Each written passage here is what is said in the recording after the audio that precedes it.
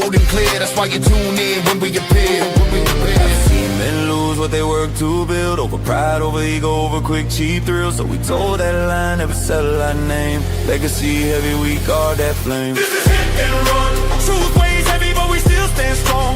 No mask on, no filter tone. If it's wrong, we call it wrong. Hit and run. Built from discipline, sweat, and blood. Facts hit harder than a loaded gun. We hit the truth, then we run. Unit 1 airborne, scanning downtown grid. No emotion, just evidence.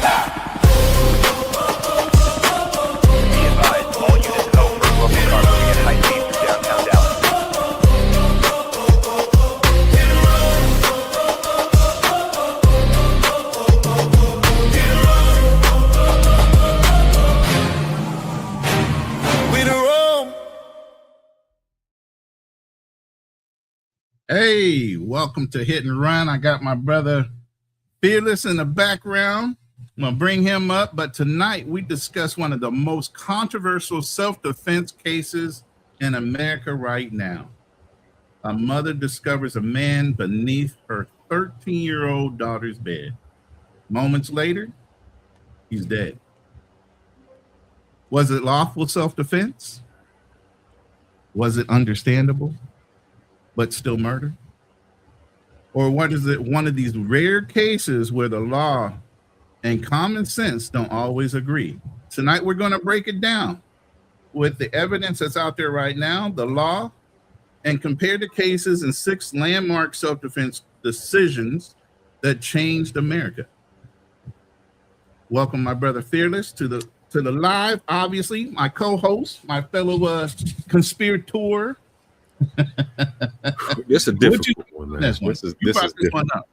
Because I think we got to hit all angles. I think it's very controversial when I seen it online where someone was with the mom, said, hey, in person in the house, they're going to shoot him.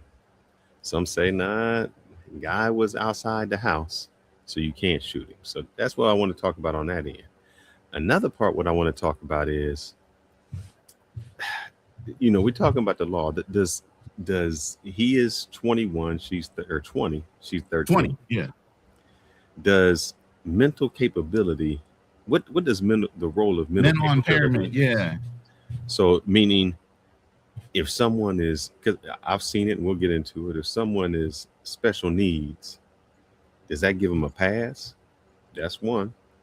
And then I want to say, if there's a fast little girl out there that's kind of in the streets and been doing this, so much so that her mother has warned her, and I know we want to say you 13 and you don't know nothing, but I've seen some of the posts that she's done and some of the Uber rides that she's paid for, and she was notorious even with her mom. That's why her mom set up cameras to know what's going on in the house. Yeah. So there's so many facets I think we can look into, and I'm not saying I'm right, I'm wrong. I just want to explore. I just want to see, where we at with them, I want to see everybody else's opinion. Yeah, and we can pull some other YouTubers up, and we can pull up some other opinions. But again, this is all speculative. I want to start off with, the news. A woman is charged with first-degree murder after an overnight shooting in the Walker Homes neighborhood. This happened around 1:45 on Travis Road. Police arrived on the scene to find a man shot. He was pronounced dead on the scene. Kendra Scott, here on your screen, is charged with murder and possession of a firearm. So that's one angle. We're going to go to this one. Oh, no, we did that one. So just off of that, this is like murder, and what was the other charge? Illegal discharge of a firearm? Horn. All right. Let me pull this one up. I got too many slides up here. So the charges currently are murder, discharging a firearm into an occupied dwelling, and 2 counts of endangerment, the welfare of a child. Which child? Her child, or well, I guess the 20-year-old can't be considered a child because he's 20. I think it would be. There was other children in the house, so she's a mother. Oh, so it was more than just the 13-year-old. Correct. She has other children that are younger than the 13-year-old. Okay. So let's pull up this other news report. This is when she's going to get bonded out. Hold on. I got to set these up as we go.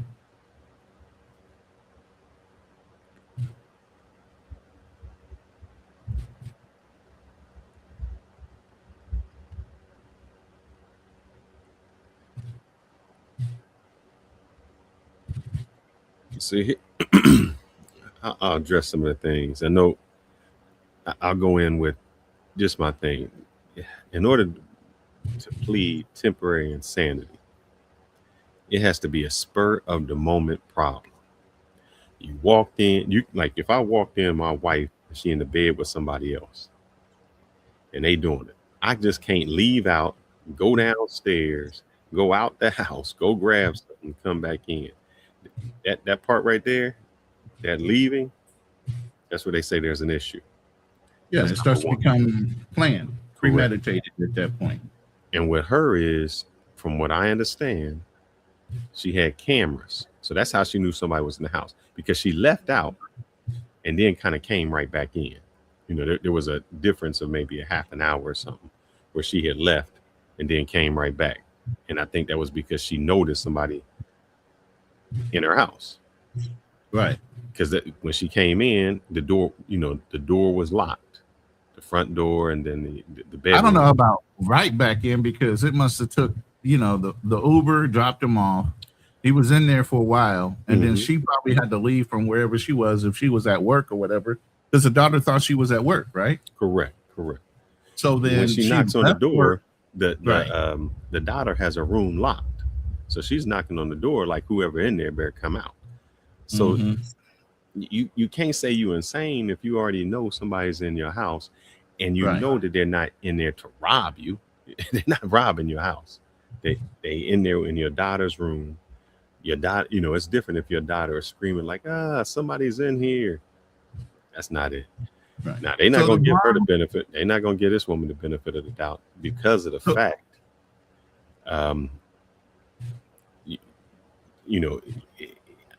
If the scenario was different, you come in, your daughter's not there, and then you see somebody under the bed, yes. But if your daughter's room is locked and you saying, let me in this room because I know somebody's in there, that means this has already happened before. She's already been caught before. And so you already know somebody's in there, not trying to rob her and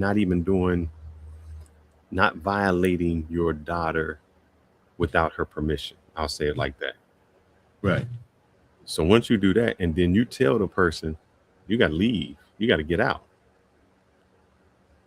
They walking out, and you wait until they walk outside your door. So they walking outside, they get this stuff or whatever. They walking outside the front door. You wait till they step outside the front door, and then you shoot them in the back of the head.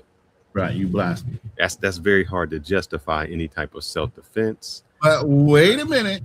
I got some other news reports of similar, and not even similar. The guy wasn't even his property. And he blasted two guys with a shotgun in the back. He said he was in fear for his life while he was on the phone with the cops. The guys were running away from him, from somebody else's, his neighbor's house. He still blasted them, said, I'm going to shoot him. I'm going to play that too.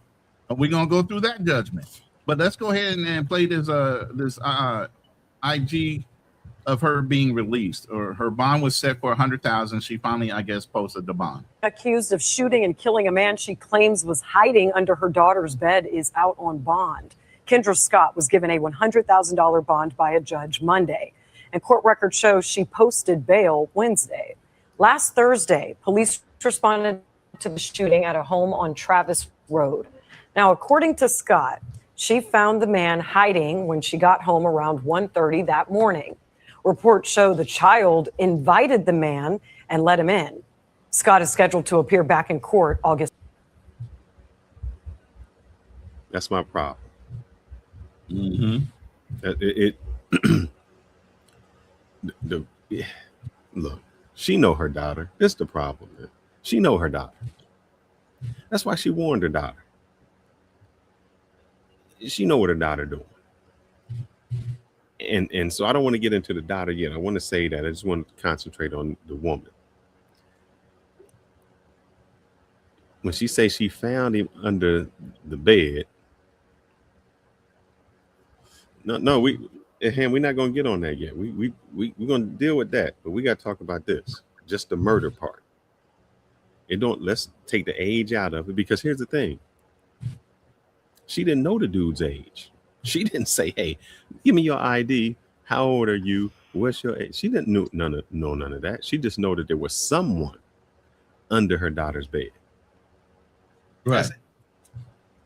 So she don't, that age, all of that, that's after the fact. That's not during. So during, she didn't know any of this. And so, as the woman said here, the daughter invited her. So she knew that the daughter invited her, because the daughter, like I said, locked the door and wouldn't let the mom in. Because you know how it is. You, let me in your room. Get under the bed. Get under the bed. Hide. And the mom come in. The mom had already seen somebody there. Who's in? I know somebody in here. Who? Oh, then she looked under the bed. She seen. So she had already known what the game was, because her daughter had done it before. Right. So at that point, you know, if the guy lunged at her, if the guy was a threat to her at that point, I can understand. But once the threat is no longer there and he walking away, you're no longer in threat, so Yeah, you can't shoot. So correct. you think. And I heard people online saying, if I found somebody under my daughter bed, I shoot them too. And I understand that's an emotional thing. But there's a lot of factors you're not taking into account. The actions of your daughter, past behavior that your daughter did, your knowing of that. Was that a threat? Y'all saying y'all know the age of the person, but that's not known at the time. And if you look at the guy, he's not looking like he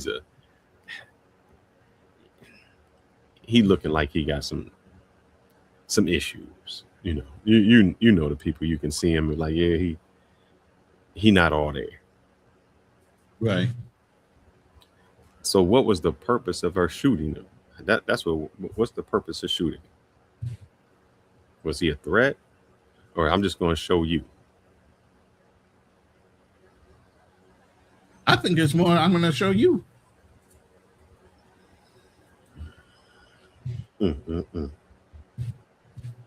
So this is from People magazine.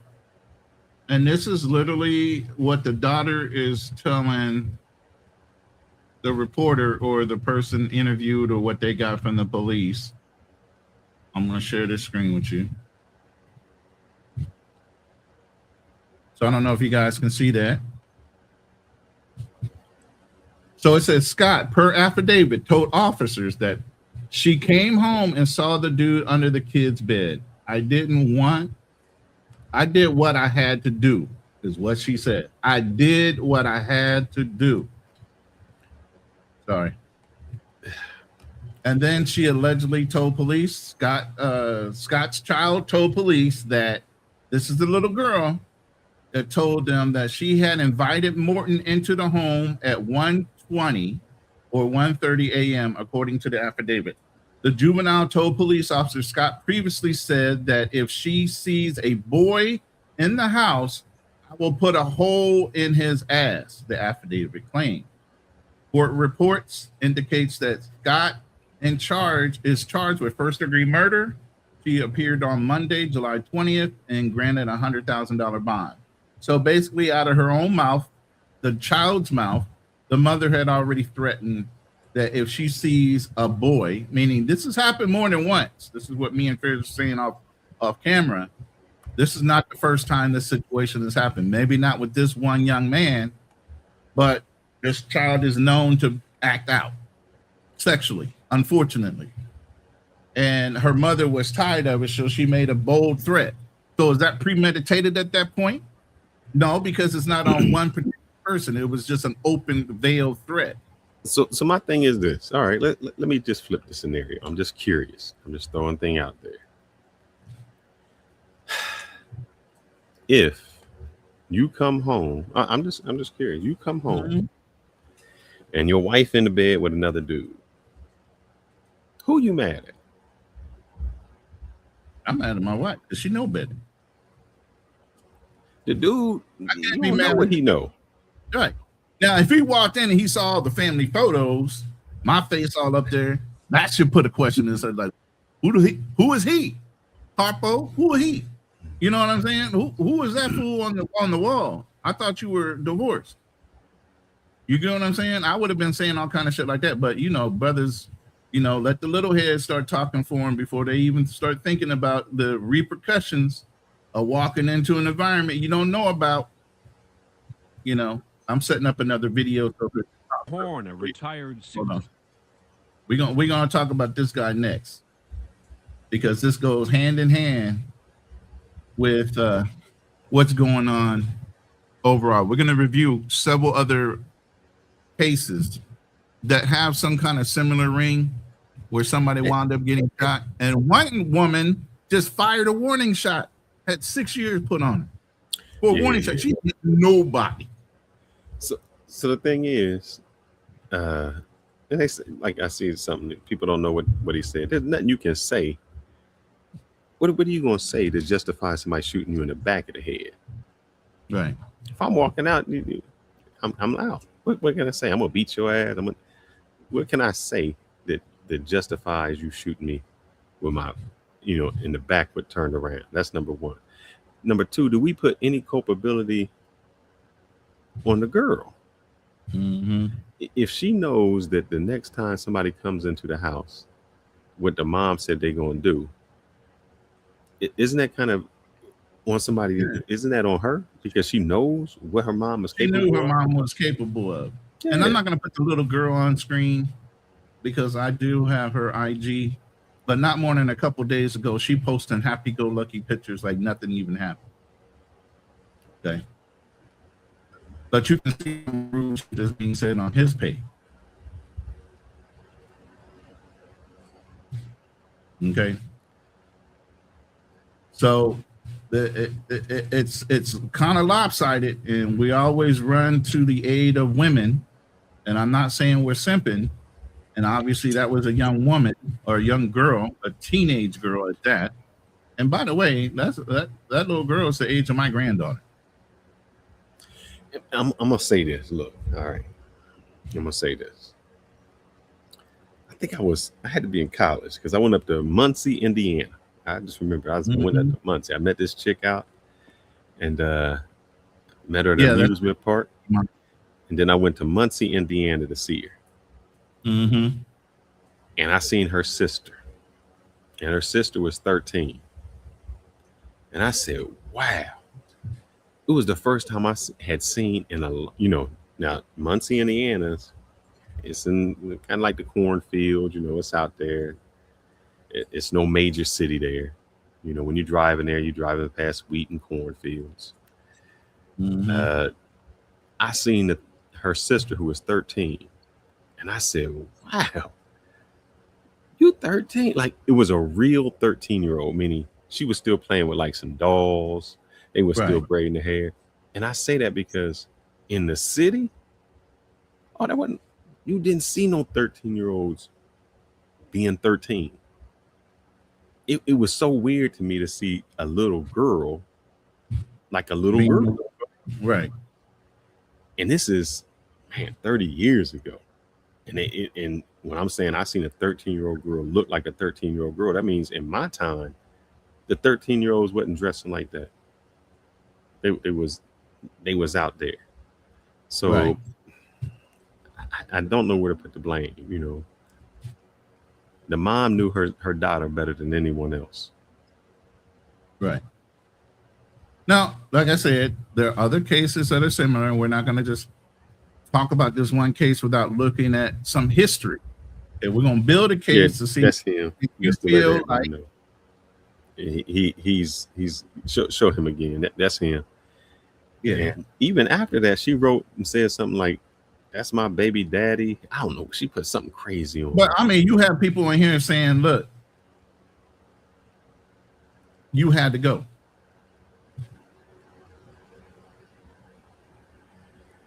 What the hell? Now, blanking out that he has special needs, you know, that the girl sent a Uber for him. How the hell she have access to an Uber and a credit card to pay for the Uber? That's a whole nother story. But people are glazing over some facts because of her age. And you know there's some family members that you got in your own goddamn family that are ratchet as hell, grew up around ratchet parents or cousins or whatever, and that little girl is just as ratchet as their mother. But it's family, right? Y'all gonna ignore all the fucking negative shit. But here we're gonna go through some cases, and I'm gonna start with Joe. Burglarizing his neighbor's home. He immediately called 911, and during that call, the dispatcher repeatedly instructed him to stay inside and wait for police. Instead, Horn armed himself with a shotgun, went outside, confronted the suspects, and fatally shot both men as they attempted to flee. The legal question became simple but controversial. Can a homeowner legally use deadly force to protect property when the immediate threat is no longer directed at them? A Texas grand jury ultimately declined to indict Joe Horn. Texas law at the time provided unusually broad protections for the use of deadly force in defense of property under certain circumstances. Wait, where was this at? Especially. This is in Texas. Hold on now. No, Now I'm in gonna Texas. No, I'm saying in Texas, Yeah. you can protect your property. that's But why. it wasn't. Here's the thing. It wasn't his property. Now let's play the video. Retired 61-year-old computer manager who lives in this affluent subdivision in Pasadena, Texas. See if you can Last turn that November, up just he a little called bit. 911 to right. report a burglary in broad daylight at the house next door. Unfortunately not. I've got a shotgun. Do you want me to stop him? Nope, don't do that. Ain't no property worth shooting somebody over, okay? Joe Horn sounds clearly upset. I'm not going to let him get away with it. I can't take a chance on getting killed over this, okay? No. I'm going to shoot. I'm going to shoot. But the 911 dispatcher warns Horn to stay inside at least a dozen separate times. I've got officers coming out there. I don't want you to go outside that house. Then Horn, sounding angrier by the moment, cites the new Texas law.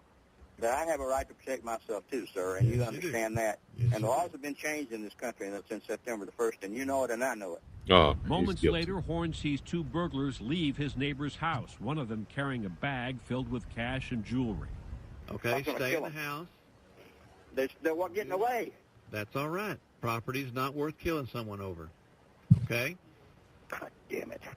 But Horn He defies mad. the dispatcher. He mad over the fact he can't go out there and shoot somebody in his neighbor's yard. Clicking and I'm going. Don't go outside. Joe Horn says he came out of his door, down the porch to see what was going on, and confronted the two burglars who were near that tree only a few feet away. The next sounds you hear are Joe Horn ordering the two men to stop and then shooting them. Move. You're dead.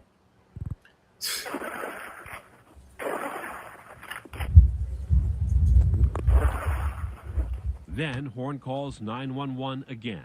Get the law over here quick, man. Get one of them's in the front yard over there. He's down. The other one's run down the street. Where I are had you? no charge. They came in the front yard with me, man. Dude, I Did shot you? him, okay? He said he came in the front yard with him. Yes, I did. Where were the suspects shot? Listen, Both the suspects were hit in the back. They were both shot in the back. Right, not at the same angle, but both suspects were hit in the back. Killed were two illegal immigrants from Colombia, Diego Ortiz and Miguel de Jesus, whose fiancée now wants to see Joe Horn prosecuted. This man took the law into his own hands. He shot two individuals in the back after being told over and over to stay inside.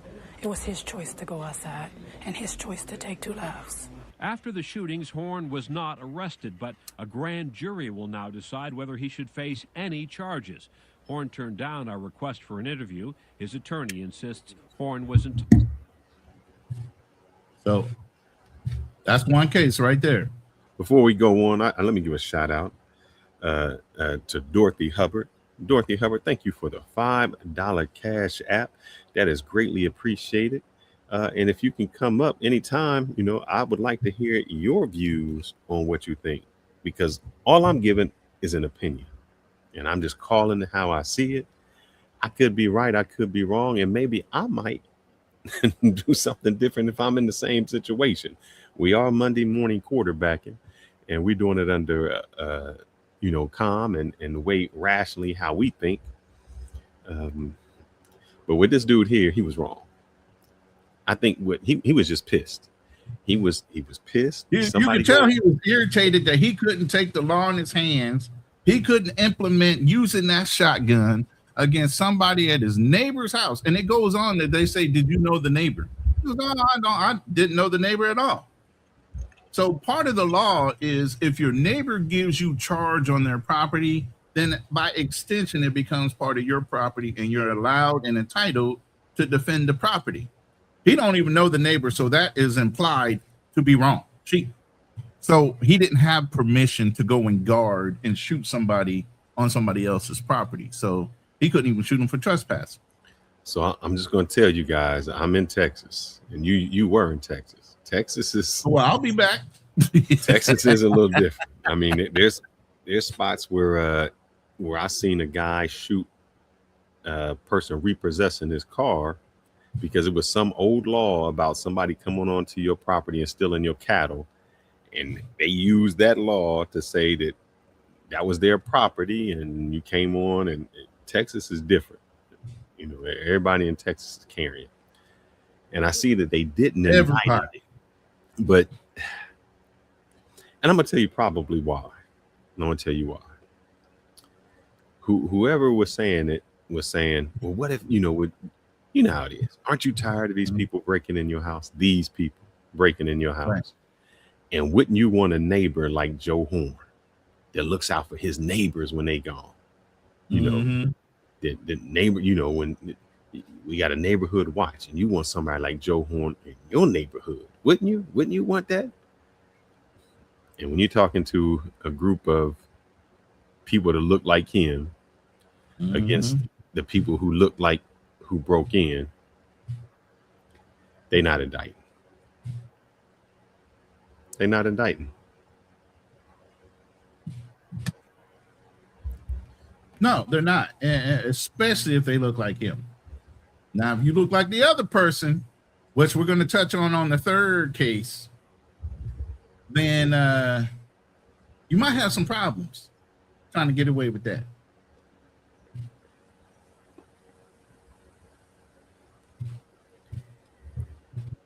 So what you think about this dude? I'm setting up the next video.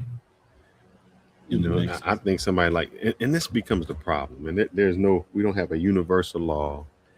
It becomes gray. People get in their feelings about, how they feel, especially when crime is going one way. And you could have a case very similar and come out very, very different. It matters who your jury is, how they feeling that day. And I still want to go in, I don't know how you got it, was shot in the back, some Texas law. But if somebody's, all right, let me just ask, let's ask this. What if the police showed up? Police are there, and the dudes see the police, and they start running away. And the police shoot them in the back. Right. What would y'all say to him? Oh, that was a good shoot. He was trying to run away from the scene of the crime. Nah, because the police, you can't shoot a fleeing felon in the back. Oh, you can't? No. You can't do that. Not even an armed suspect? I thought he had a gun. He shot at me. All right. You got to say the circumstances. That's going to... All right, now you got to go with what can be done and what is done. It can't be done. Who are the best at twisting the law to their benefit? Yeah, Think what about I'm it. saying is, what they gonna say is, anyway, he turned back, and he turned. He was shooting back, or he turned back, and so that's, you're not supposed to shoot a fleeing felon, but They find workarounds. yes, They find the verbiage in order to get away with it. but the civilians, that's I don't see. All right, we're gonna play our next case. The lesson from this case is Yeah, what's the lesson? after repeated burglaries, Byron Smith believed his home would be targeted again. He armed himself and waited in his basement. That's laying When away. two teenagers entered the house, Smith opened fire, killing both intruders.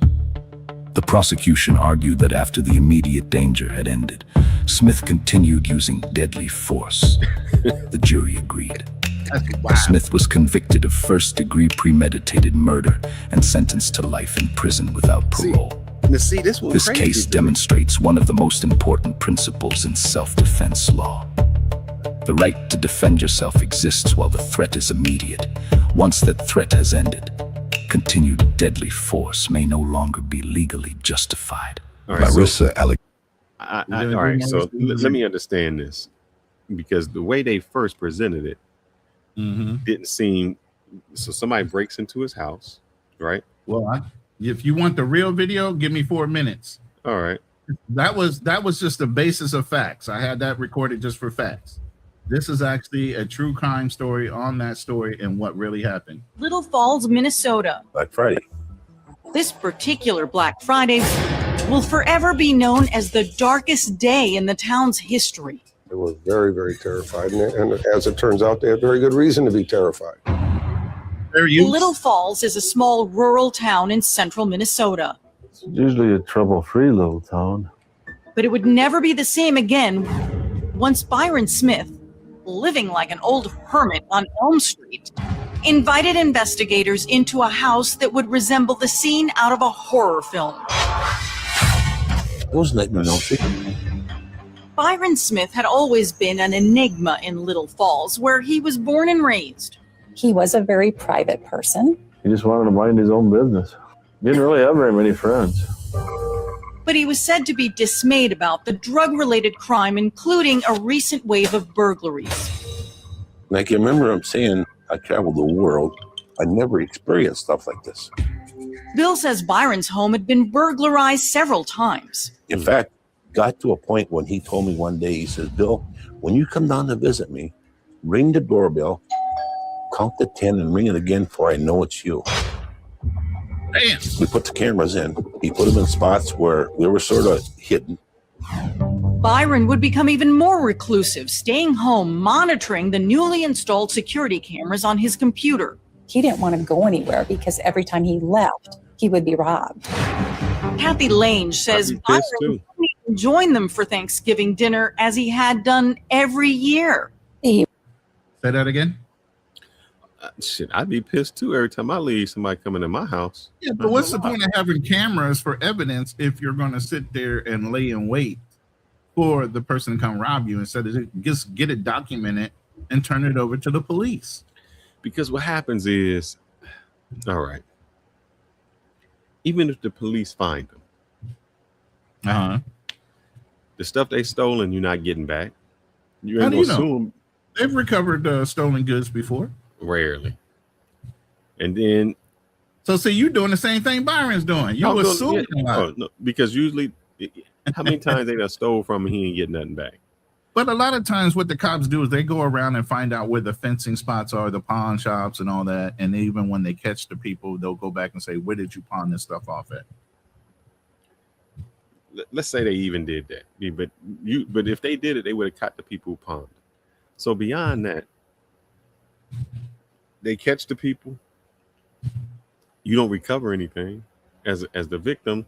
Once they stole your stuff and it's gone, who you suing?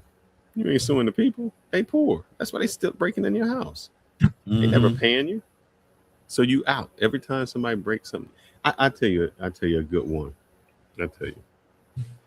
I used to see where people would, and this is nice neighborhoods, they would break the window to get into the car to steal something. It'd be like some change or something like that. The people would be so upset that they just said, you know what? I just left my doors open to my car. Right. Because it cost me more to fix the window than what they were stealing out of the car. So every time they do it, and then if they catch them, I'm still paying for my window. I'm still paying for it. I never get it recovered. And so it just becomes a waste. So, you know, some people get tired of that waste. Go ahead and play my man. So far, I'm on his side. Okay, hold on. He was fearful. He didn't know who was doing this. Plus, they stole his guns. And eerily, on that very same Thanksgiving Day, as Byron is home alone, burglars try to break in. But the intruders were about to face more than they bargained for. We got a serious problem out here in Riverwood area. Okay. What kind of problem are we talking? Well, we have a break-in situation that happened on Elm Street. Sergeant Luberts has a feeling something is amiss the moment he arrives at Byron's house. He had his hands raised above his head, like he was giving himself up for something. And that was just odd. You know, nobody usually does that. It doesn't initially appear that Byron has done anything wrong. He put his hands down and he invited us into his house and then started telling us what happened. Byron tells Sergeant Luberts and a patrol partner there had been another break-in on Thanksgiving afternoon. He then tells us he has something to show us downstairs. Investigators head to the basement. It was surrounded in bookshelves. But Sergeant Luberts quickly becomes alarmed as he looks around. I can see on the floor, on the rug, right at the bottom of the stairs, what appears to be a blood spot. And then I can see what appeared to be a smear of blood on the wall. He also spots a pair of what are obviously kids' sneakers. It just seems odd. Something's weird going on here. And it's about to go beyond weird to downright gruesome. There's a door closed. And he said the bodies are behind here. The bodies of two intruders Byron admits he shot dead.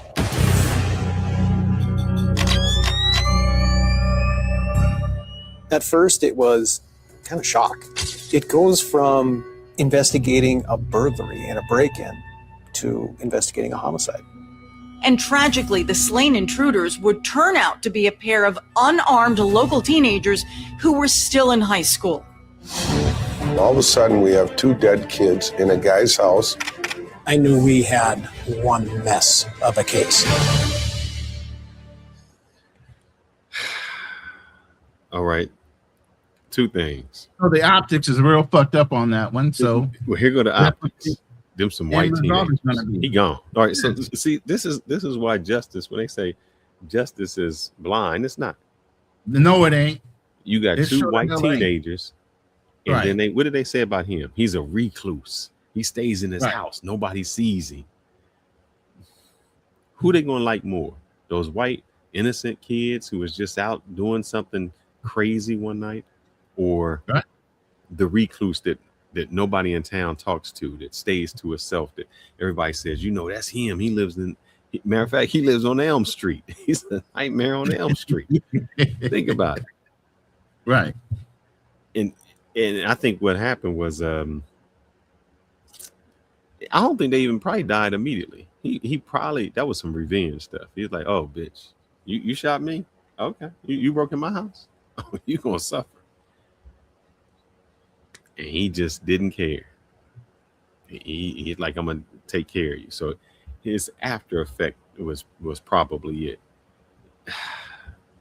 If he would have called immediately and let them lay, let them die where they lay, that might have been different. Right. His thing was more, I'm going to show I mean, you. but the kids had their shoes kicked off, like they were comfortable. Like, how long did you allow them to be in your house? Allow the kids to have their shoes kicked off, sitting down, lounging in your house, and you got cameras, and you're in the house presently at the same time. That's you laying in wait, bro. You're not giving no warnings. You're not giving shit. You already fed up. So anybody watching his house is just going to get it.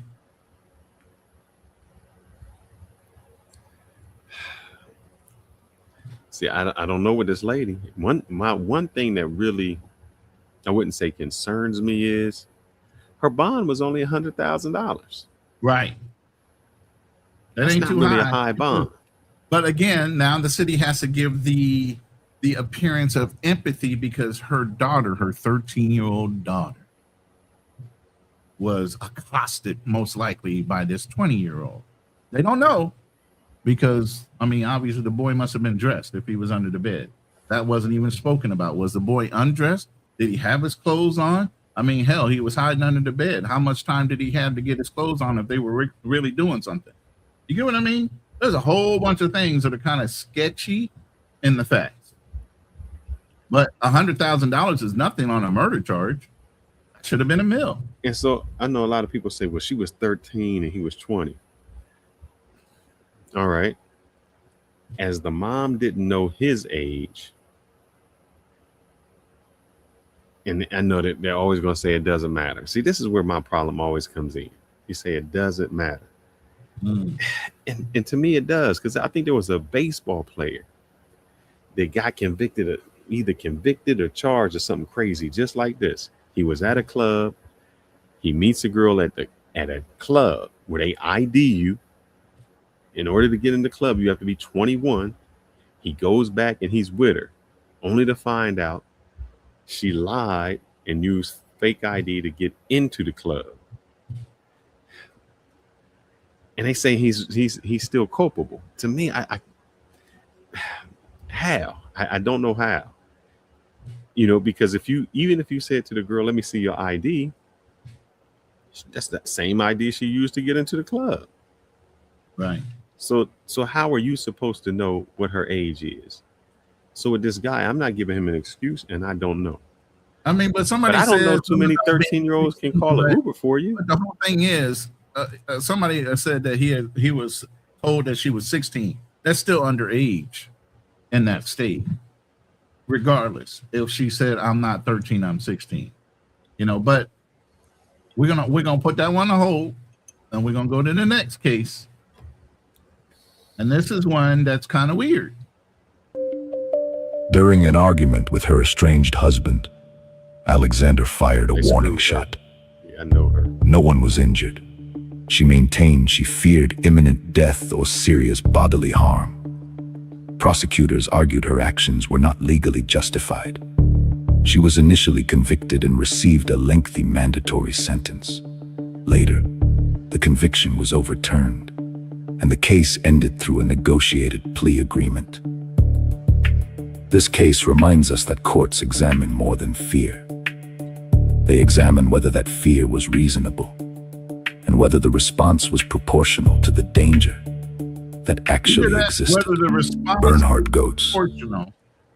Whether the response is proportional to the danger that they like. You have the time and the wherewithal to measure your level of response based on your fear level to whatever a standard is put on you by some undisclosed means. Now I'm going to play the news report. And with her, I think she was trying to do the responsible thing by saying, I don't want to kill nobody. I don't want to shoot you. I just want you to leave. Correct. So I don't know how she got more time than people who actually shoot people. Right. But let's hear the news.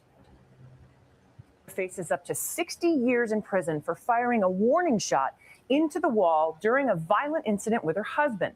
Now, no one was injured. And as Think Progress notes, Alexander's husband had already been arrested 2 times before on misdemeanor battery charges against other women. Alexander was initially convicted for aggravated assault, which carries a 20-year sentence. The conviction was later overturned, and Alexander was granted a retrial. But Florida State Prosecutor Angela Corey is continuing to pursue what many feel are excessive charges for a nonviolent offense. Corey is now seeking to triple Alexander's sentence to 20 years. Hold up. That was a female prosecutor or district attorney prosecuting another female in fear for her life for firing a warning shot to prevent her husband from harming her. And you got the female against another. What happened to girl code all of a sudden? Oh, no, there's a color code on that. Victim? There's a color code associated to law. We're knocking them all down here. White man walks away for shooting two brothers or two Colombians of darker skin in the back on the neighbor's yard, not even his own. He gets away with it. The other YT man, you know, he has two teenagers, also YT. It looks a little more diabolical, so he goes to jail. Now you got the black woman here that fires a warning shot into a wall to prevent her husband that has prior complaints of female battery, not against her, but other women. And she's getting the prosecutor to want to push 60 years for just firing a warning shot. Seems a little uneven to you? I don't even know how they got to that number. It would have been better for him to just shoot him.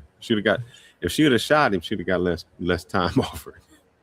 Hey, I'm curious if that was an election year, personally. And that's how it goes. That's a sad thing. I'm real curious to see if that was an election year that year in let's see, what state was that? Florida. So I'm real curious to see. I'm gonna remove that. Put this one up. That's Marissa.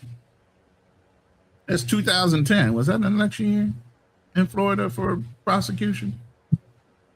I don't know. Seems kind of funny though. You know, they're pushing for maximum 60 years for a warning shot, not even harming somebody, maiming somebody, not attempt. Come on, really? And this is a mother. She's a mother. Even though they're saying that the court tried to weigh whether it was reasonably believed she was in danger. The husband already had prior complaints. But let's just take that out. Let's just take that out. So if you just fire a shot in the air, you're going to jail for 60 years now. Damn. Yeah, that makes no sense. Do you see how that makes no sense? It makes no sense. So the law is not deaf, blind, and dumb too. And we're not taking sides, but I'm just saying that does not weigh out. No logical person can see all that happening from a warning shot. But the prosecution is so innate on wanting to push the maximum 60 years. For what reason? It's going around. What I'm telling you, it's what's happening. I seen the next one you're going to pull up, and it's all about what's going he's on. Famous. That was New York at the time. Yeah. But we're going to pull him up. Everybody calls him Benny. Benny Goats. That was a famous New York 1984 thing. Hold on, let me see. There's a whole thing with the subway vigilante type of thing going on. Yeah. Hold on, let me see. I got to queue all these videos up at the time that we're doing them. So give me a second. And so the thing with the subway vigilante, at the time it was done, there was a lot of muggings and things going on in New York. You know, people was getting mugged on the subway. They were doing that. And I think his demise was not that. You know, he got away with that. His demise was everything he did after the case. Well, yeah, I mean, this guy was obviously let's listen to the prefix and then we'll get into the actual news report. In a New York City subway, Goats believed 4 young men were about to rob him.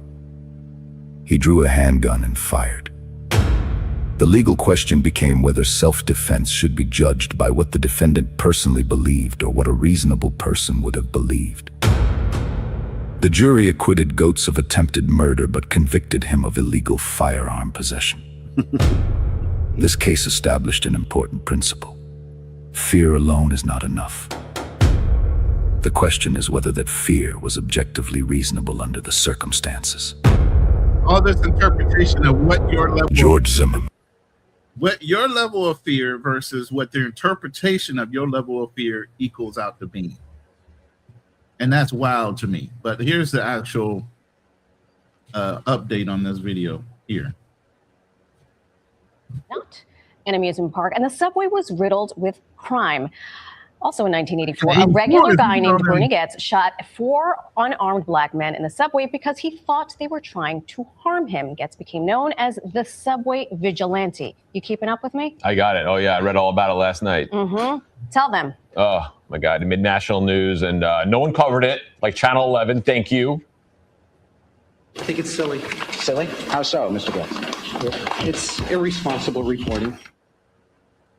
41 years later, a new perspective on the case goes beyond the subway vigilante and the 4 innocent men he shot. Elliot Williams is an attorney, a CNN legal analyst, and author of 5 Bullets, the story of Bernie Getz, New York's explosive 80s, and the subway vigilante trial that divided a nation. Welcome. This story is, I mean, again, I'm speaking about it from someone who's just becoming acquainted with it. Right. But it is out of control. It is And absolutely it's out of control. bonkers. Yeah. Yeah, it's absolutely bonkers and out of control. It's, I think, so many roads led through this story, and that's part of what led me to the book. It's when you just think about many of the issues that we grapple with today around race and crime and vigilantes and safety in cities. My God, that's like the. Let's frame this real quick. I'm gonna give you some ageism. In 1984, this happened. You know what year I graduated? 1985.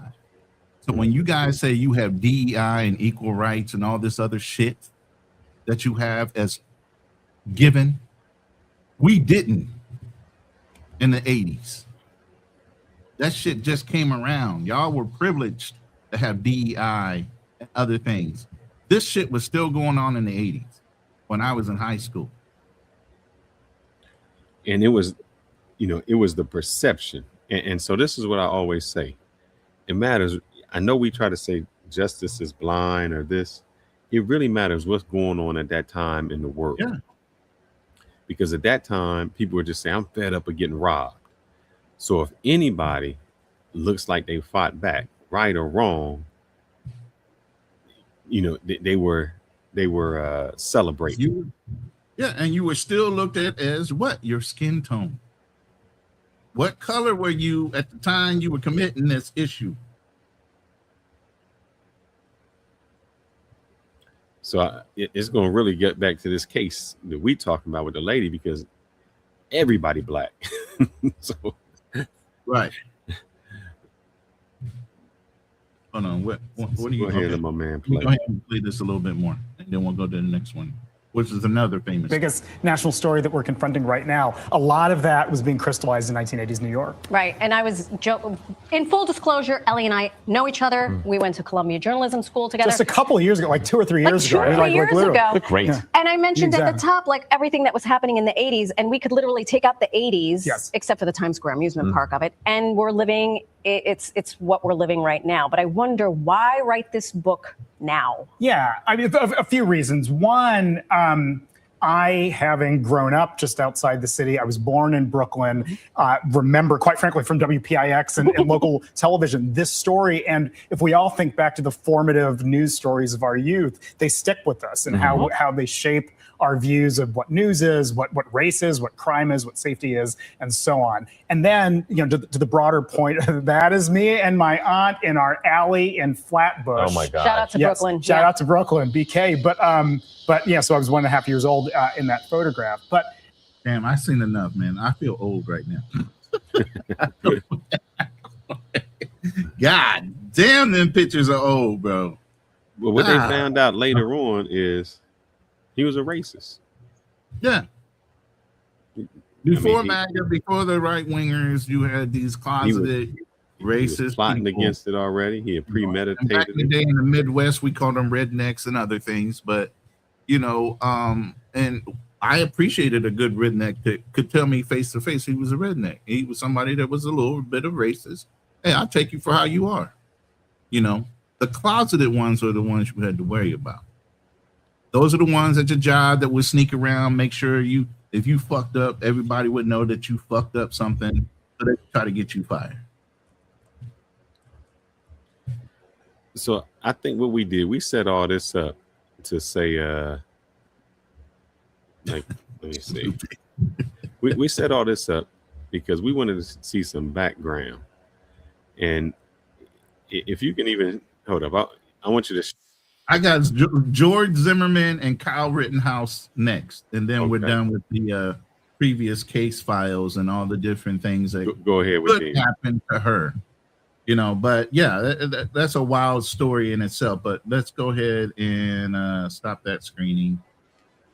And we're going to go to the preview of the George Zimmerman. Zimmerman, a neighborhood watch volunteer, reported a suspicious person before a confrontation ended in a fatal shooting. He claimed he acted in self-defense. The prosecution argued otherwise. The jury acquitted Zimmerman after determining the prosecution failed to prove beyond a reasonable doubt that his use of deadly force was unlawful. So No, here let's goes stop. the thing. All right, so it's not that I agree with Zimmerman, because here goes the problem with the law. You're about to get a. Go ahead and say you I'm gonna agree go with with how the something he law did. goes, and I'm not even Okay. agreeing with it. All right. Everything that led up to that, you can say the police said don't go out there, don't follow him, don't confront him. Yeah, it's not like the All other of guy, that right? Mm-hmm. meant nothing. They threw that out the window. The only thing they concentrated on was to say, when he confronted, because this is how the law is crazy. When he, Zimmerman, Right. confronted the teenager, Yeah. and then the teenager, what's his name again? I'm sorry. What's the Tamir, not Tamir Rice. No. I'm sorry. Hold on. Lord Jesus. There's been so many of us, haven't there? Yeah, When he it has. confronted the gentleman, Centers on one legal. Go ahead. when he got I only know by Skittles, ain't that crazy? When that kid got on top of Zimmerman, Mm-hmm.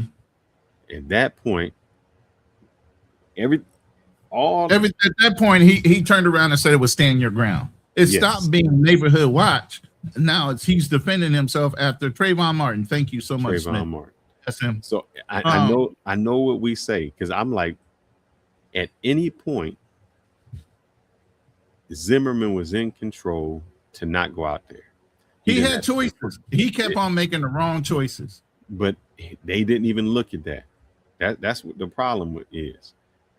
They said when Trayvon Martin got on top of him and had him, and I mean, it's logically, let's just talk like, if somebody that I don't know, I'm walking in the neighborhood and they come at me and they chase me and then they grab me and I don't know who you are, I'm just in my neighborhood, I'm going to Right. defend myself. I'm gonna buck up. Yeah. I'm like, what the fuck? Who are you? But how the law goes in Florida is that stand your ground. So once he felt that his life was, even though he put it in the danger, He put himself in mortal danger. Let's put it that way. once he felt his life was in danger, then the stand your ground law went into effect, and he could defend himself because he felt like that. Yeah. I only state what is. Who did what that? happened. Chud the Builder? I'm not Chud the stating Builder what would I poke feel up- and poke is fights true. with people. Chud the Builder does that shit now, and that's why he's in jail. He would poke fights with people by talking about him, but knowing that he had a gun on him, waiting for somebody to try to swing at him, so he could use stand your ground as an And option. think about that. That's really what was happening. I mean, with him, he knew in a sense the law that I can say whatever I want, and if somebody came at me, even though he was the aggressor, if somebody came at him, then he could justifiably shoot him. Right. It's people. See, what you got to understand is there's people that are just setting you up, man, for the rope-a-dope. They setting you up and they gaming you for it. We went through all of that. You want to concentrate on this lady? Let me. No. I want to finish Oh, you off got with one more? Kyle because Kyle's a big one. Oh, yo, Kyle.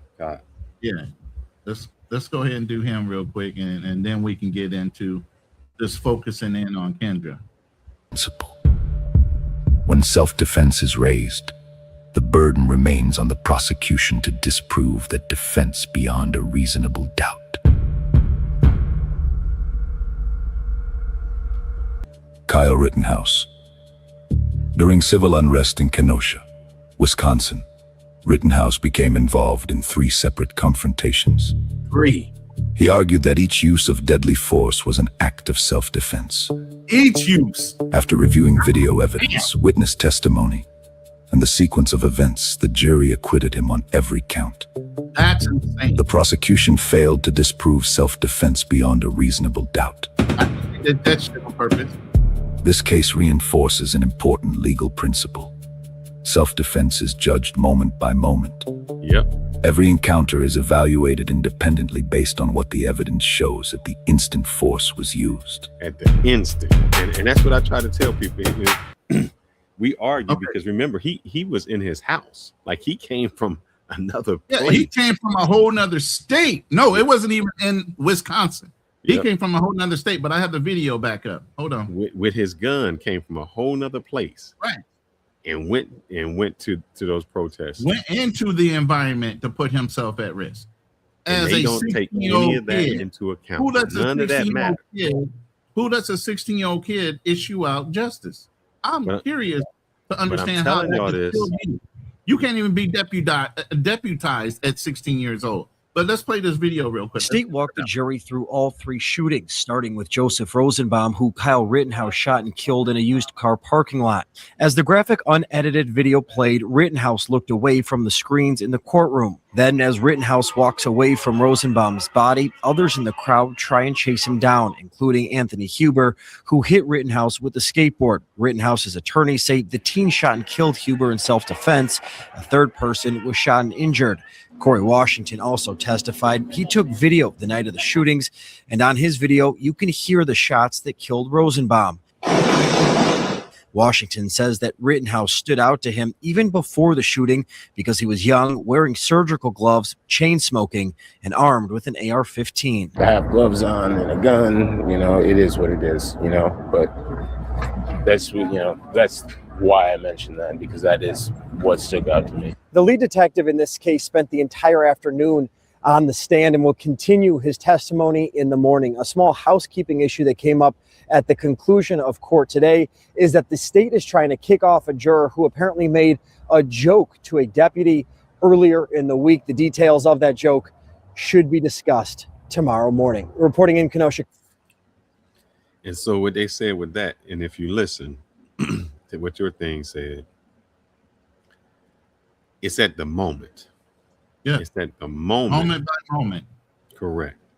And so that's why I said with this lady, it's very hard to say I'm in self-defense, because every moment that passes, you say, well, when did you feel your life was in danger? Yeah. Every moment that passes from her walking him to the door, walking through the, or associating with him, she had every option to not shoot. She had every option to put that gun down. She had every other option in the world not to follow through on what she initially thought of when she first started talking to this young man. She was angry.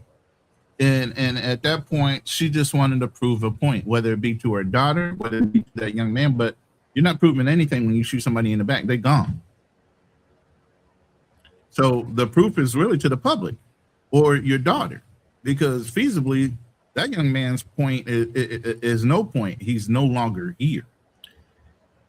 And all right. So I want to share this real quick. And let's get back to this lady. And let's see if I can just share this. And let me know when it's shared. I'll pull it up. Yeah, I'll pull it up. I don't think there's any sound to this, so Hold on, it's I'm gonna pull it fine. up. So if you see this little girl, she's on here, and she says they don't know the rest of the story. Baby daddy. Long live you, my baby daddy. F-U-C-K, my mama.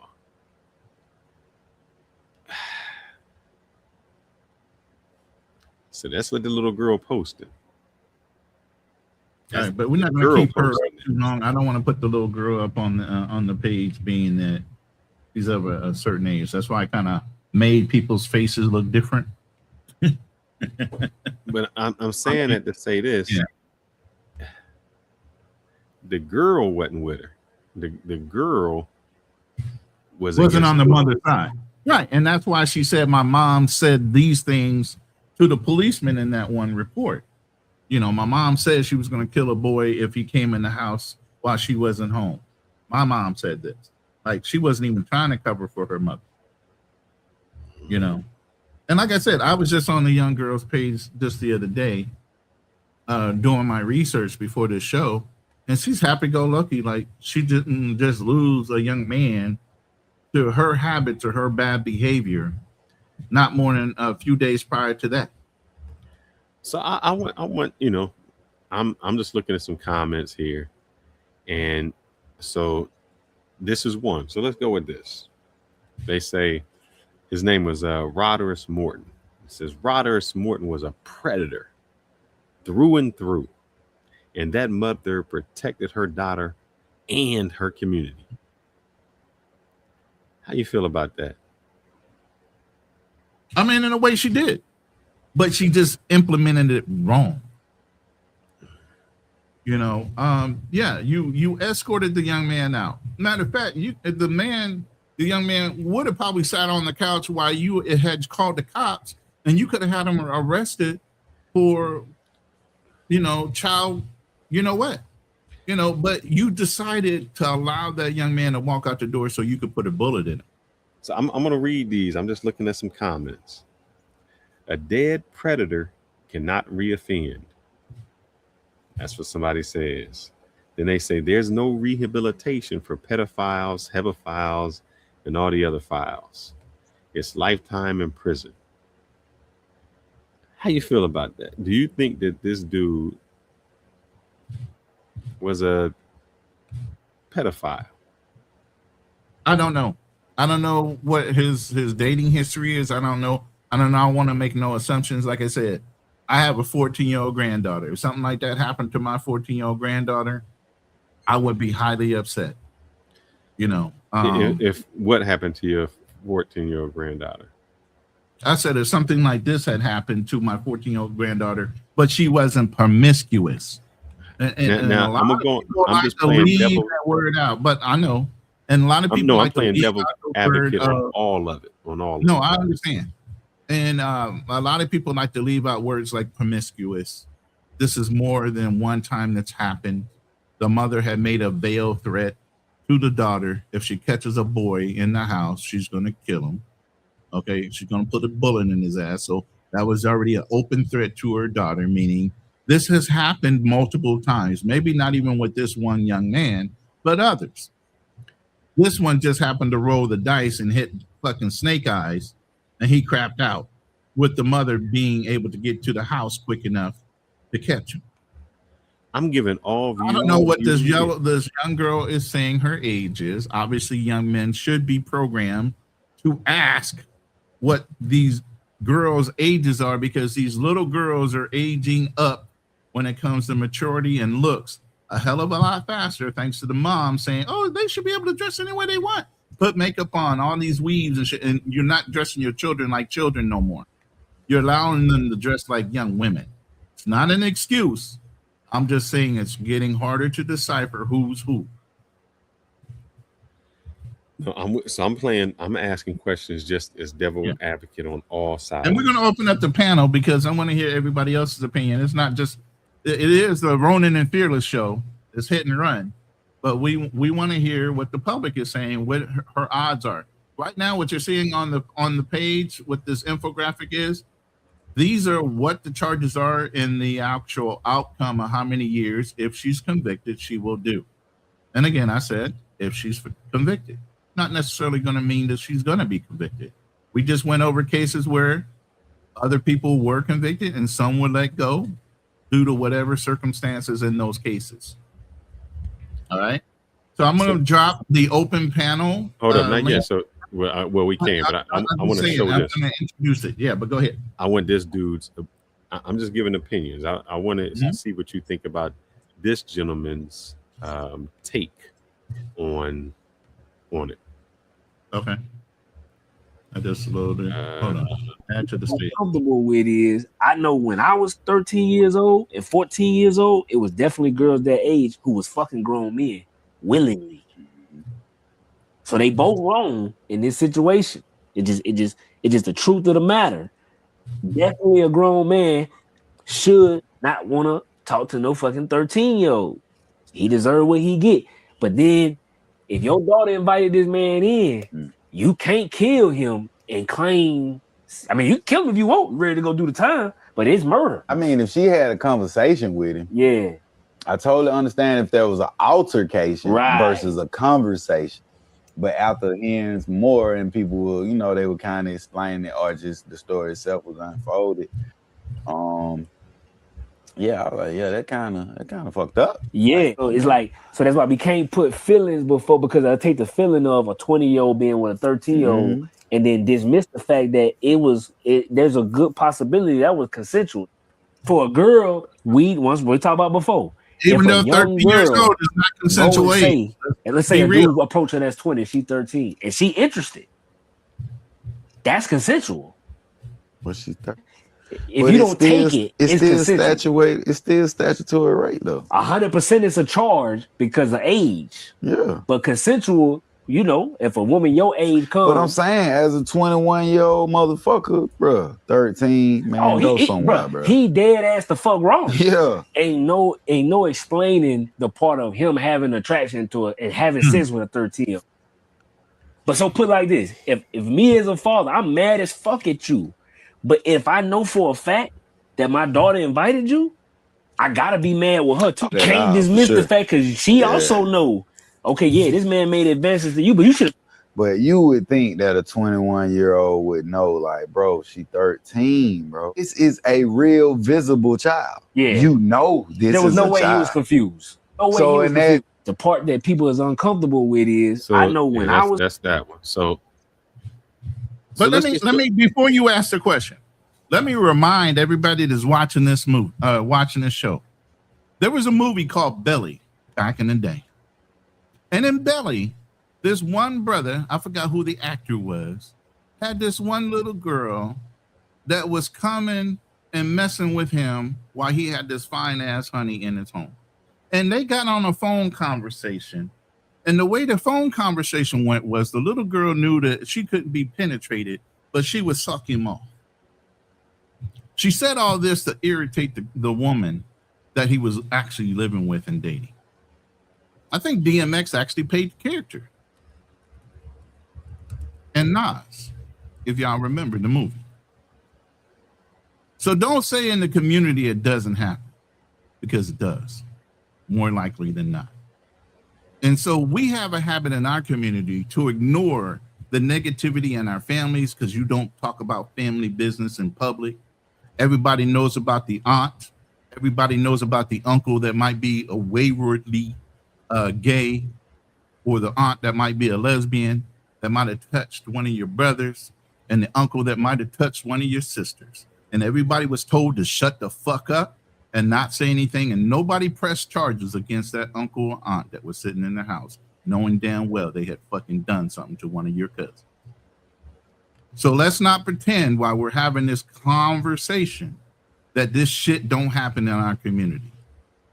Okay, so let's get real about that part first before we start taking sides on who's who and what's what.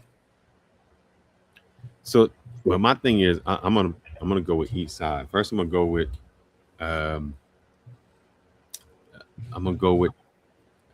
victim blame. Let's do that. I'm gonna play devil's advocate. Now, again, the panel is open. I did drop the link in my chat and pinned it. So if you want to come up and be a part of this conversation, we are going to open it up. We are right now, an hour and 15 minutes into the conversation. So we do want other input. We went through other cases besides for this one to look at the potential of the case being overturned and decided for the mother versus it's a shut and lockdown case that the mom's going to jail. So my devil advocate is this. Is it ever that young girl's fault? Absolutely. You think it is? Now, But it's also up to the man to decipher that he's messing with somebody that's underage, and You that he think needs to walk away. It's a man's choice to walk away, first of all. Secondly, the young girl is enticing him in some way or fashion. That's her fast ass. But you're a man. You're supposed to be able to resist whatever that little girl is doing and walk the but fuck see, you saying it like that. You keep saying that. But what happens? Because I'm trying to look up a case now where the girl lied about their age. Right. They you know, where I think one guy, he met her at a club, and you know, the club has a card. Correct. So if And he's so in the club, she had a legal ID card. so do you think in that instance, if a girl lies about her age and the man unknowingly is with her, should he still, you know, what responsibility is it of his? Listen, the barrier of entry in that respect is the club's fault, one, and then it's still the man's fault. I mean, I told you, I said this earlier, a lot of young girls are looking a lot older now. Obviously, fake IDs have been a thing for a lot of generations. This ain't happened overnight. This has been going on, like I said. So at the end of the day, I still would blame the man for looking at women that look questionable and wanting to feel like they're attracted to them in that way. So the law goes, it don't matter if she lied, which is crazy. Right. I mean, it's bad, but the law says you still are liable as a man, even if you're being lied to. Do you think that's fair? I mean, Doesn't matter whether no you're fault fair or of your not. own. You're still the man. You're still the man, and you're always going to take the major brunt of the responsibility in any situation that goes on in life. Y'all need to get used to that shit. I mean, You know, do you even think though that your that's mom fair? is not a coddled you, I'm sorry, the law is going to go against you 95% of the time as the man when it comes down to you versus a woman. And I'm not making pertinent, so I'm gonna always play both sides. So do you think that's fair? Because in one sense, not about fair. No, I know. So I'm gonna give you another scenario. If I, as a man, have sex with a woman, I use a condom. When I take the condom off and I try to destroy the condom, and she takes the condom and try to impregnate herself, or does impregnate herself, I'm still in the wrong.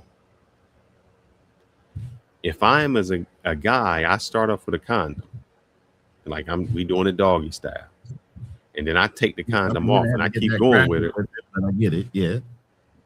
She can say I raped her. How can one, meaning how can one be okay and one not be okay? How can you as a man take every precaution, meaning you didn't put yourself in a situation, like I'm just going with the club. You didn't put yourself in a situation to meaningfully meet a young underage woman. You were in a club. And you knew that when you got in, everybody had to be a certain age.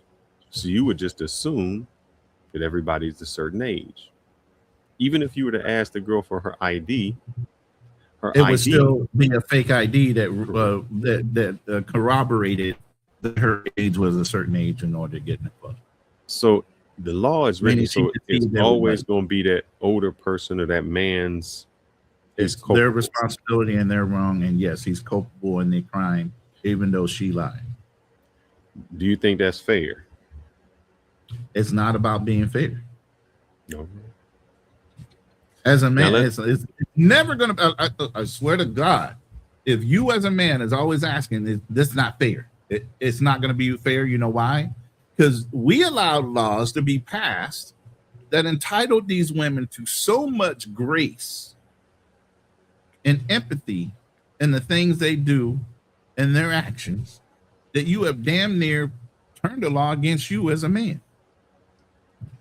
So now let me go with the second scenario. On eggshells on this planet, especially in the United States and Western Hemisphere, to do anything as a man, and they know it. They will weaponize that shit against you in a heartbeat, and they know it. So what you just said was just the man. So now I have another question. If I get with a girl who is mentally retarded. Oh, Lord Jesus. I'm just saying, I get what you come out with these hypotheticals. Because somebody get on this panel, you know why? Hold up, because that's deal with hypotheticals, bro. Because I'm gonna tell you how that happened. This happened the scenario is different, but I'll tell you, there was a nurse. I wouldn't say a nursing home because nursing home means old home. There was a special needs care home, and one of the special needs person got pregnant, and they went after the guy. Now this story isn't that, but they found out that the parents actually paid the guy because they wanted a grandchild. Oh, hell no. Yeah, let's just take that scenario out. So does her mental deficiency remove me of any crime, or does it make me culpable of any crime if I'm with someone who's mentally deficient? Man, your hypotheticals are wild. No, because here's the thing. They're saying that this guy is mentally deficient. So if he's mentally deficient, who took advantage of him? So then he can't be held accountable for anything he does. I'm only asking the question. So you just said it's wild, but I'm just giving you the same scenario with this guy. What if he's deficient? What if he has the they say he's 20 legally, but he has the mind of a 13-year-old. So does that change anything? Because you just said how crazy it was. Hold up, you just said how crazy it was if I got with a mentally deficient woman. Let me share something. It depends on the parents' supervision of the male child. That's this guy. And where are they saying with the father, Roger's father or mother is? Where are they? She was on. What was his name? Are they charged if he's got a mental deficiency in that way, where it's kind of hard for him to care for himself without supervision of a competent adult? Then he would have caretakers that are looking out for his best interest, monitoring some of the things he's doing, because obviously he makes poor choices, things like that. Because they're getting a check. I can guarantee you that. And the reason I'm saying that is I'm going to share something with you. My second son had the umbilical cord wrapped around his neck. So he was starving for air. So he is autistic, okay, because of the lack of oxygen to his brain. Okay. So he stays with my ex-wife. He's always under supervision. So then I have to call in and question where are the parents of this young man and how active are they in this young man's life. Now, I saw a video of the young man spreading all this money at one point.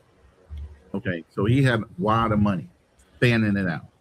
I bet you don't know how he got it. Sometimes I don't know how he got it. I don't know what he's up to. But where are the parents that are allowing that to be put on to show that kind of persona of this young man? But then I would have to say, I've seen videos of the little girl dropping it like it's hot. And then I would ask you the same question. Where's a mom that allows her 13-year-old to get on the internet and drop it like it's hot? You know me, there's no exclusion. Moms are culpable just like fathers.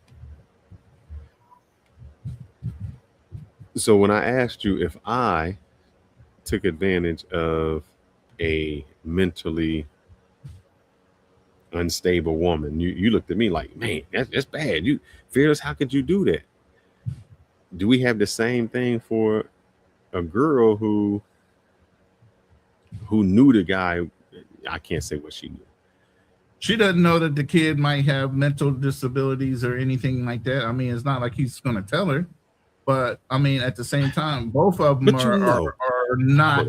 I knew some people in my neighborhood. Both of them are not full of sound mind, cannot give consent, really. He can give consent based on age, but not on his ability as far as his brain to function. And then she can't because she's 13 years old. So now you got two people that aren't able to give really consent with knowledge of life because they're both fucked up when it comes to their age or their experience or lack thereof. Now, you could say this girl has brought over several different boys because the mom has made the threat that if she catches another boy in the house, she's putting a hot lead in his ass. literally, quote unquote, from the daughter's own mouth. So this has happened several times. Now, is the little girl hard-headed and continues to do things outside of what her mother is asking her not to do? Absolutely. Is that boy also culpable in some of the things because he has bad decision-making skills based on his disability? Absolutely. Now, the question goes to Miss Kendra. I'm reading it right now. So here it goes. And again, the panel is open. Y'all want to say something? Come up. This is Roderick Morton had learning disabilities and cognitive impairment. His former special aid education teacher stated that he may not have fully understood the gravity of the situation when he was fatally shot. So this is his But who has the time to explain that to Miss Kendra before she pulls the trigger?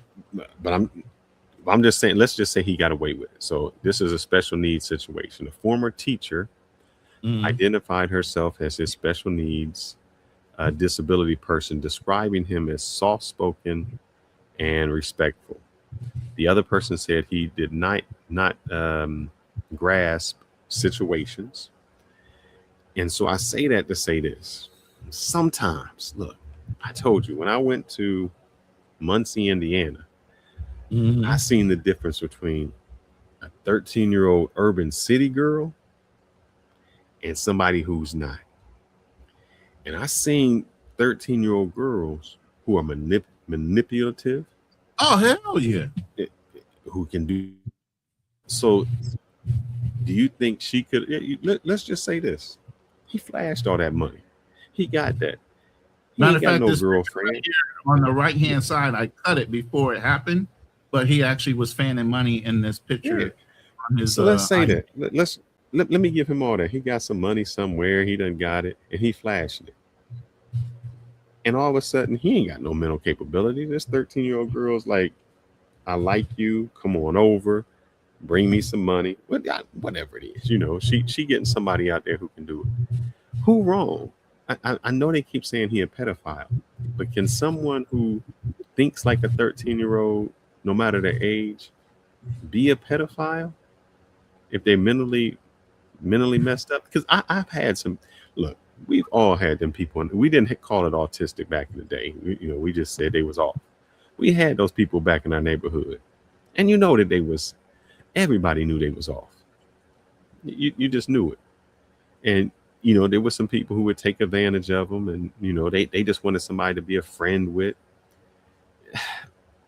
And I'm just letting you know, I'm just giving all perspectives. My second perspective is when a girl is 13, even though she's promiscuous, would we ever blame her? In the minds of most people, hell no, they wouldn't. But look, I'm gonna tell you, when I was in high school, even middle school, but I'm gonna remember high school. So high school, you had people who were 14. I knew girls that left out. You 14 years old, and they get picked up in a car by a college dude. I can't. Let me take that back. Them dudes wasn't in college. They just had a car. So they knew exactly where they was going. And I'm just wondering at what point in this situation, everybody's wrong and everybody's right. I just want us to think about it. That's all. And so do we blame a promiscuous girl? Do we say, you've been out there, it's your fault, or that, that's what she getting what she deserved, or that's, because I'm asking, what if he didn't get shot? What if he walked out? What would have came out at that point, right? If he had not been shot. And she did exactly what this guy is saying on this point. A gun does not need to be fired. It can be used to detain a perv, robber, offender, etc. One is not judge, jury, and executioner. Exactly what I said earlier in the show. She could have used the gun to detain him. She didn't need to walk him out. He was being cooperative. They actually, and Fearless just said he was soft-spoken at that. So he wasn't an overly aggressive somebody. So at that point, if the mother was that angry and wanted something to be done legally, she could have called the cops, and he most likely would have sat there and waited for the cops to come, and she could have had him arrested. Even had a grape kit done on her daughter to see if he had done something to sexually to her, and had him prosecuted to the full extent of the law. But she didn't do all that. And go to Elham. He says the key is the mother probably didn't know all that. How could she if she's in a fit of rage? So is she going to get off? When you say not know all that, what is all that? Meaning everything we just discussed about his mental impairment. Oh, but okay, so that means she didn't know his. That means she didn't know his age. She didn't know his age. She could see that So what she said, she could see. And if you look at the boy, he doesn't look that much older. Correct. Even though he's 20. And so here's the thing: she knew that her daughter. She knew that it was not a robbery or a break-in. She knew that because if she had already said, if I see a boy in the house, I'm going to put a hole in his ass. That's what the mom. And here's the thing. You know how rebellious certain kids are. I can guarantee you the argument that was not discussed was the mama and the daughter saying, I invited him over. Leave him alone, mama. And her getting mad off of that discussion as well. And the daughter locked the door. When the mom left, the daughter put that boat lock on the door. Said, I ain't letting you in. It says the juvenile admitted she was terrified to open the front door when Scott came home early that morning, knowing that Roderick Morton was inside. So if your mom is banging on the door, let me in this house, and you go to the door and let her in, the mom went directly to her room knowing somebody was inside. So you knew right then. They had cameras in. Yeah. So all the drive over, she was already steaming hot. Then she gets there, the door's locked, the audacity of your daughter locking you out. Now you really hot. When does it come to her self-control level? Not just being angry in a fit of rage, a moment of passion. All these things are excusable in the eyes of the law. So can she get off? Yeah, it depends on how her defense attorney fights the case. And we looked at 6 other cases where it might have been point blank, conviction, have gotten off, and some that should have gotten off went to jail. So according to the testimony, Morton showed up around 1 a.m. and the mother arrived around 1:30 a.m. So she must have seen, got, like you said, got to work. On the camera and had to leave. Say, I got to clock out early. Something's going on at home. I got to go take care of it, girl. Can you cover me?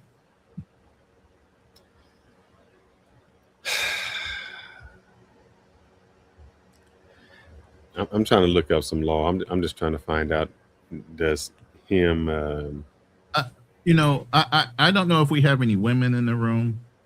If this was happening and you knew you had a child, a young daughter that was acting out like this in that capacity, would you think twice, or would you just go ahead and pull the trigger too? I'm just curious.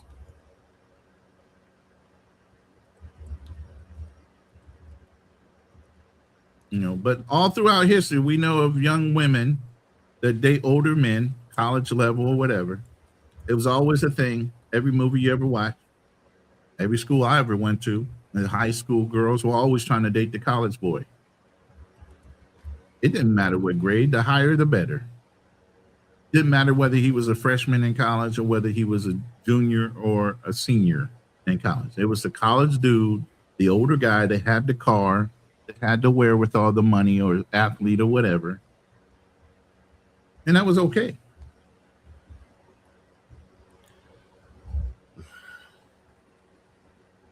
So I'm just reading on both sides. So this is the defense or the prosecutor side.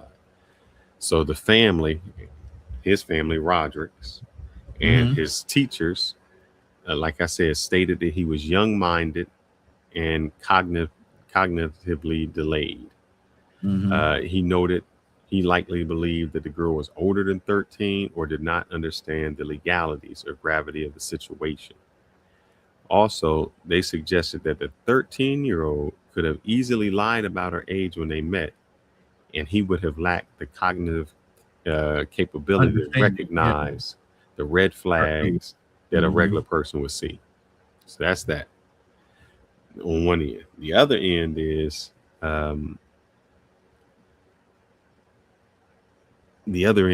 they're saying, hey, he was 20, he's a predator, and he got what he deserved.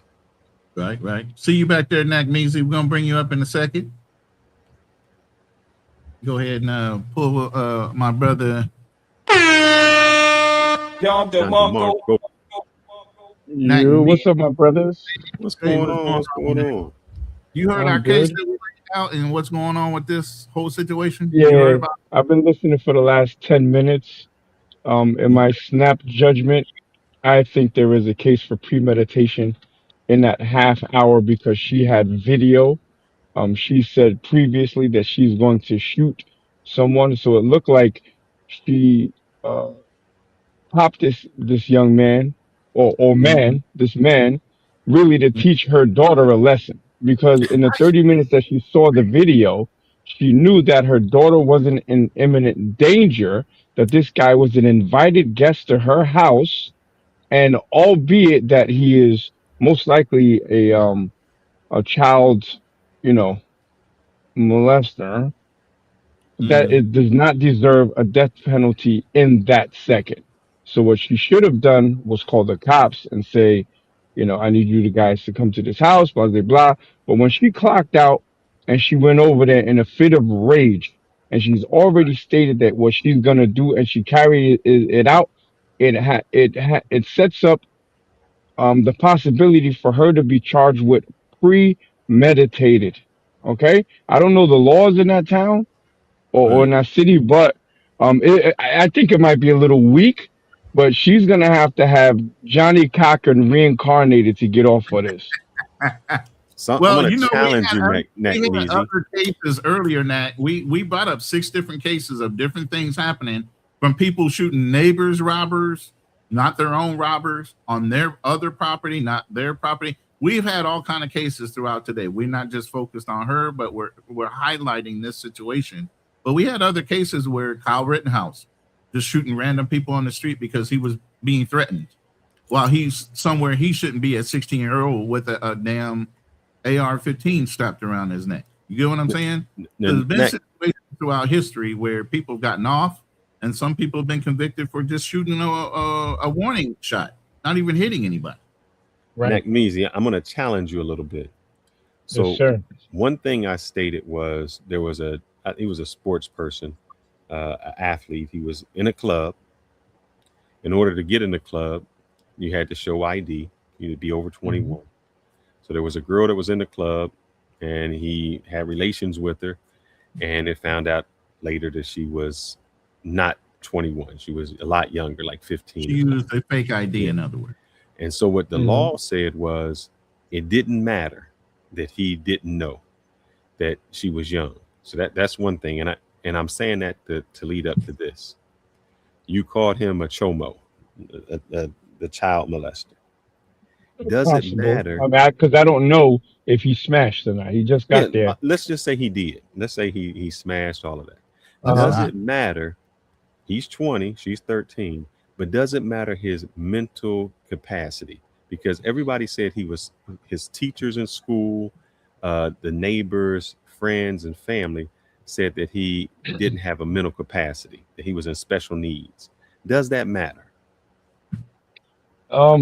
Yes and no. He would have to be severely mentally handicap is not the word, limited. He had to be severely mentally limited for that to work, in my opinion. Just because someone has learning disabilities or possible ADHD or whatever, social awkwardness, doesn't mean that they do not know wrong from right. And at 20 years old, you should know that sneaking In into some someone's capacity, house. at least. Right. Pardon? In some capacity, he should know. I was Yeah, just he pressing. should know. Yeah, and I just don't know what his level of mental ardation he was at, because I don't think she's gonna be trying to sneak some dude that looks like Handyman into her house. Y'all remember Handyman, right? Yeah. Mm-hmm. But if all you right. look at the kid, he kind of looks. Oh, he does. He doesn't look his No, age. no, I'm gonna bring him up in a second, Yeah. but I want to read this real quick. It has a point to it. He was in her property, and her 13-year-old don't have the right to bring guys.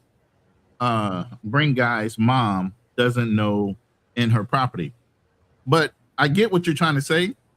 The mother has video cameras, so the mother knew that there was somebody on the property that was welcomed in by her daughter, so he wasn't an intruder. That's the part that you're missing with that. Right. She might not know him, but she knew the daughter wasn't in imminent danger because she invited him in. Yep. So you He can't did say not my break daughter in. was at risk. So you can't use that as an excuse. But go My ahead. next question to you, Nat, because we throwing everything out there, just on every way a prosecution can do. The mother had said previously, if I catch somebody else in my house, I'm gonna put a hole in their ass. Just by that statement, this ain't the first dude she caught in the house. Exactly. And so when I've seen some videos of the girl, a lot of people are saying she's very promiscuous. She's on Instagram doing things that maybe a 13-year-old shouldn't do. Do you think that has any bearing on any of this? I do think that it has a bearing, but not in favor of the mother, against the mother, to set up, in my opinion, which might be a weak premeditation case. And the mother taking out, because she can't control her daughter, trying to teach her daughter a lesson by putting her through a traumatic experience, by letting her see that she stands on business. And I told you I was going to pop the next guy you brought in here. You brought somebody in here, so now watch this. Pow. Right? You can't do that. If she had gotten glass break notifications on a intruder alarm, right? If she's gotten a text message, Mom, someone's in the house, someone's come breaking into my room, her mom would be, we'd all be singing her mom's praises. But this was a mom whose frustrations about her promiscuous daughter. I mean, look, the mom is working at night. That off the rip is going to open up a can of worms. You know what I'm saying? So I think it's negative in the mom's sense. It's bad for her. It's going to be really bad for her. She's toast. Now, I read some comments that, I'm looking on here and I'm seeing comments that people had stated. Hey, pull up the page if you're looking at certain comments, and we can just show them. Let me see if I can get to that one page. Yeah. But just to go with Ilham, he says a woman can always say she felt threatened and it will be believed. But again, she has cameras. So while the cameras work for her benefit, it works against her benefit if she does that. And the cops look and see that the guy was well behaved and walked out freely out of the house when asked. Okay, wait. Where did she shoot this kid? In the back of the In head. the front yard. In the back of the head, in the front yard, as the kid was leaving, she shoots him. She is toast. Execution. She didn't like shoot him when he was under the bed, like, oh, pow. No, she shot him after she walked out the house, and he freely walked out of the house. No griff, no nothing. But again, we had a white YT guy that shot 2 intruders at the neighbor's house in the back, and he said, well, they charged at me, but no, both of the shotguns shots were in the back of each assailant or each robber from the neighbor's house. So you never know how these things will swing. It's based on the law. This one is going to swing not in favor of the mother, because he was asked to leave or told to get the F out. It's a 13-year-old child, though, Nat Neasy. It's a 13-year-old child. Why would the mom not be enraged enough to want to kill any man touching her 13-year-old child? Yeah, That's so the the comments are so split where I read some of the comments before where and it was kind of split on men and women, where women were saying once a pedophile, always a pedophile. You know, the best thing that could have happened was, you know, the mom is protecting her daughter and the community. No. You know, and the guys on here are saying, hey, I was 13 once and I know how these girls are. So I'm just putting it all out there because to me that it's hard for me. I like you said, I don't know his mental capability. So I can't make an excuse for what he did. I just know when I was young, I knew some people that the neighborhood took advantage of because they knew that they knew who they were, that they just were that person who was delayed, as I would say. Now let me read this. This is a picture of him. And even in this picture, that comment, that paragraph that says, I think y'all misconstruing how people feel. It's not that they're talking up the pedo, but more so that he was walking away, doing exactly what the mom asked him to do, leave, to pop him in the back of the head, not knowing how old he is at the time, is outright wrong as fuck. His age came out after the fact. So what was he really actually, what was his actual age if you look at him? 17, 18. 15. He could look as young as 15, 16. Right. You know, so the pedo argument is weak in this because number one, we don't know if they did anything for him to really be a pedo because it was only there for 30 minutes, right? But like you said, he's not walking around with an ID saying, I'm 20. So what that lady did is she ran home in a fit of rage. Right. Had that kid taken out of the house because I heard he was hidden under the bed. She had to have him come out from under the bed, walk outside, and have him walking away from her. Nat, even in that, you don't think there was a discussion between a mom and the daughter arguing back and forth about what the fuck was going on? Of course. Of course they were yelling back and forth. Mom, I invited him No, over. Ronan, that conversation probably sound like this.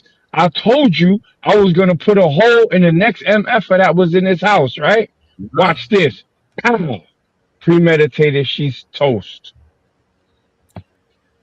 And I'm showing you just some comments. So this is what the people are saying. Sometimes kids need protecting from themselves as much as from guys like this. And then she saved the next child from a predator. No crime. Death penalty for pedophiles should be standard. He never should have made it out of underneath the bed. This is what they're saying. So I'm rolling and I'm like, man, this is. But then they say men are brutal, but women are saying this about a child that has a cognitive disability. He is not 100% a grown man. He's still a child in some ways. You know, even though he might be the age of 20, his mental capacity is not as such. But they're making pre-snap judgments, right? We don't know how mentally disabled he was. He was just reading it, right? Right. So what we have now is a horny young man that was invited to a girl's house, a girl that he, in my opinion, most likely knew how young she was because she felt comfortable enough to invite him there. So he knew he was doing wrong. She paid for him to come there. He knew how young she was, right? Yeah. Well, how's a little girl even have the money to pay for an Uber though, without using somebody else's credit? But now check this out. All that I will condemn this young man, may he rest in peace, for making bad decisions, following his meat, right? Instead of his limited mindset.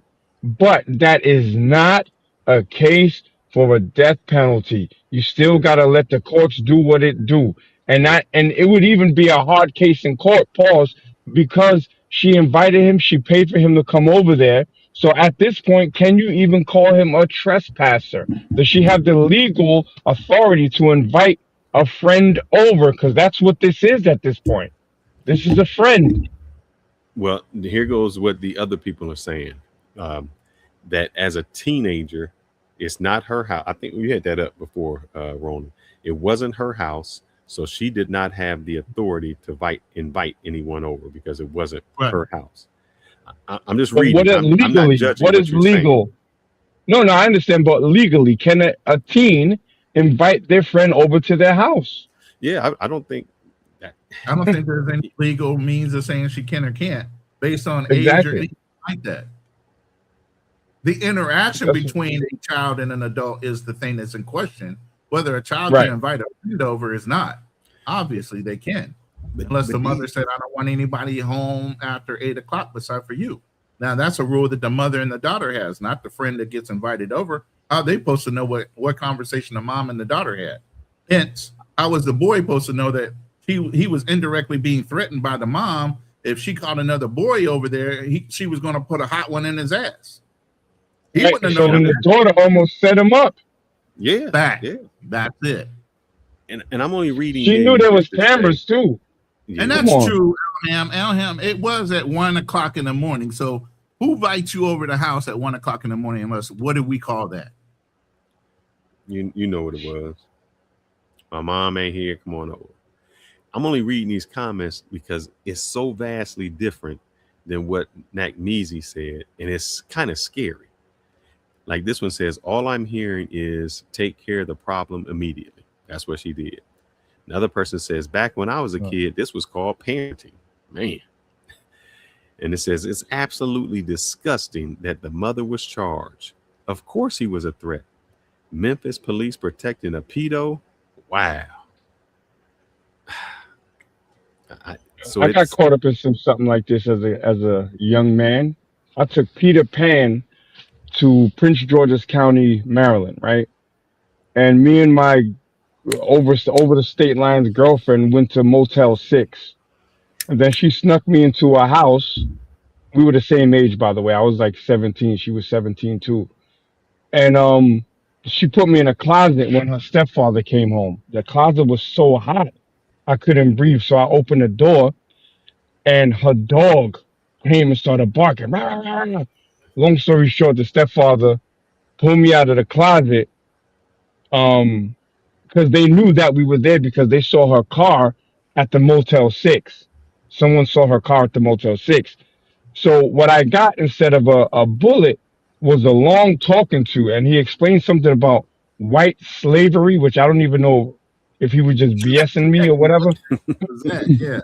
Yeah, I don't know. It's white slavery is like seeing someone across county lines or whatever.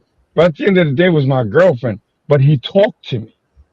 He didn't pop me, and he could have because he did have a gun. But you don't just go over there and then shoot someone because you said you're gonna do it.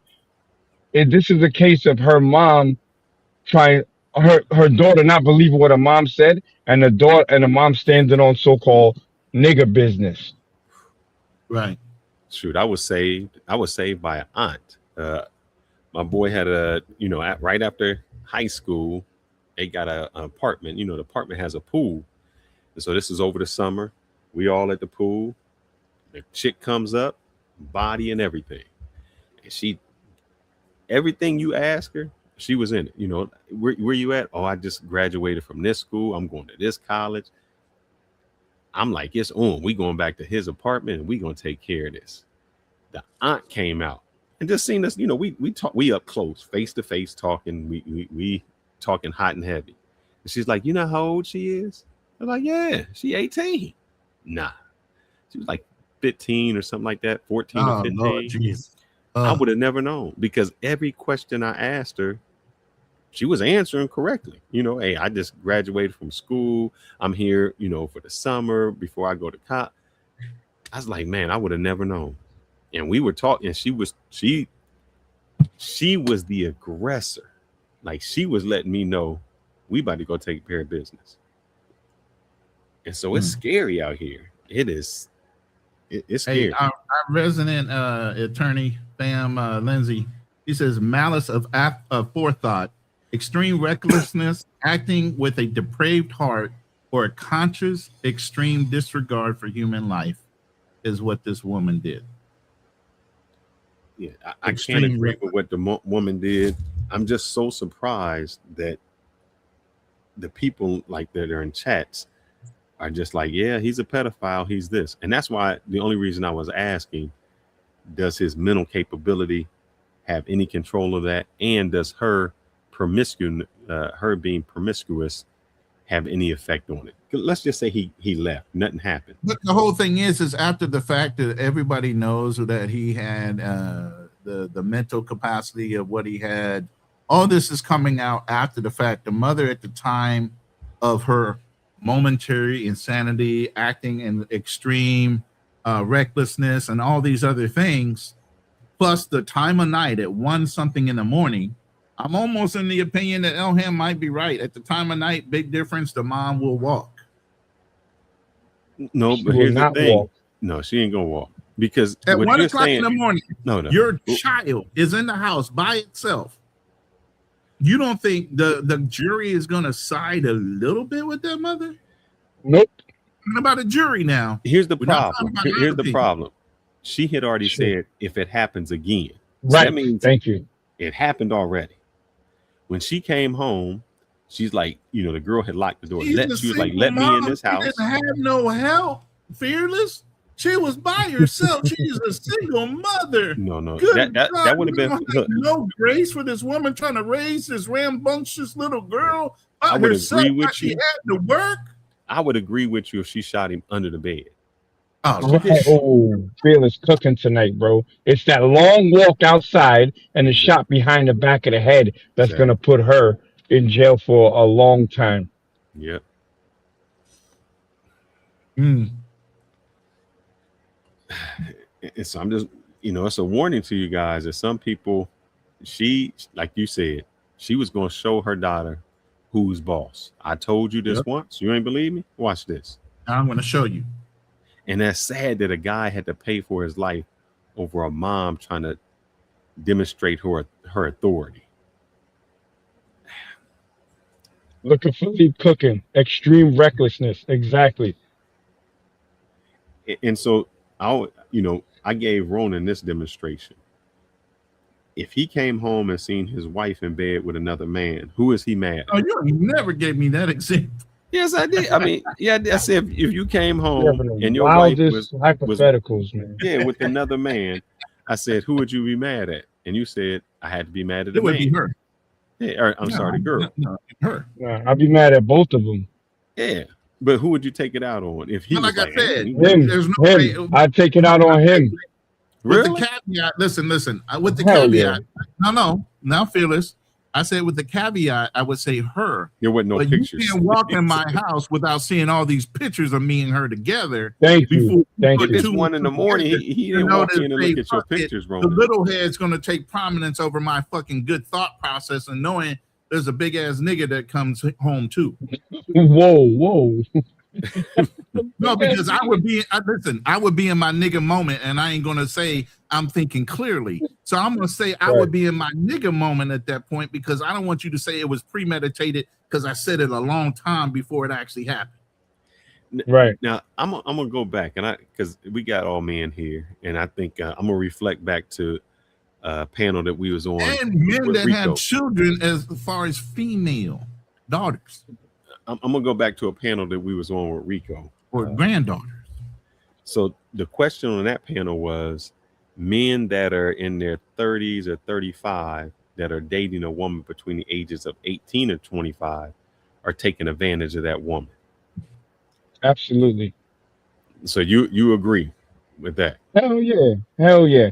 So why do you agree with that? Meaning, if a woman is over 18, Yeah. she has the mental capacity to know what she's doing. No. It's Now I they're think saying not before 25. Now they're saying women still don't have the mental capacity, even though women are more emotionally or mentally adult quicker than boys are. But now they're saying not even at 18. Now they're saying 25. 18. No. That means you have. Look, man. If a grown man, 35 years old, is attracted to an 18-year-old, which is 1 year or 2 years in a lot of states removed from being able to consent on her own, that means you just like skating on that thin pedo ice. So let's give You her like 21. looking. Let's give her Yeah. 21. She's in the club. 21 is in my opinion is creepy, but I'm not gonna really go too crazy about it. But look, any grown man, like I'm 52, right? You think I'm be looking at a 20? I see a 21-year-old, like, oh, she could be my daughter. I don't even sexualize 21-year-olds or 25-year-olds. 25 is like, all right, cool. She's hot. But 18, 19, 20, those are kids, bro. They're kids. They don't even know how to wipe their ass right. And these dudes, grown-ass dudes. Why do we go after? Because sometimes it's reverse. Sometimes it's those women who pursue those older men because of their finances, their stability, right. Those. But we don't put the blame on the woman. Why are we only putting the blame on the man? No, I'm putting the blame on the man with a certain age. You won't hear anything out of my mouth for a 25-year-old woman. I just think like, homie's a little weird. The age gap calculation was supposed to be half your age plus 7 years or something like that. That's a Muslim thing, but yeah, half your age plus 7 is a Muslim. Oh, okay. Well, that's what I heard. Allahu Akbar, all of that. But what I'm saying is, if she's 20, 18, 19, and you already in your 30s, bro, you want some weirdo shit, man. Straight up. If you dating somebody that's the same age as one of your daughters, nah. Well, man, I'd really be a pedophile because my daughter only 2. So I'm not saying you're a pedophile. I'm just saying I'm saying it's a little weird. You know what I'm saying? I would have no excuse to date somebody my daughter's age. That's criminal. What about this? Oh, you got a toddler, dude. Yeah, so I'm saying. No, all right, let's reverse it. Do you feel the same when it's that 35 or 35-year-old woman and that 21-year-old man? Absolutely, they get no pass. And as a matter of fact, I think women. Look, women are just as bad, man. I had a Mexican. What was she? She was a Mexican babysitter when I was young. And she used to babysit me when my mom used to work. And she gave you that taco. She used to, not the taco, but the cookie size nipples was constantly pushed in my mouth when I was like 12 years old. Damn. And she was like a grown woman. Mm-hmm. You know what I'm saying? Every time she came over, she made me do that. And I'm like, now I'm thinking about, I'm like, this lady, if I ever find her, which I won't, she needs a talking to. You know what I'm saying? This ain't the same no more. I'm traumatized. The areolas was crazy, bro. Yeah. But like I was telling people, everybody has this cousin, aunt, uncle, somebody in the family where they were doing some kind of dirt to another cousin or aunt, uncle in the family, and they were all told to shut the fuck up. Shame. Whether it be women get no passes, bro. Yeah. I just think it's this case all around. Everybody's guilty and everybody's innocent. I mean, it's just from every angle you look at it, it just looks weird. And then it looks like, okay, this is justifiable. And I say that to say when I was talking about, all right, the guy, child molester or mentally incapable. Girl, 13 years old, innocent, don't know anything, or shit, I've been in the streets doing this for years. Mom, protective mom or vigilante. Murderer. Mom is a murderer. And when you look at the second comments, degree, she's a murderer. Shot somebody in the back of the head. That walk between the bed and downstairs is what's gonna sink her. The fact that she saw that the guy was already in the house, like she said it before, is all gonna. She's done. Do you think it matters the age? Because I don't think at the time she knew how old he was. Everybody is Monday morning quarterback and saying, "Oh, he was old." Right. I don't think she knew that at the time. Do you think that matters? Because she shot a predator, but at the time she didn't know. No, and she can't, to be able to call him a predator posthumously is where are the receipts for that? Correct. The oversexed person is her 13-year-old. And they're gonna probably start calling her parental skills into question. But Knack, here's the thing, and I just looked at this young girl's IG. She's on this not more than 2 days ago, acting like nothing ever happened, still doing the same old shit with the little video. Are you serious? And Yes. someone's dead. Yeah. Oh, she sent something right after and said, I love my baby dad. Had a picture of the dude and said, I love my baby daddy, F-U-C-K my mama. Wait, she got a kid already? I don't think so. I don't even think that. You know how some girls call their boyfriends baby daddies, even though they ain't got future no baby daddy or whatever. Yeah. So that's what she called him, even though, you know, she's acting like nothing even happened. She's not sitting there depressed, weeping. So people are even girls and young men are desensitized to death, even on their own behalf. That shit happened right there at her house, and she acting like not more than 2 days ago, like nothing really happened. I'm not going to flash her page. I'm not going to do any of that. But I did find her page. Her page is still up. She's still filming and putting shit up. She's still dressing the same old way. None of that shit was taken down. So if y'all want to do your own research on this little girl, y'all can actually go and do it yourself. What's her name? But Like I'm gonna tell you Amir right Slime now, or something? Her page is still up. Matter of fact, she got 2 of them floating up there now. And all the same shit is sitting there for y'all to look at. If that's what you into. I'm not into it. I just wanted to know what this little girl was doing and whether, you know, it was justified in them assuming she looked a certain age. And some of those pictures, they were super young. And some of those pictures, she didn't look the same. And the other one, she But- got on them hot shorts and Cognitive abilities to decipher, you know, age and his actions. I would say it was a little difficult for this kid right here to decipher what the age of this girl was. But she knew. I think he knew too. He also knew. Young dudes don't care sometimes. I don't think he really cared. But Right. that's not worth the death penalty. Take him to Right. court, you know. But it's not worth the death penalty. You can't just kill people like that. As far as the somebody made a comment about you coming home and your wife is with a dude. Nah, that dude is dead. He's dead. So I'm going to disagree with you with that. Why? Okay, let me ask you this. Are both of them dead or just a dude? No, just a dude. Somebody still got to raise my kids when I go to jail. So hold up.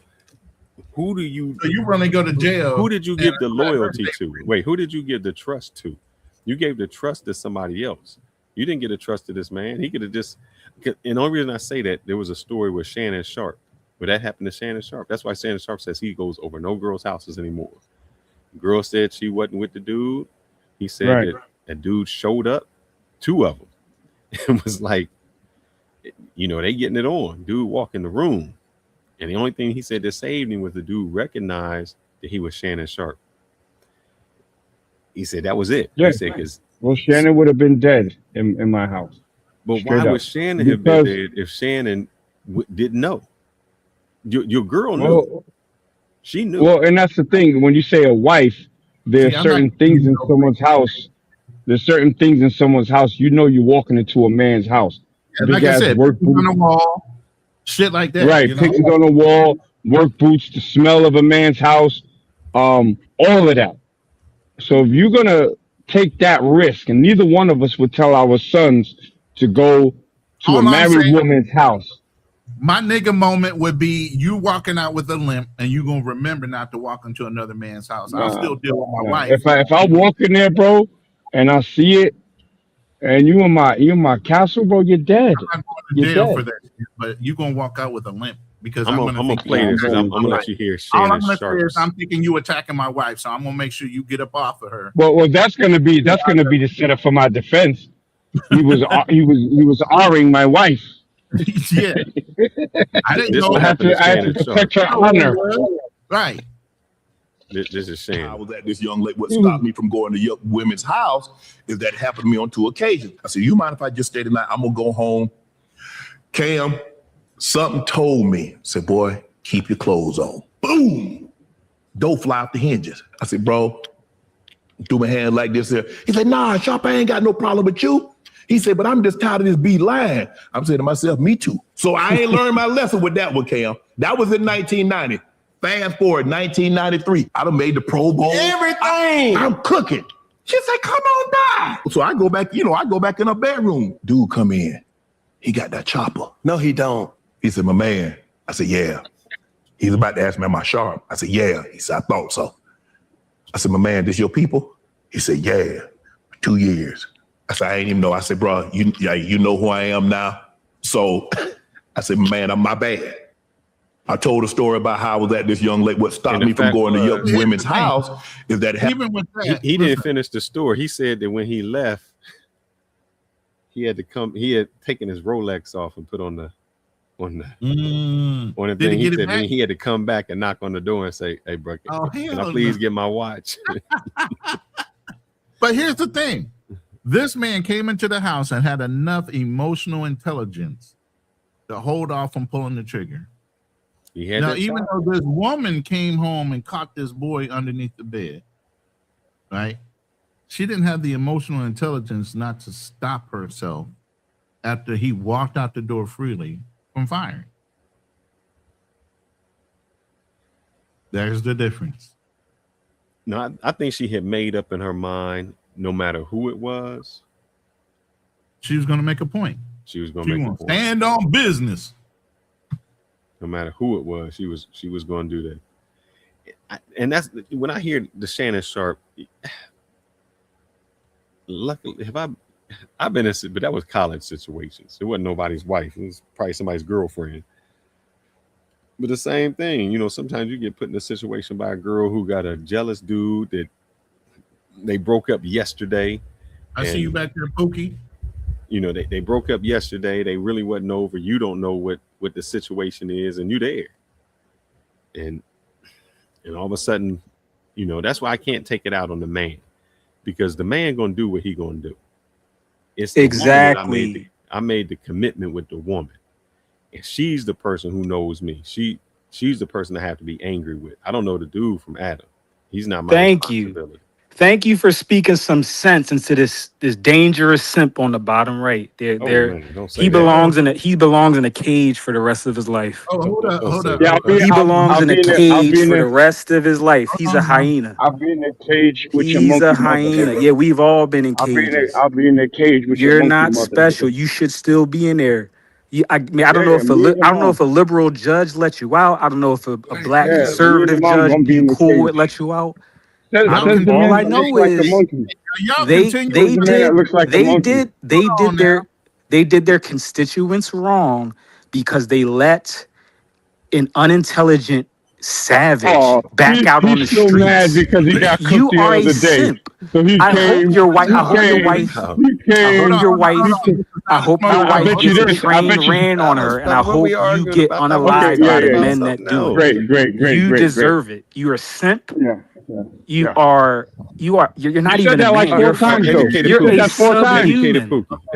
a simp. You said that 4 times. Simp. Yes. Let me ask you and I hope your wife cheats on. Hold on. Let's not hope nobody. Hold on. What we're gonna do is have a decorum in here. I respect both of y'all, and I want y'all to respect the panel. Y'all got to talk one at a time.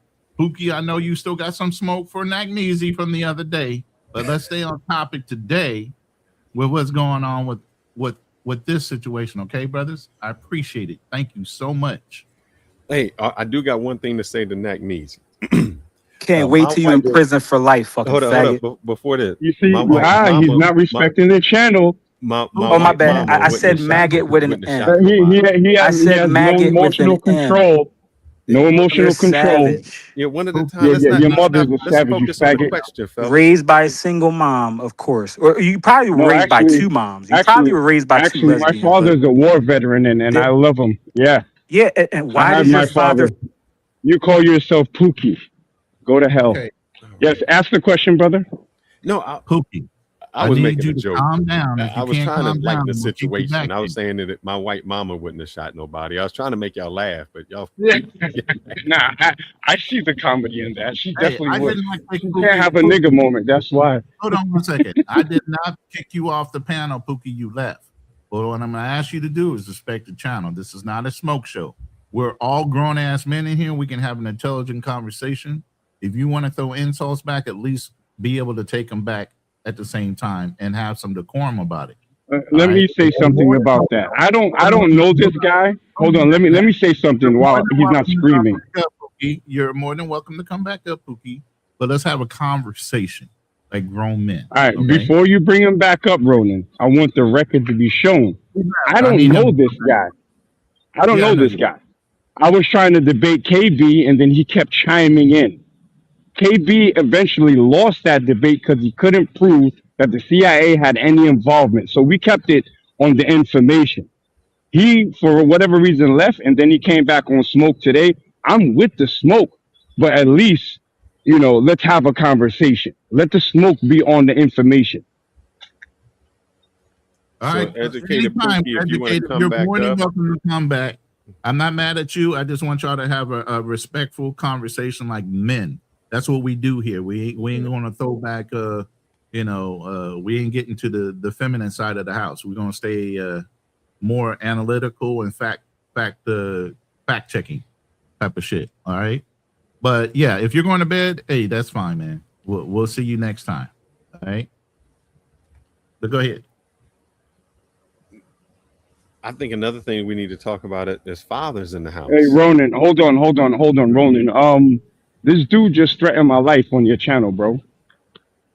I want you to read the comment. No simp deserves. You got to go. Is it up than that? Did it happen before that? No, it literally just happened. Macmeezy should know he's gonna end up underground when I find him. Yeah, why threaten like that, brother? There ain't no need to threaten nobody's life. This, this just the internet. It ain't no need. No, I'm saying not you. I'm saying him. Why take a argument that we have? No, wait, but you got a laissez-faire attitude about this. As much as the smoke that we done had with people on here, we don't take it that far. Okay, no, that's what I'm saying. So I'm gonna I'm gonna tell you like this. I will send Ronan the money for your ticket to come to Schiphol Airport in Amsterdam, and I will pick you up from Rotterdam. I swear to God, I want you to stand on that. Okay? Come to the Netherlands. I'll pay your ticket, and I want to see if you bout that action. For real. I got money, has money, will travel. But I want you to come here and get that out. Don't say it. Don't put it in the universe. Make it happen. And I'll pay you I'll pay your ticket here. But guys, I'll pay your ticket here. I swear to God. We just talking about this lady who probably gonna spend the rest of her life in jail. That's not us. We need both of y'all out. No. Don't put it on me. Don't put it on me. This is him. Don't shake your finger at me, bro. This is him. I'm giving him. I'm gonna make it easy for him. Since you're gonna poo-poo the death threat, right? And his death threat is still up there. Then I'm gonna give him the opportunity to carry it out. Stand on business, bro. You so triggered that you want to talk about, you're going to put me underground? Bro, please come and try to do it. Please. He's saying he wants I got a raging hard on right now just because of this. But my thing is, hey, no offense, but educated Pookie, isn't that a groiper? A groiper is part of the what's the Mexican right winger dude? No, that's Nick Fuentes and those guys. Yeah, aren't they frogs like that one? Yeah, they're groipers. So yeah, why are you using a groiper symbol? That's the only thing I don't understand. But anyway, yeah, I mean, if you straight up want that smoke, Nac will pay for your ticket. I swear to you. Yeah, well, this is what we're gonna do though. I want him to purchase the ticket, and I will refund the ticket. And I swear, as a man, I will send the money to Ronan. I'll Western Union it to the Philippines. As long as he gets on that plane, once he's in Amsterdam, I will send the money. I swear to God. All right, I didn't know. We'll see how educated he is. We'll see how educated he is. Purchase your ticket and try to carry out your threat on the internet to me. I'm always in Amsterdam. I'll pick you up. And we can have a conversation.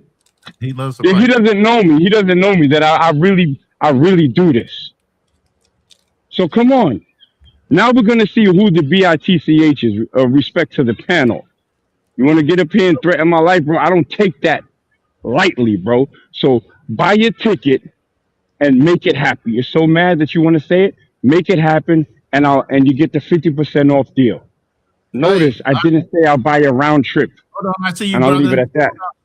All right, let me go ahead and bring my other brother up, David Dice. Once he's in Amsterdam, I will send them on. I swear to God. How y'all doing? Good night, good night, good night. We'll see how educated he is. Yeah, you gotta turn that other TV down. I'm sorry. I had to, but my two brothers over there was wilding out. I had to turn it down. Too much noise in the house. Yeah, I'm sorry about that. Real quick, Nat, the half your age plus 7 rule comes from the French author Max Aurèle in 1901, and I guess the black Muslim community adopted it because. Okay, now that makes sense. But go ahead, David Dice. What do you have on the topic of Kendra Scott and the situation with her daughter and the 20-year-old that she shot? I think that this is a perfect example of what thirst will get you as a man. That brother should have never been in that young lady's house, especially if it's not her house. It's her parents' house. That's one. But that young man did not deserve to die. I think that if that young lady has a history of promiscuity, does that mean anything? So two things I'm gonna ask. At 13 years, does that matter? Her promiscuity? Oh man, I don't know. I think the alcohol getting to me. Does her sexual activity have any bearing? And then the next question is, does his mental inabilities that they say special ed and things like that also have any bearings? Because you say he shouldn't have been at the house. Right. But they're saying that he was in special needs. He had the mindset of a 13-year-old, even though he was 20. Does that have any bearing, even though he's 20? And the fact that she was out there, does that have any bearing? I mean, she's 13 still. Does it mean anything that she's out there? Well, for starters, I want to say good evening to my brother Phillips 360. I ain't see you in a while. Ronan Chavez, my brother, and my brother. But I don't know the guy's name. Mac Measy. Mac Measy, how you doing? You know, but I in regards to that, I think it's 50-50 on both sides. But I'm a bit more biased because I'm a bit leaning more so towards her because she has more of a history. Like when you said, her, the mother or the daughter? I said the daughter. I mean, you know what? I'm feeling generous tonight. I'm gonna throw the mother in there too. Okay. I'm gonna say it's based on the mother too because the mother knows her daughter has a history of promiscuity. The daughter is given all the signs that she's promiscuous. Like Ronan says, she has two IG pages. You know, your daughter's 13 years old. What is she doing with her Instagram? You know, and it goes so far that the mother's willing to say she's willing to end someone's life, which she later on did, to prove her point. So you're trying to threaten another person's life based on your daughter's promiscuity. So that means the daughter could have been a honey trap. There was a movie years ago about a young lady who was trapping men, who was setting men up to get robbed. Well, in this particular case, this little girl's promiscuity cost this other man his life. And the mother knew her daughter was doing all these things, so much so the mother decided to put a camera in the house, threaten the daughter, if I see another man in the house, I'm gonna end him. So the mother has a large part to blame this. So let's ask this, David. Right now, show a picture, Ronan, of the guy. That's him? That's him. So let's say that's him. Now let me give you another scenario. He don't look like that. He looked like Mac Measy with hair and a beard. Okay. He come out from under the bed. Does that justify what she does? Absolutely not. Okay. He honestly, I'm sad to say this, but my home country, Jamaica, right? This is a common thing down here. Like older dudes in Jamaica are literally dealing with young ladies on a continual basis. It's so frequent. It's to the point now where it's borderline expected nowadays. They just did there was a school teacher in Jamaica who was a tennis coach, and they caught him on video engaging with a young lady. So it's what happened to him. I don't even know if they even continue the case, but I think the guy he fled Jamaica or something like this. But it's a common thing nowadays, which is sad to say. But I do believe that the oldest should definitely be more so on the parents too, because the gentleman, in his case, it's kind of hard to say what he deserved because the guy's already dead. You know, paid the ultimate price. But now you heard about his mental capacity of judgment, his cognitive abilities. You heard all these things, but the mother would not know these things, right? So at first glance, you know the mother had security cameras. Right. So she was already alerted that the daughter had invited somebody into her home. So it wasn't a burglary. Had nothing to do with that. You knew your daughter invited somebody in a home. You still came home in a huff, like Knack was saying, to prove a point to who? Your daughter. Because the boy didn't know nothing about these threats. The daughter did. Right. Right? So the boy is basically unaware at this point. And with everything else that's going on with his own mental capacity, is not even present enough to understand the danger that he's in. So that's why I asked this question, David. And Mac Measy had a different response to it. You come home, you see your wife in bed with another man. Wow. What do? Are you mad at the man? You mad at your wife? Are you shooting both up? What's going on? I'm not shooting nobody. I will never be that person. First off, I'll probably shake the dude's hand respectfully because I'm like, you know what, you saved me trouble. I'm gonna probably throw her out. Is that because your loyalty, I would say, to your wife, meaning she's the one who could be loyal to you? She's asking. I'm sorry. You repeat the question. I'm sorry. No, I'm asking a question. The reason you shake the dude's hand, why aren't you mad at the dude? Maybe ask that. Because I hold my wife to a higher standard. Okay. You know, I married you. You brought him to my home. So you want to see me crash out, but I'm not going to give you that. I'm not going to give you that satisfaction. So I'm going to shake his hand respectfully, probably knock him out, you know, to get off my chest. Then I'm going to throw her out.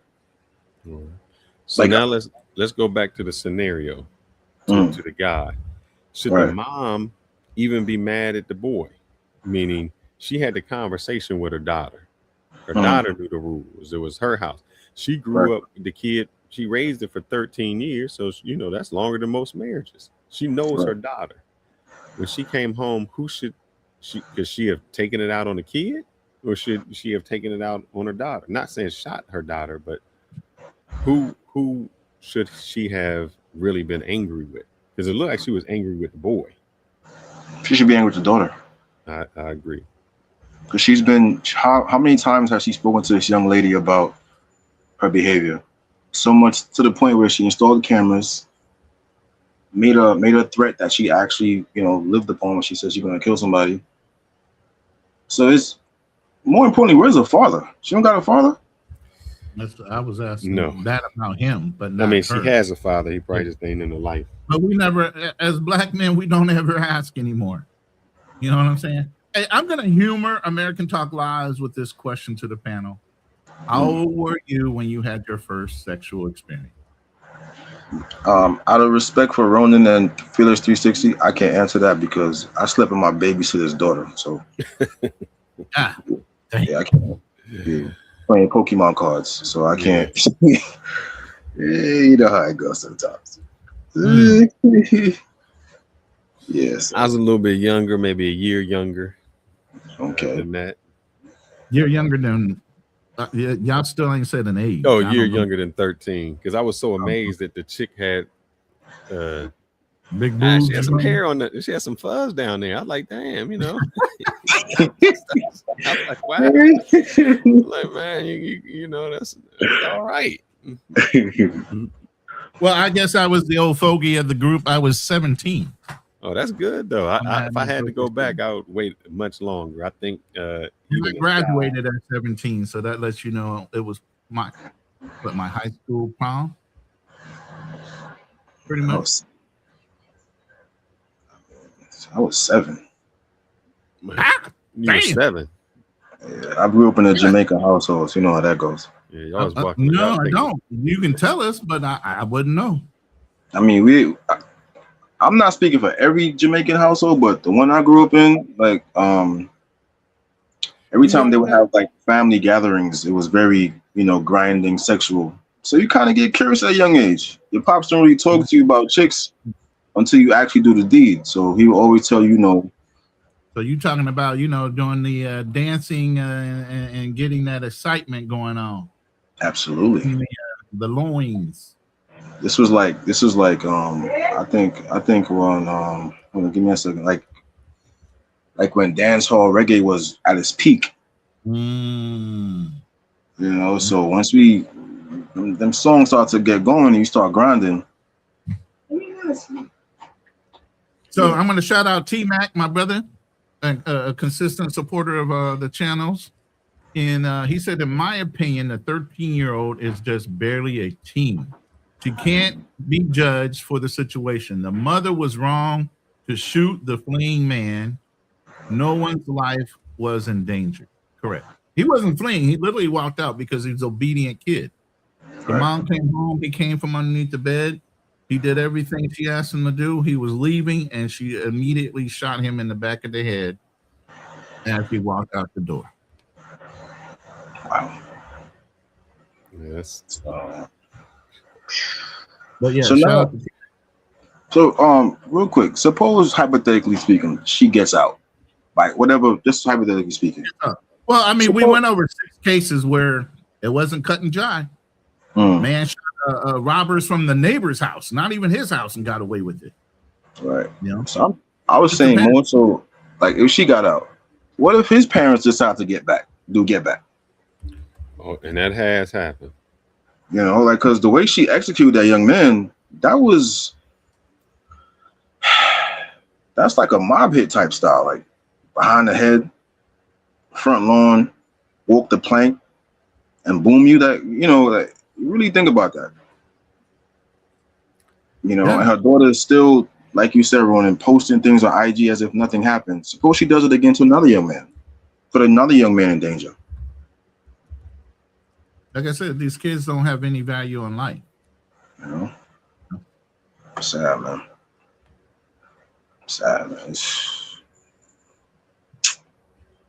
Yeah, you're right. She did not even know that he was 20 when she shot him. This is all stuff that's coming out at the 11th hour after the fact. She did this out of emotion, out of a promise she said to her daughter, admittedly by her daughter, with the report to the police. Her mom had threatened her and said if she catches a boy in the house, she's going to put lead in his ass. So the daughter knew the threat, the veiled threat, didn't care, still invited the young man over, led him in the home. But instead of the mother dealing with the daughter, who does she deal with? The boy. And just so he's 20, so he's like a man. This is to help you out, since you said you were talking about what happens, and that is not unheard of. So I remember this story. Ronan, if you want to post that one up here, let me let the dude play. Old Douglas Barnes, right here in this picture. This is what you call eye for an eye, and you get back. And if you touch mine, I'm gonna touch yours. His son was 19 years old, Gino Barnes. He was shot and killed during a traffic stop by Sergeant Mike McCarthy, right here in the lower right-hand picture here. And Mike McCarthy killed his son while his son was reaching for his insurance in his glove box. Now, we don't know what happened with this case, if they never pressed charges on the officer or nothing. But for some reason, obviously, they never really did any disciplinaries or nothing, because if not, then the return of Douglas Barnes would never came. He waited on a 17-year-old Samantha McCarthy, which is Mike McCarthy's daughter, to exit the limo from her prom night, shot and killed her right then and there, and said eye for an eye. So just to sum up what he did was this. His son had got stopped on a traffic stop and was reaching for his insurance, and the cop shot his son. Nothing happened to the cop. The dude waited years. When the cop's daughter was going to the prom, when she stepped out of the limo at the prom, he killed her and said, eye for an eye. A generation for a generation. Yeah. So when you say that things happen, there's some people out there who got that but patience and time. And that's kind of true because you got a male child. That's your generational passing on, your legacy. You got a daughter. You took my generation. I'm gonna take one of yours. I mean, just sorry to cut you guys off, but just reading T-Max, what he just said, I believe that the mother executed that young man, and it was displaced anger towards men in general. That could also be brought into the case too. I believe that. That's a good point, T-Mac. No, valid point, yeah. But in regards to that brother who decided to, man, that's a tough one. He has every right to be angry and has every right to get it back, but you took the life of someone that had nothing to do with this. If you really want to get back, take that officer. I don't want to say it's on YouTube, but yes, the father, deal with him, not the daughter. I agree, but here's probably Alistair has a good point too. Think if that was a kid, maybe he wasn't 20. Remember, we're finding all this out now. She was willing to kill somebody else's child. Yeah, right. But that guy who shot the girl, I think he wanted. The reason he didn't shoot the father, he said, "I want you to feel what I've been feeling."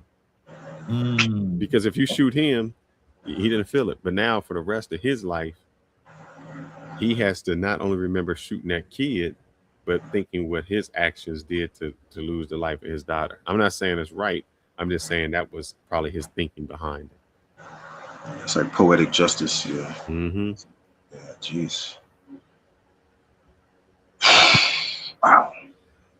I think you may be right. I think T-Mac said, I never caught someone having sex in my house, but I caught a boy in my house sleeping without permission, and my daughter was there fully clothed. I gave her a 2-minute warning. The dude fled in seconds.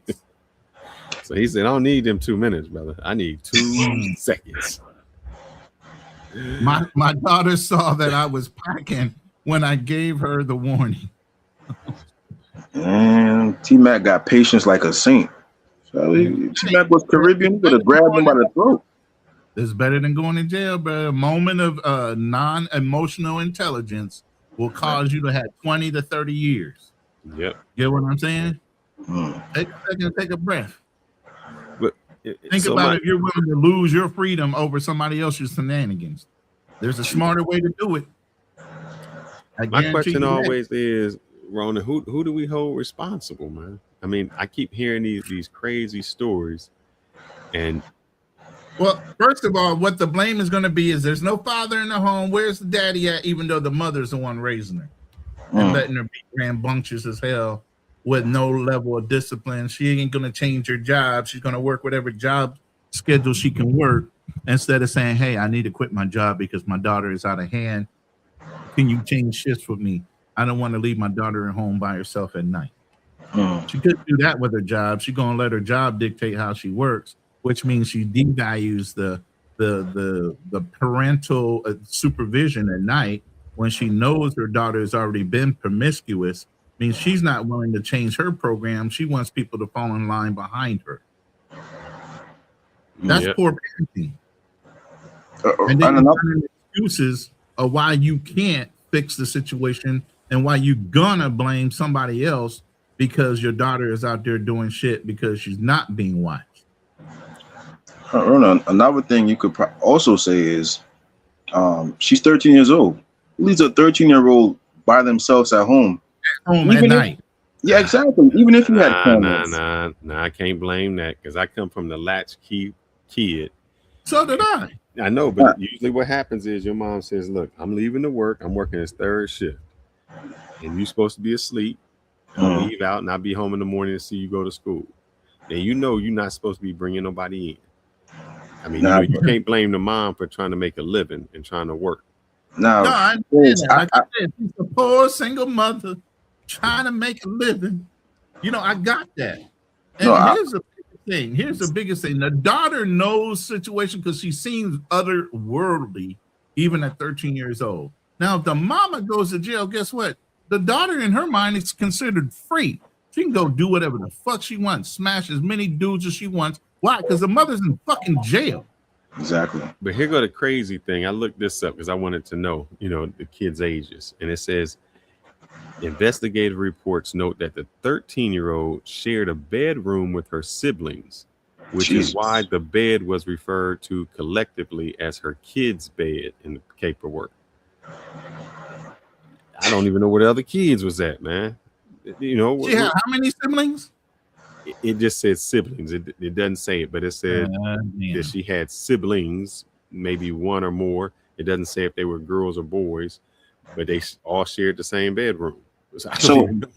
So wait, that also means that when the mother's not there, the 13-year-old who's promiscuous was put in charge of her younger siblings, however many they are. That is correct. Okay. Wow. See. Oh, but another thing, Felix, respectfully, I disagree. I think in your generation, people had more sense, more mature, more logic, and the parents didn't have to make life-altering threats for their point to come across. If your mother said, "I expect you to be in the bed by this time," you knew the deal already. In this generation, your mother got to threaten somebody with violence to get their point across, by using a gun, not belts, not hands, a gun. So that generation is two different. How people get their point across then versus now is night and day. Look, I know people say they was latchkey kids, but not at night. I used to know chicks who you get out of school at 2:30, you home at 3, and their parents didn't get home till 6. And there was plenty of girls' houses I went over between the hours of 3 and 5:30.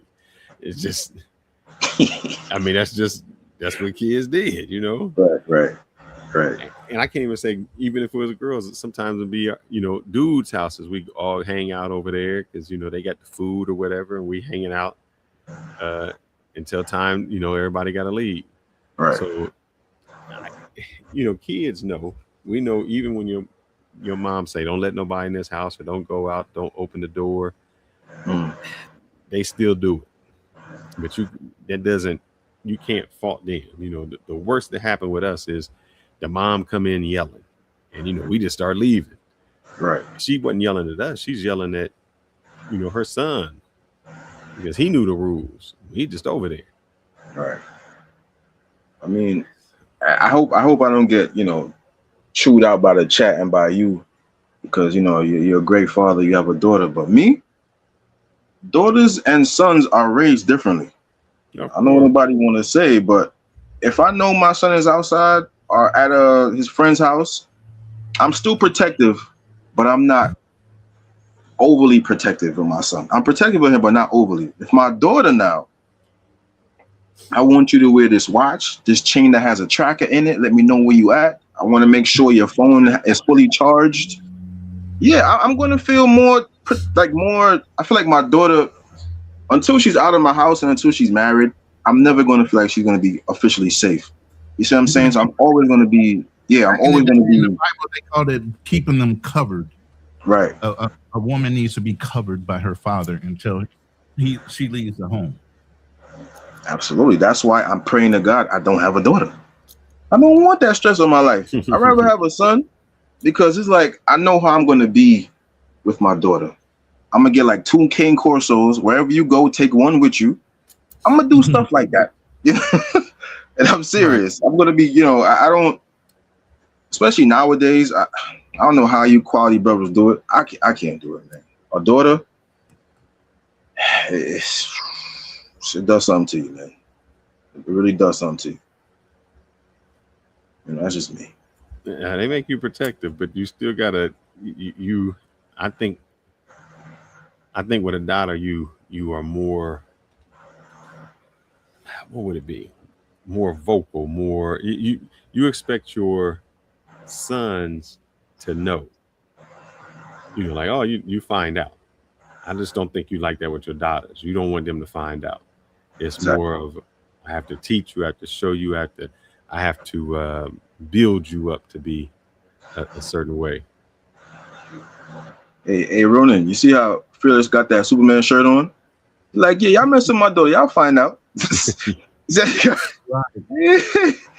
Sad you got a Superman shirt on, like y'all mess with my daughter and find out. That's just me, man. I don't know. American Live, y'all stole your name, man. I missed you so much when you wasn't here, brother. I thought that was my secret way of calling you. You know, it was like the bat sign. We missed the Decepticon days. I still got that animation for you too, brother. You know, T-Mac says Gen X was raised differently. I could not stand my parents, but I grew up quickly and was more mature than the current generation. We're very aware, but we were made to go outside and have life experiences. You know, we weren't told not to drink out the water fountain, not the water hose. And, you know, we went and had little pet projects, cleaning up the neighborhood to go earn money. We had hustles going on. We had a whole bunch of shit going on in Gen X. We just figured it out. We dangerous, man. We used to build ramps and put people down and see if we could jump over them. So yeah, lay down here so I can jump my bike over your whole body. Okay. Let's see if we can get 10 people side to side. Okay.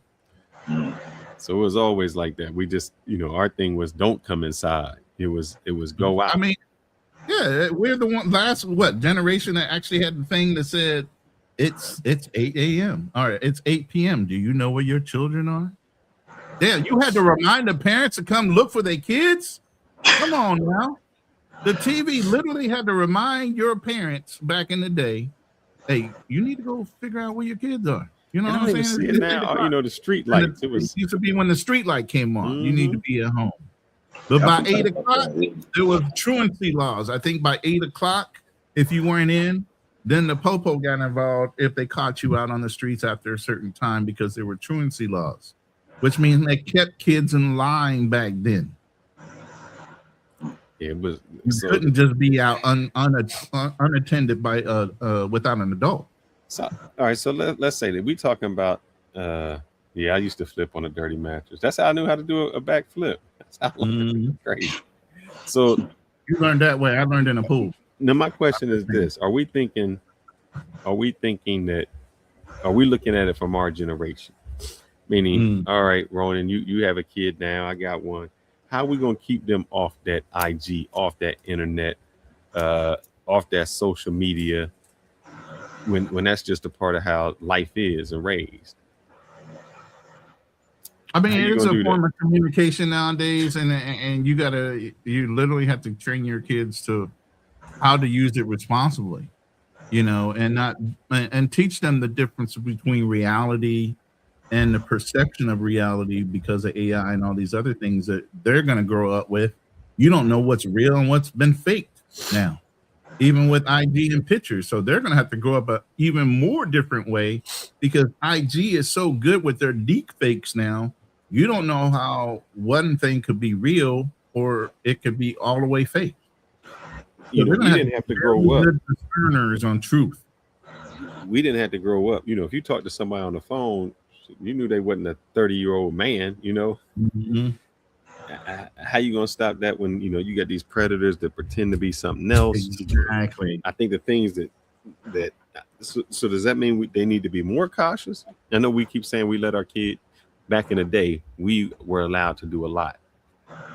Do you think that the people today should be more protective of their kids? Yeah, absolutely. But hold up. But do you think by being more protective, you growing up them sissies? No. They're still gonna have intramural sports. They're still gonna do the things they need to do. And even though I didn't play a whole bunch of organized sports, I was in martial arts and a whole bunch of things where it was an individual type of thing that was driven. You know, so I still had activities, even though I played football a couple seasons, I played basketball a couple seasons. The rest of the time I was in band and doing other things, you know, aside from my martial arts or boxing or something. I always kept myself busy. My mom made sure she always kept me busy in other activities. I had mentorships. I had different things like that. So I think with kids nowadays, and I was just sitting here with my lady, we watch Walking Dead a lot. The type of situations that could happen. You know, one of the things that's going on right now is the radio. Certain people get on the radio and they start talking up themselves or talking up what their situation is. All the while, the person listening on the other side of the radio, whether they're talking or somebody just listening in, is getting information on the size of your group, how they're going to be able to break you down, what kind of resources you have they can fucking take from you, and everything else. So the way I would raise my kids is to keep them closed-lipped and not talk too much about any one thing. And anybody sharing that kind of information is really opening themselves up to be taken advantage of in one way or another. Man, my wife just had to have that conversation with her mother, boy, because I guess the mother, I don't know what she got on her phone, but I guess she didn't have enough memory to save. So every time she sends a picture to her, you know, the mom is like uploading it to her like IG, almost as a way to save pictures. She's like, look, don't put, and I say it because I don't put her out there like that. Don't put her in them situations. Right. Even my wife is I see you even with me, you know, because you think, oh man, it's a little girl, you know. I think I like the first picture had like, just holding her, but you can see her chest. Right. She's 6 months old. And she's like, no, you don't know what pedophile out in it. And the problem was, since I don't think like that, I'm thinking, who thinks like that? But there's a world out there of people who do think like that. Who do think like that, right? And I used to have to tell my mom this. I said, you kind of get me guarded. You kept my son guarded. Now your great-grandchildren, you're trying to keep them guarded. I said, their experience is going to be totally different from you growing up in the 40s to what's going on now in 2026. They're going to have their own life experience. If they're going to be able to relate to children their age or even be an example of something not to do with children of their age, you can't let them live a guarded life to where they don't have life experiences. You can just maintain a good root of how you teach them, and you got to allow them to experience certain things because they need to have that level of experience, but it has to be supervised. And that's the problem we notice a lot of times. People allow their children to do a whole bunch of shit unsupervised. So do you think that with that girl? By the way, welcome T-Mac to the stage. Salute, T-Mac. That girl was 13. You got to jump into this conversation because you know there ain't no take turns. That girl was 13, right? When do you think because she didn't get like that at 13? Yeah, you just said you were 7. Dice down there saying he was like down. No, I around wasn't 7. Hold up. I'm the oldest dude. I'm 17. By the time I cracked my first nut. And so that means that those girls at those ages were still doing stuff because we were the little boys that were even doing it at our age. So I'm saying if that girl was wild at 13, when you got to imagine, think about this though. We're Gen X. That was very rare even at our age that you were able to do certain things.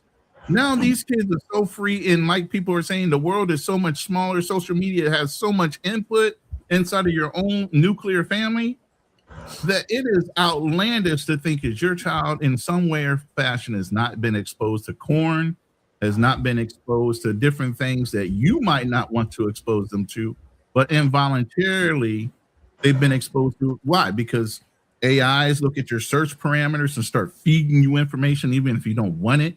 You know what I'm saying? So two things on that, Ronan. She's 13. It didn't just happen when she was 13. And obviously her mother knows she had a problem because she had to make that veiled threat. So my question is this, and I'm not saying this right.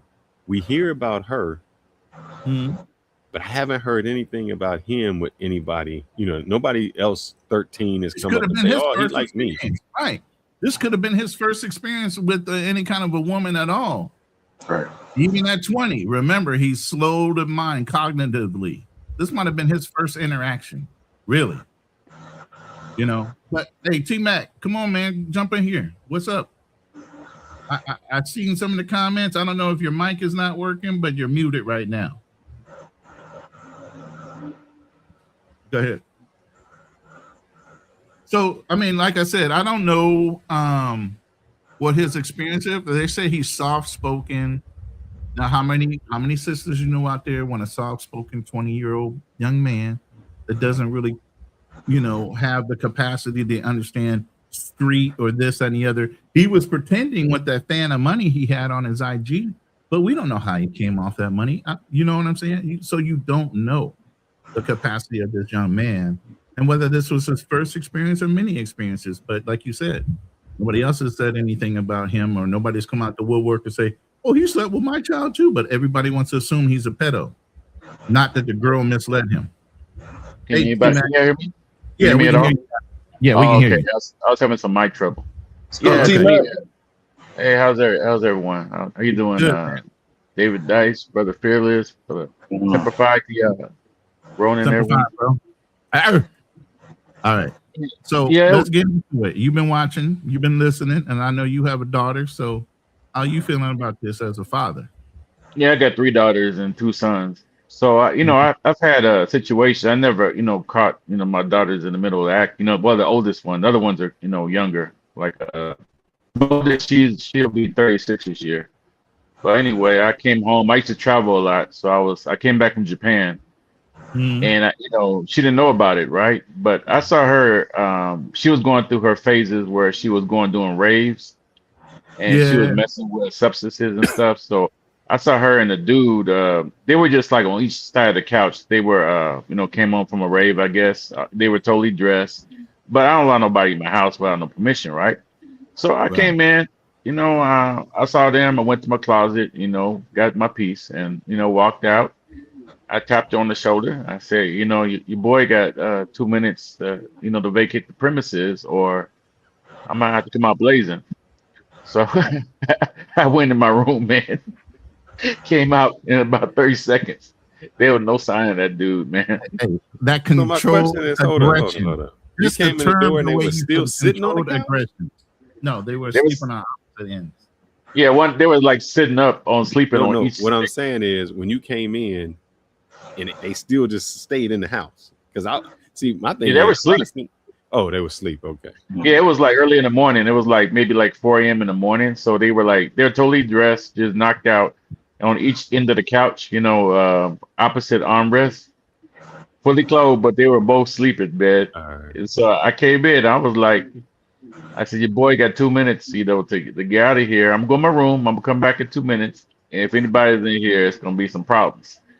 But it was like 30 seconds, because she was going through those phases, where, she's my daughter by marriage, but, I consider her mine because I raised her since she was 2.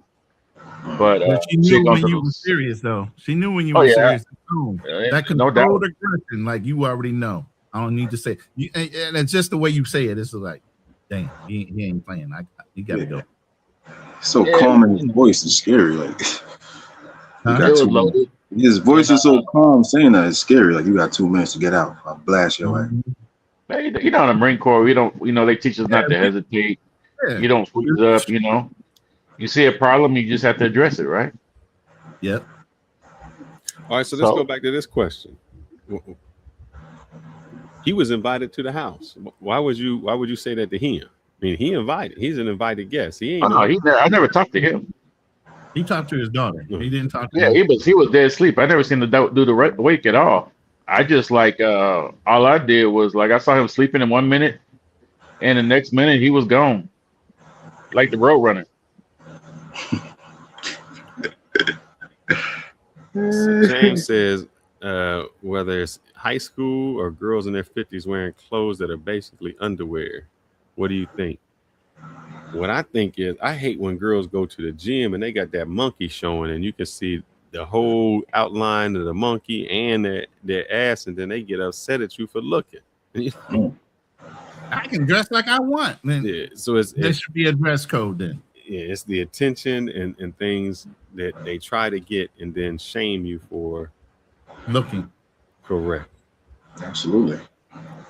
I mean, this whole situation, man, it's just it's both sad, crazy, unfortunate, because I don't see any justification for that woman. First of all, I can't, for a 13-year-old, that's a baby to me, man. That's just they might, even if they have the body of a woman, they definitely ain't got the mentality of a woman. You know what I'm saying? So I can't, I can't blame her, in that regard, hold her responsible. But the mother, the daughter, you can't hold the daughter responsible. the daughter responsible. Yeah, she's 13. So that's why I mentioned this. She's 13. I can't hold her responsible. The young man, I didn't. I admit I was knocked out. I just woke up and the stream was still going. So that's why I jumped But anyway, the mother, I do blame her because that young man was not aggressive. He wasn't like trying to fight or come after her, from what I understand.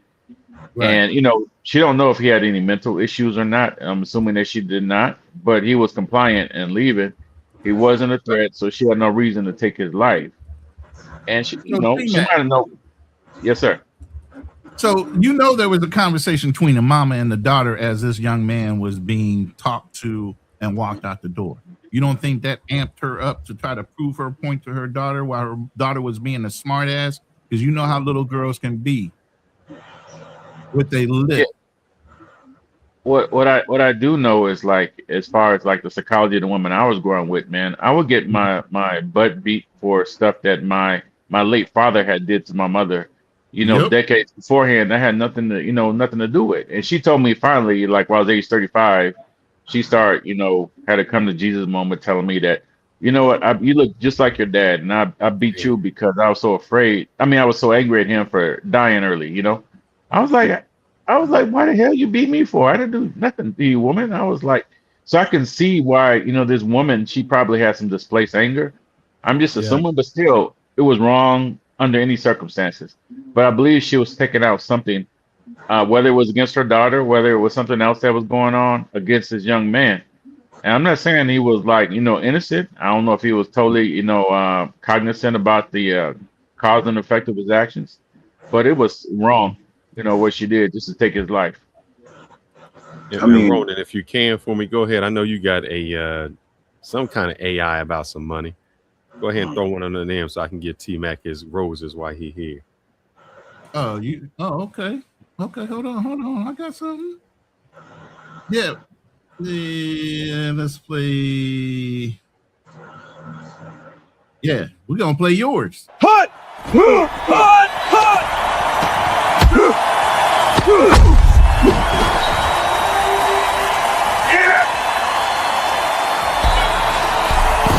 Thanks for the big super chat. So shout out to T-Mac for the big super chat in the house. Always bringing that support here. Yeah. So thank you, T-Mac, for that super chat.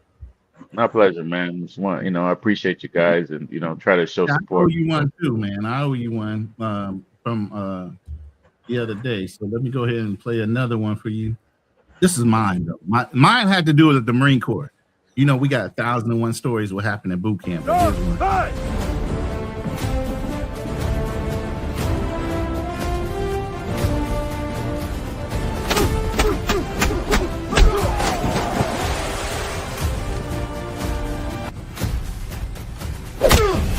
The mine was 2083. Hotel company.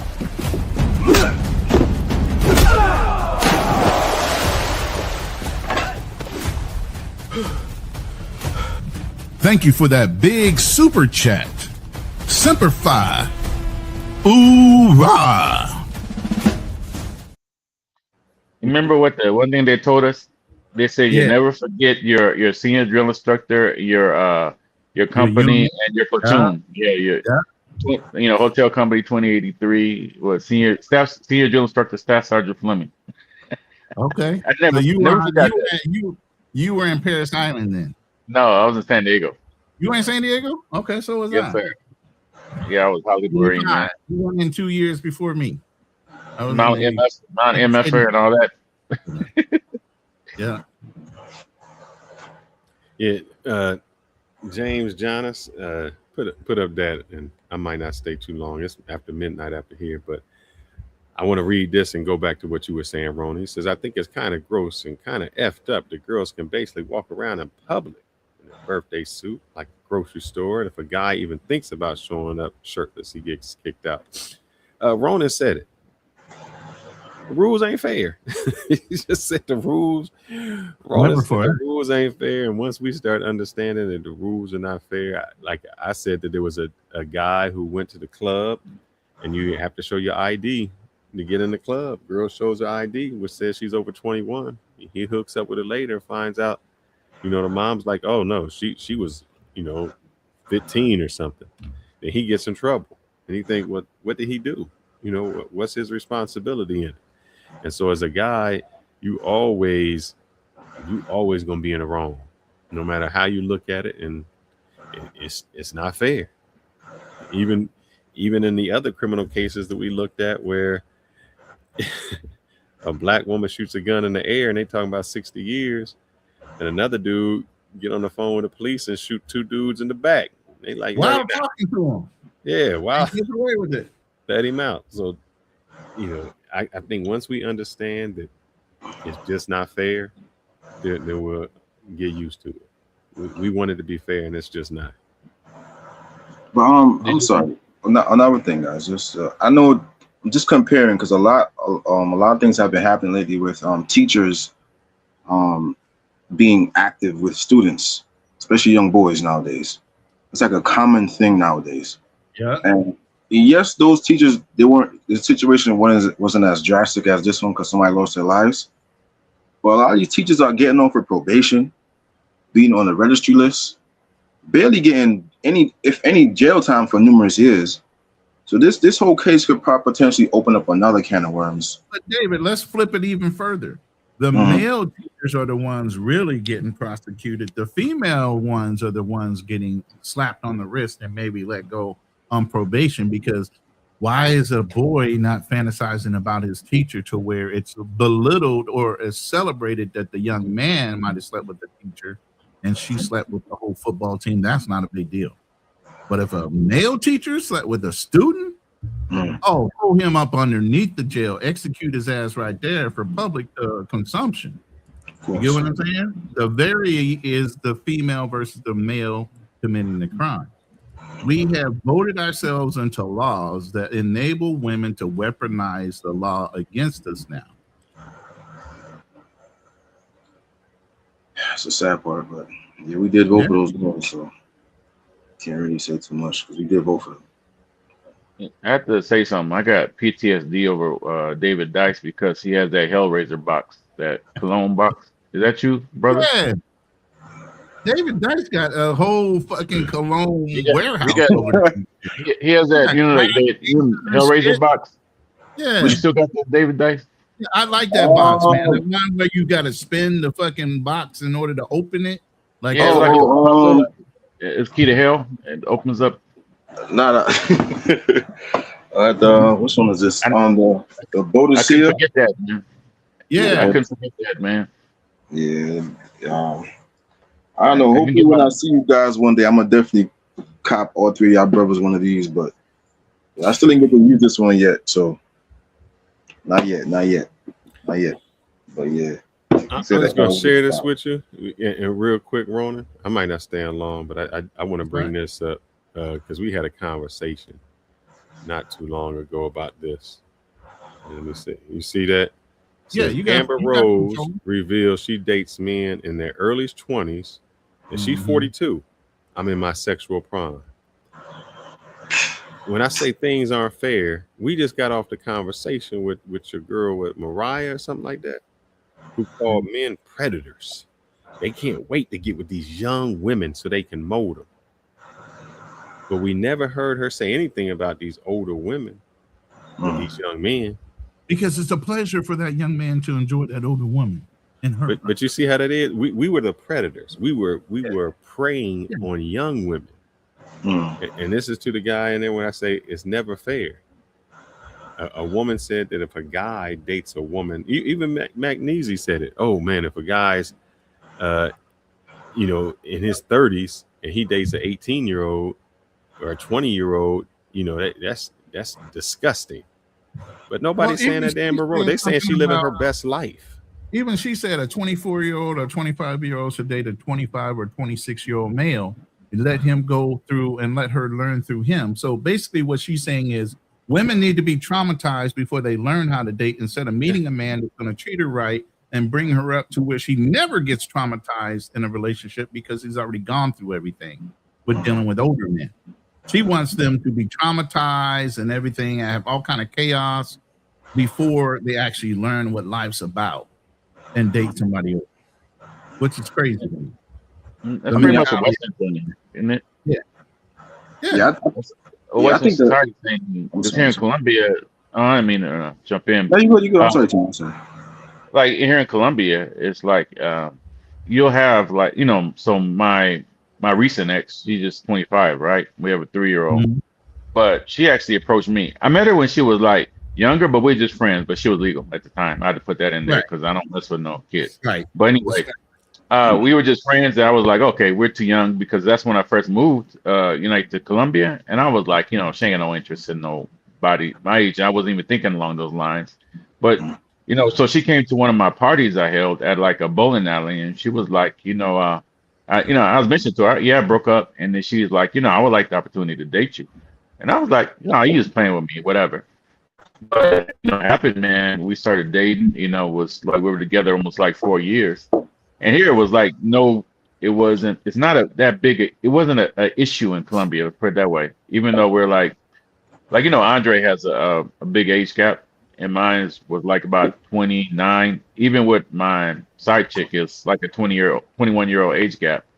But here, it's like nobody looks at it like that way. And I realized Mariah kept trying to say that, and I'm glad you said that. The girl Mariah kept saying, girls 18 to 25, that you preying on them. And when I was on, I said, look, sometimes these women are the predators. They're the one that's going after men that are older. Just like you said, she waited for you to be single, and she let you know. It wasn't like you came at her like I'm ready. She let you know, hey, I want to date you. Yeah, because when you move from the U.S., to Colombia, you don't even think that way. You think that the younger, ones in their mid-20s or whatever, they're just kind of messing with you, and they're only with you about the, maybe about financial security. Well, so to answer the question in chat, I'm 54 right now. But everyone, I talked to several of my female friends here in Colombia, and they were like, no, she's serious. They were like, to us, love is love as long as the woman is an adult. We don't see anything wrong with that here in Colombia. So even though there was like a 20-something-year-old age gap, it wasn't an issue. And for a while, we got along really well. She was like, very peaceful, easygoing. And I think, Dre was saying, there's something they like to, they see you as being more stable, and they like, they can learn a lot of things from you. So I didn't feel any type of awkwardness, even walking, through the mall or whatever. Nobody ever looked at us strange or anything like that. Yeah, and I don't have a problem with that. And I tried to explain that, but the girl kept saying, oh no, it's these men. Y'all want these young men, these young women that y'all can take advantage of. And I said, lady, I don't know what you're talking about. You live in delusion. There's some of these women who are seeking the men. Right. I mean, just to sorry to cut you guys off, but I think go ahead. if you want to maintain, I'm speaking only for the men. If you want to maintain a level of peace, good health, and overall peace of mind, you need to stop having conversations with women in the States who can't even rationalize their own behavior. So I'm not going to sit there and try to explain to you the reason why we date women who are 25, 24, 23. How is your dating life? Maybe you should take notes from me. Maybe you will have a better dating life. But I'm not going to sit there and try to, explain to you, hoping that you understand. I'm not going to explain anything to you. Better yet, I'm not even going to talk to you about it, because our level of thinking are two different ways of thinking. So that's the best way we could deal with it, is don't acknowledge it. Don't acknowledge it. It's surprising because she lived in Colombia for a while. That's what's surprising. But I've noticed, and I can't generalize all young people, but I noticed that some of the younger content creators, they tend to overgeneralize from their experience. And I've seen this for Austin and some other people. They'll make a general comment. This is the way it is. Black people don't have any success or whatever dating in Colombia because I didn't. And I'll see this a lot, even from. But some of there's no way you can do it. Right. It's some of the older, more mature people. We don't see it that way. And so I would have actually older people. They were like, why do these beautiful younger women always approach you, man? I'm 33. I'm in better shape. I'm not crippled. I'm not middle aged, whatever. And I said, but they would see women approach me, and they would just be wondering how you doing it, man. I was like, I just think that women, since of course there is a socioeconomic gap here, and they don't. Women seem like they don't want to. They see it more risk, like dating younger men sometimes. So I kind of, I see it that way. And if you take good care of yourself and you look good, then they don't see a problem with dating. I even asked my former girlfriend. I was like, I'm like, you're the same age as your mom. Don't you feel awkward about that? She was like, no, because you look nothing like my mom. You look like 15 years younger. I was trying to show that, and so you can read your super chat, and I couldn't get to the share Google, so maybe you can. Oh, that's a shared Google link. I think it's to oh man, flight arrangements. Mac ain't playing, man. Mac already got flight arrangements. He's like, just book the ticket, and he's willing to go ahead and throw that money back at you. Yeah, he gotta let that go, man. You gotta let that go. Hey. Yeah, I saw that. I wish we could get beyond that, man. I mean, I'm not talking about Mac, nothing like that, because I did see the person make the threat, and we shouldn't be coming at each other like that, man. This is like social media. It's like on the Boondocks, that Ninja Moments stuff. Right. You can't come at a grown man with no threats, man. I would be upset too. I mean, somebody's, coming at me like that. But yeah, I feel you. Like two things. I wanna, because the last time I mentioned this, but how ladies are always a nigga moment. Oh, I'm sorry. Yeah, I was because I had a lady I was talking to. She's an older lady, like in her 40s, and I would tell her like, yo, I really don't want to deal with you because you old and your body can't keep up. So she's like, you want to deal with young? You going right for the jugular? That's life. You can't tell a woman the truth like that. What's wrong with you, David? She can't walk. Feed them the truth. You can't do that. She can't walk. She can't walk in the park too long. Her knees hurt. So I told her I want to deal with a younger woman who's in shape. Her first thing she mentioned to me was, "Oh, you want to deal with a woman who has less sexual experience than me?" I said that to that. Right, and then I remember not too long ago, Phyllis made a video. I bookmarked it on YouTube. He was like, "Your body count is not just a number. That's who you are." So I wanted to pull it up and play for, but my phone died. I was like, this is exactly what we're talking about. Your first initial thought is to, instead of understanding where I'm coming from, you want to insult me by saying things like that. So you know what? I don't want your AARP money. You could keep that to yourself. Have a good day. That's it. Bro, you just cutting them down. Like, I don't want your AA. American Lie. He said, how much was my age? I got to think. I don't blame Brother David Dice. I don't blame it. She's trying to stereotype you for like one of them rap dudes, man. That's not. That's wrong, man. I'm a 14. I got a 14-year age gap. Mine is 32. Mine is 32. Yeah, I'm at 14. Yeah, I don't like stress, and I don't like people who don't take time to rationalize what they're saying. So that's why you coming at me. Have a good day. Walk it off. You tough, right? But the rationale, what the other person said, and this is, and I'm gonna move this back to what we're talking about too.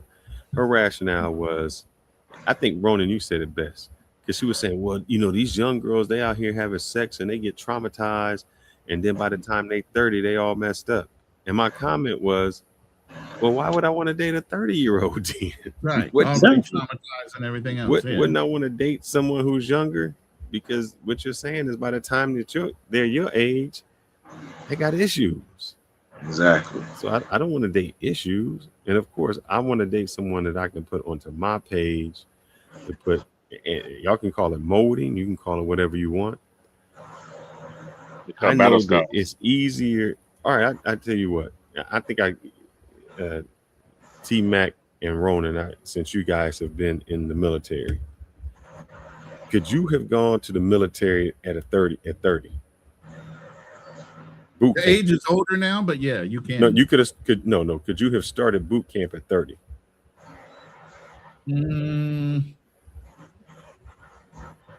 Not knowing what I know by 30, no, I wouldn't have gone in the military. T-Mac, could you have entered boot camp? You done live life and then you go in at 30. No way, because I see now how much I could have, because all the earning potential and like the maturity and things I've done in life. I'm not even talking about that. I say that because I know, like Riddick Bowe. Let me say it like this: at 18, I joined a fraternity. There's no way I could have joined a fraternity later on in my life. I couldn't have let them people do half the things they did to me. I couldn't have been they could not have mentally brainwashed me. I'd have just been too set in my ways. I would have either quit because I know I could quit. They would have brainwashed you. No, I wouldn't have let them because I'd have quit. That's what I'm saying. At a younger age, when you come out of high school, it's easier to mold you to how they want you to be. When you get older, it's harder. I'm trying to tell you, my mindset, the way I was as an architect, dropping out of college and going into the military, I didn't think you could brainwash me. It wasn't until the Gulf War and we were steaming from Hong Kong to Kuwait, I realized I was brainwashed at that point. Up until then, I didn't think they had brainwashed me, broke me down, none of that. I was still fighting against the fucking machine. If a fucking racist ass gunny was in my face, I fucking told him where he could go take a fucking flying leap. You couldn't stop me from opening my mouth the whole time I was in the military. I didn't really think I was brainwashed because I still had freedom of who I was conceptually. But when danger was coming up and they were getting us ready to go into battle, bruh, that shit snapped right in place. I was like, what the fuck?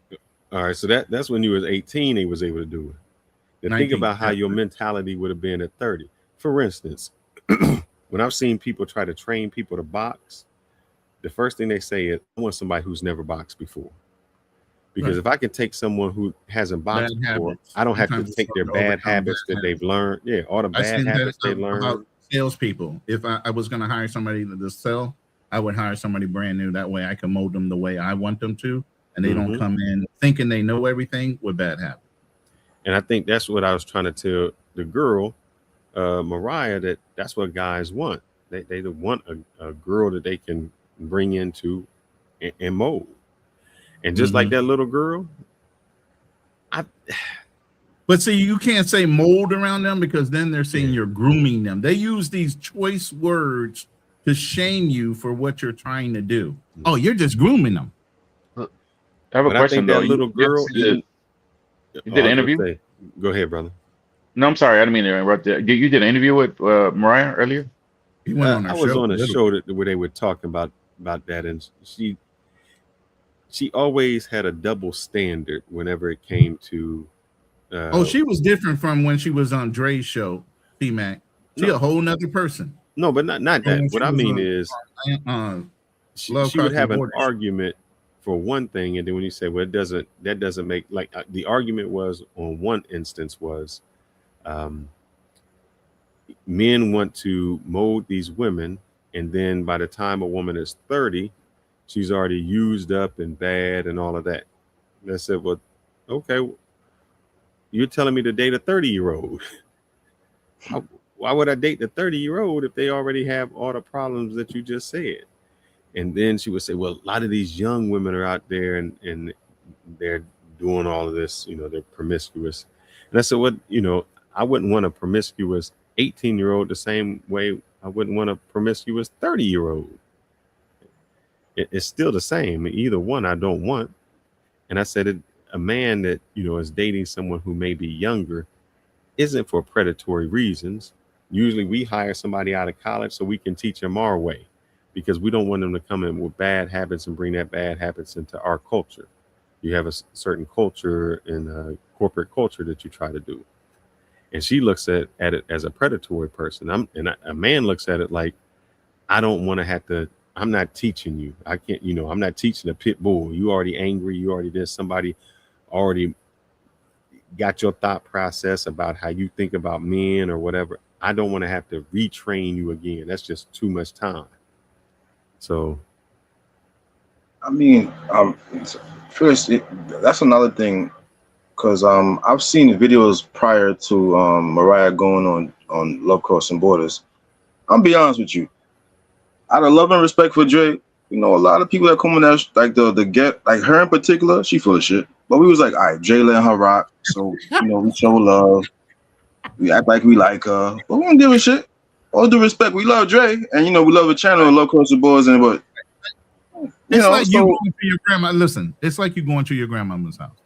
You know what the rules of that room is going to be, so you're going to act accordingly. So she went in, acted accordingly. But then when you get her out of pocket, then all of a sudden she reverts back to being who that westernized ex-stripper used to be. You get what I'm saying? Exactly. But yeah, you get in a room like even here when we were about to have the argument that was going on between Nakneezy, and we call that to attention. That does go on here. We have professional, man conversations without involving feelings or getting too out of pocket. You get what I'm saying? Right. So know the rules of the room. When you walk in, you just act accordingly. You can put on, sheep clothing for a while and then rip it off and become that wolf when you walk out. And that's what she does. She puts on the act, but then when you get her frazzled, and the reason I brought it up into what we're talking about now is there is never, in her eyes, the women never are responsible. There's no accountability for any of the women. If it's an 18-year-old if it's an 18-year-old who took advantage, like in Thailand of the guy, it was his fault. All the time, it's always the man's fault, no matter what. And I'm like, at some point, the responsibility, it's a shared responsibility. And I agree with you. Yeah, and I think that I was gonna say, I totally agree with Fearless, but there's like the ideal, how it should be and how it is. But what the way that like women are being taught with this feminist movement, it's like always the man's fault, and especially, and I know there might be some sisters watching, but in the Black community, especially, they took that to a different level where like the woman is above reproach in a lot of aspects. Because my mom even acts that way. She comes to me and saying, as a woman, I was like, Mom, how are you being a woman is gonna be any different where we're part of the same species? You know what I'm saying? So why are you gonna be saying stuff like that? I said, Mom, don't bring up that feminist stuff. What's right is right, what's wrong is wrong. You being a woman does that give you extra like insight, over what's right, more than me. And that's why I read the comments for what we were talking about with this lady, Miss Scott. What's her name? Miss Scott? Kendra Scott. When I read the comments, it was every woman that's a predator, die. She did the best thing. It was no logic placed in it. It was all emotion. It was kill him. I'm glad he dead. He's this. All the way through. No, it was nothing. No accountability held for that woman. And I'm like, at some point, y'all got to look at it logically, and say, who's right, who's wrong. You can be mad, but you can't do certain things. But it was straight down the line. I'm glad he dead. It was no regard for human life. Predator, pedophile, kill. Wow. And I was, I seen comment. Yeah, I respect and I cherish Black women. My mother's a Black woman, everything like that. But also I hold them accountable. If somebody's gonna come at you wrong, I'm not gonna just like all of a sudden just like give you the benefit of the doubt just because you're like a woman. I come at them logically and say, okay, because you have like a uterus, that makes you more insightful than me. And then she thinks for herself. And she says, she's like, son, you're right. And so it's not about disrespecting them. It's just the fact that, I try to, approach it logically and let them know what they're saying. It's not fair or doesn't make logical sense. And it's more out of emotion than out of like actual logic or realism sometimes. I'm not saying, with a blanket statement that all, Black women are usual. And let's say this. Everything is the meaning word when men do it. When women don't do it, it's something different. It's positive. It's refreshing. It's them expanding and spreading their wings. If a man tries to do it, like I said, it's grooming. When we say molding, that's grooming. Oh, that's bad. If a woman tries to teach you how she feels, then you're just being emotionally intelligent and caring towards their feelings. You get what I'm saying? That's always a positive for them, and it's a negative spin for us. Right. But I'm sorry, Nakneezy. I'm not necessarily from the queen and king class. I might be a warrior class person. I might even be somebody from the farmer class. But there were some bad wenches up in that motherfucking kingdom too. Okay, we weren't all queens. There was some motherfucking bad wenches There was harems. There was all kind of shit. Every woman was not meant to be a motherfucking queen, and every man wasn't a motherfucking king. Exactly. So, get you, but hey, we got to all stop with this. Everybody's a king and queen, because none of these women right now are acting like that. It's also how you carry yourself. Exactly. I think what's lost is responsibility. One thing for all my children, I'd say one thing I taught them when they grew up: don't blame anybody else for things that go bad in your life. And they, when they try to do that, like their moms would do, I would just look at them and they would immediately stop, because there's very few instances where you had no impact in the decision that led up to you having that bad situation. You know that this person, whatever name Keisha, was brought, get into things because Keisha did something. You got caught up with her. You had the choice to hang out with Keisha when you know she was about to BS, right? So don't come to me telling me, Dad, it's not my fault. No, I said you take responsibility for it. So that's one thing I'm very proud of my children, because all of them, they learned that lesson. You take responsibility for your decisions and you own up to it. And I think that's something that's lost in parts of our community. This is for American Live, and I'm gonna get off after this. He says, if you play chess, the most valuable piece is the one you hate to lose. King. Yeah, it's the king. It ain't the queen. Ask Magnus. He can still. Take his queen off. He can still beat you in chess with no queen. You don't need that queen on the board. The king decides whether the game is won or lost. The queen might have power to move all over the fucking spatially, all over that chessboard she wants. But when is the game over? When the king is taken, not the queen. You can get a queen back with a pawn. So what does that mean? You can take the lowest of the low woman and make her a queen, but you can never make another king. Exactly. You think the pawns are like the Pookie, so you can take a Pookie and turn it into queen. You can take a woman from Or your You can turn your hoe into a housewife. Yeah, we don't do that. You can never take a pawn and make a king. There's only one.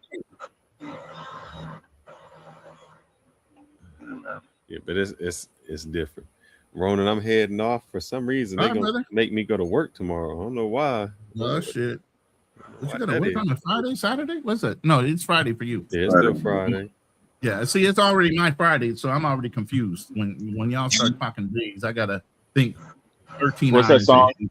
What's that song from the 90s? What is work? Baby, don't hurt me. Don't hurt me no more. Right. That's the one y'all hear. I don't know if I can do the Spanish version. What is work? There's a Spanish. Let's see. I'll play that. I don't think we'll get copyrighted for that. Shit, it's okay. I'll just cut it out. It's no big deal.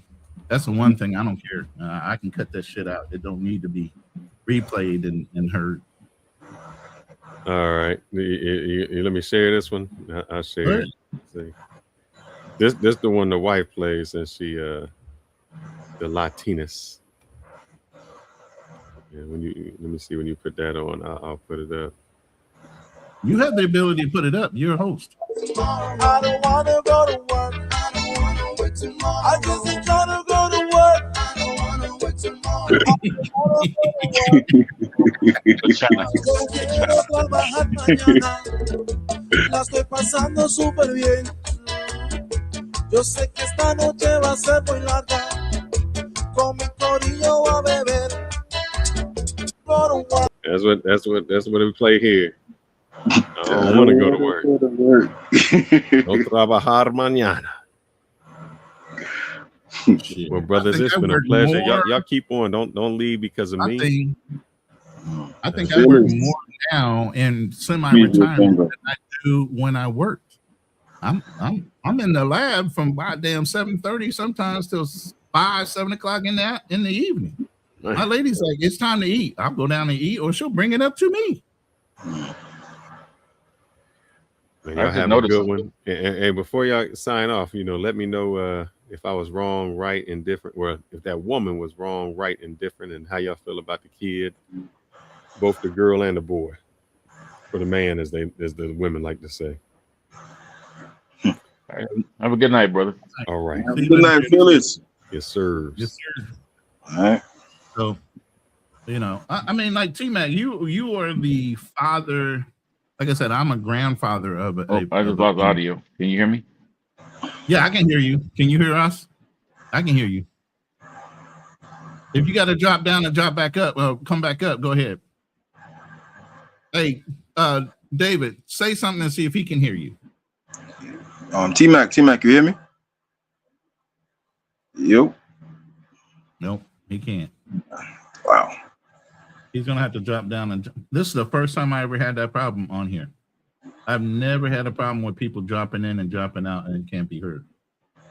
Probably connection where he's at not too good. Well, I know that StreamYard has had that problem with other people, but I've never had that individual problem to date. But it looks like it's starting to happen even with mine. I might need to wipe out my my cache. T-Mac is back on 2 channels. I'm gonna remove this one. Yeah, sometimes I get knocked off when. Yeah, but I've never had that affect my. Yeah, I've never had that affect my channel yet. It's happened on other people's show, but I've had people come up and go down all the time, and never had a problem with people not being able to hear when somebody drops off. But hey, you have it all the time. I don't know why. Is it iPhone? Do you have an iPhone or? No, I'm on a PC. Okay, yeah, I was using my iPhone and I have that problem a lot. That's probably what it is. Maybe iPhone has some kind of update that messes things up like that, you know. But no, I appreciate you guys. But T-Mac, you're the one that actually you're a father of daughters. So this is really more about listening to your opinion on the reaction of this woman. I mean, let's put it this way. Would your exes that have the daughters, whether it be the one or more, would they react this way if something was to happen like that? I don't see it, but my my most recent ex-wife, she's kind of like a tiger mom, half Japanese. And I don't know what would happen if she had some type of weapon like that. So I don't know. Irrational. I don't know if how she would react. To be honest, but really, she's hard to read. Is she more calculating than she overreacts without thinking? I think if she thought it was like some type of like assault, I think she would react violently. But if it's not an insult, I don't think she would react like that because she does think about consequences more. Okay, so then here's the thing.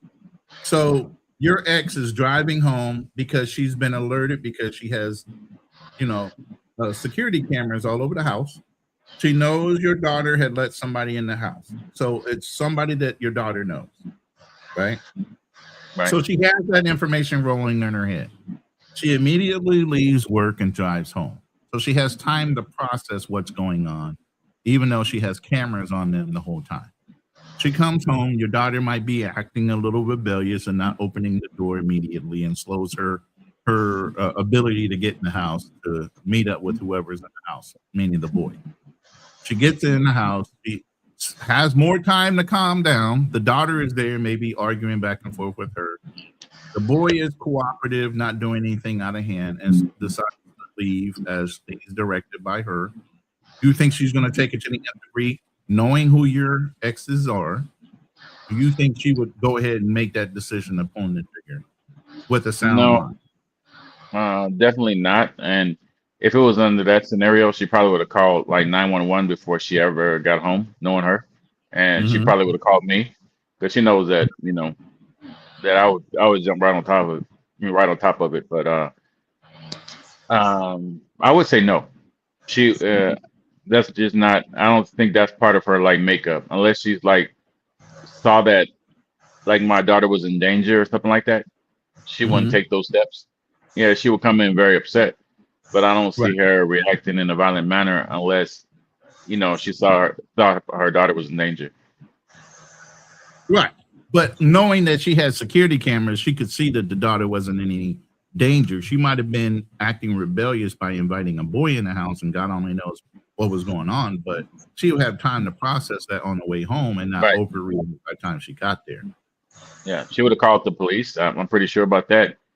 Well, first she would try to call my daughter, tell her to get, get that motherfucker out of my house. Yeah, get him out the house, and then she would have called the police if the dude didn't leave, and she would have called me, and I would have been pissed off because, my children, even though like I never ever laid a hand on my daughter, but she has like all my children have a healthy fear of me, for some reason, as they should, sir. Yes. So it's like all I had to do was like when they were in school. Our teacher was like, "Do you want me to call?" They said, "You want me to call your mother?" And they would just whatever. And they said, "You want me to call your dad?" No, please don't. In fact, my one of my kids reacted so strongly when they talked about calling me. They called CPS on me, man. They had me interviewed. They were like, "What do you do with these kids? Why are they so afraid of you?" I was like, "I didn't do nothing to them. Look at them. They don't have no bruises or nothing." I said, "I just don't allow them to one thing is that they never disrespect me." And they love me and everything, but they do have like a healthy fear that they don't want to experience something, even though they never experienced me, being violent like that. Right. They don't want to, they know I'm capable. Yeah, same thing with me. But you know what? I never whipped my kids. I had all boys. Never had to whip my kids once. One of all the ones I had, and I have 4 boys. I only had to whip one time. I always taught them with consequences for their actions. I told this story a couple of times. When I first started raising them, I gave them a choice. But there's going to be a consequence for them not listening to what I asked them to do. First time around, I said, that's 1. What's going to happen when I get to whatever the number was? Started off with 4, then it got down to only ask you 1 time.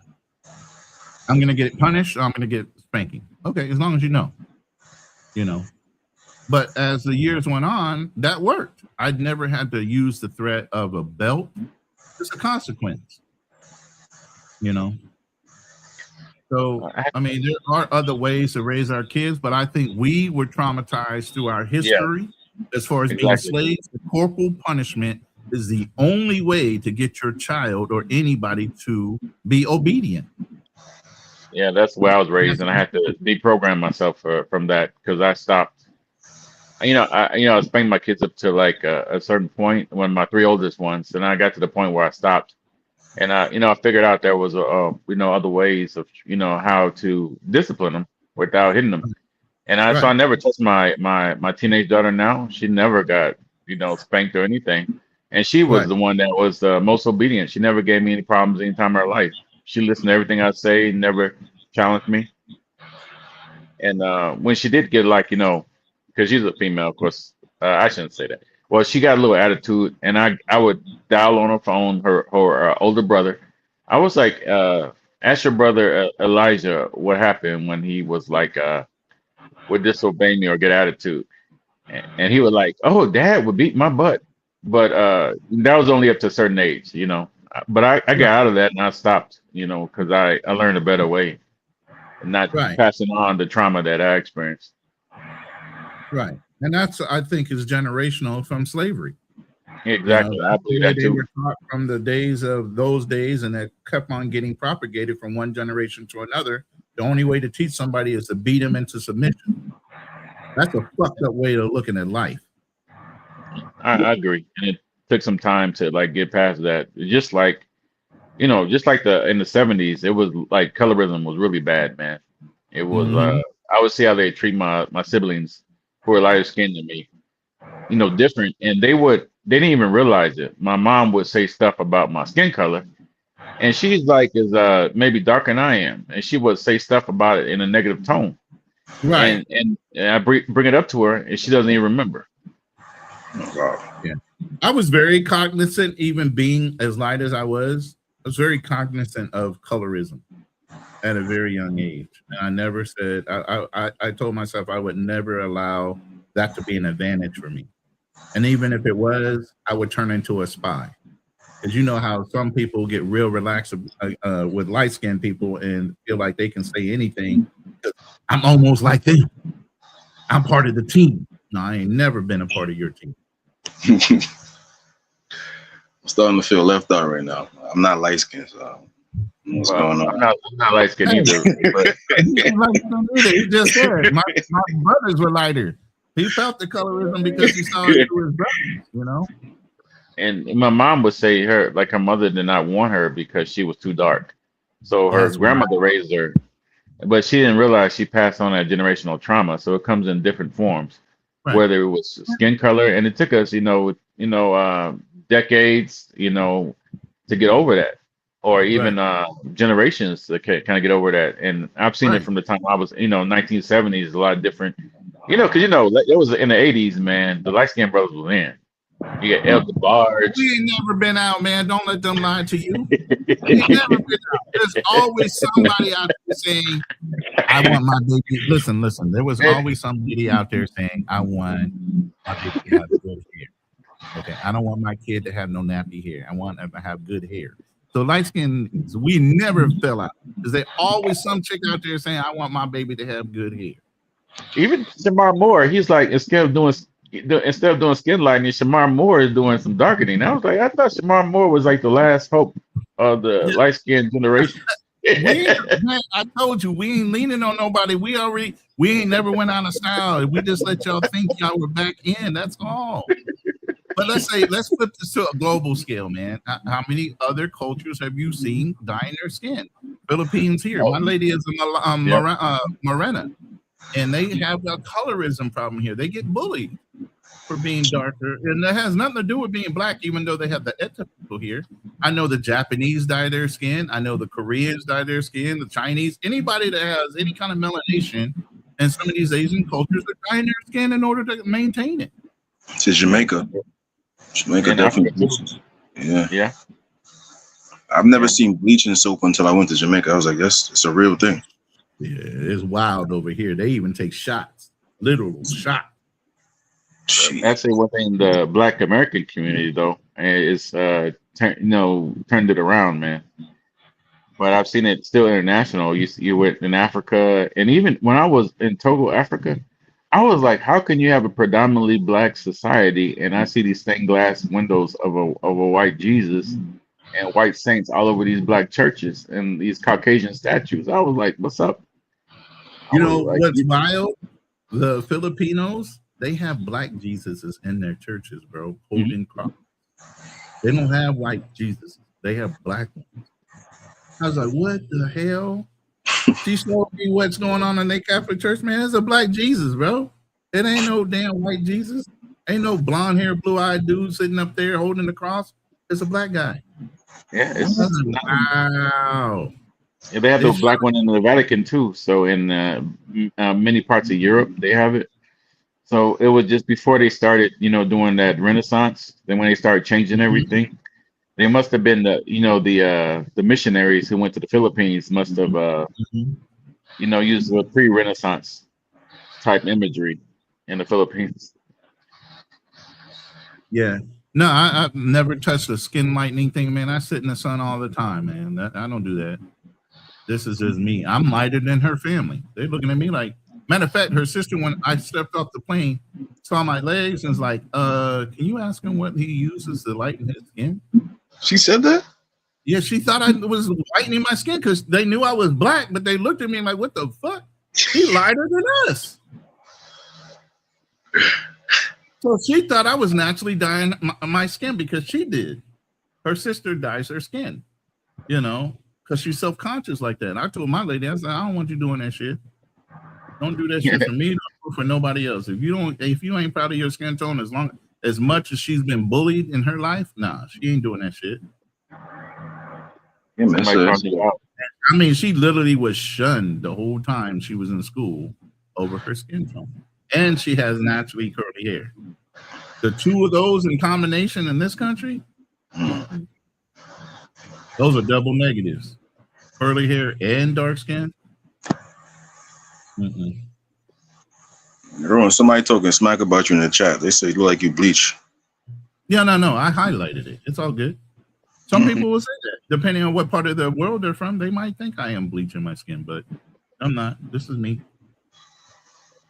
Obviously, you must not know what Louisiana Creole and and Baltimore and Virginia mixes are. They're both light-skinned people. Even to the extreme of blonde hair, blue eyes. A lot of my family members have blonde hair, blue eyes, gray. I was born with blonde hair. Matter of fact, you can still pick out blonde hairs out of my head right now.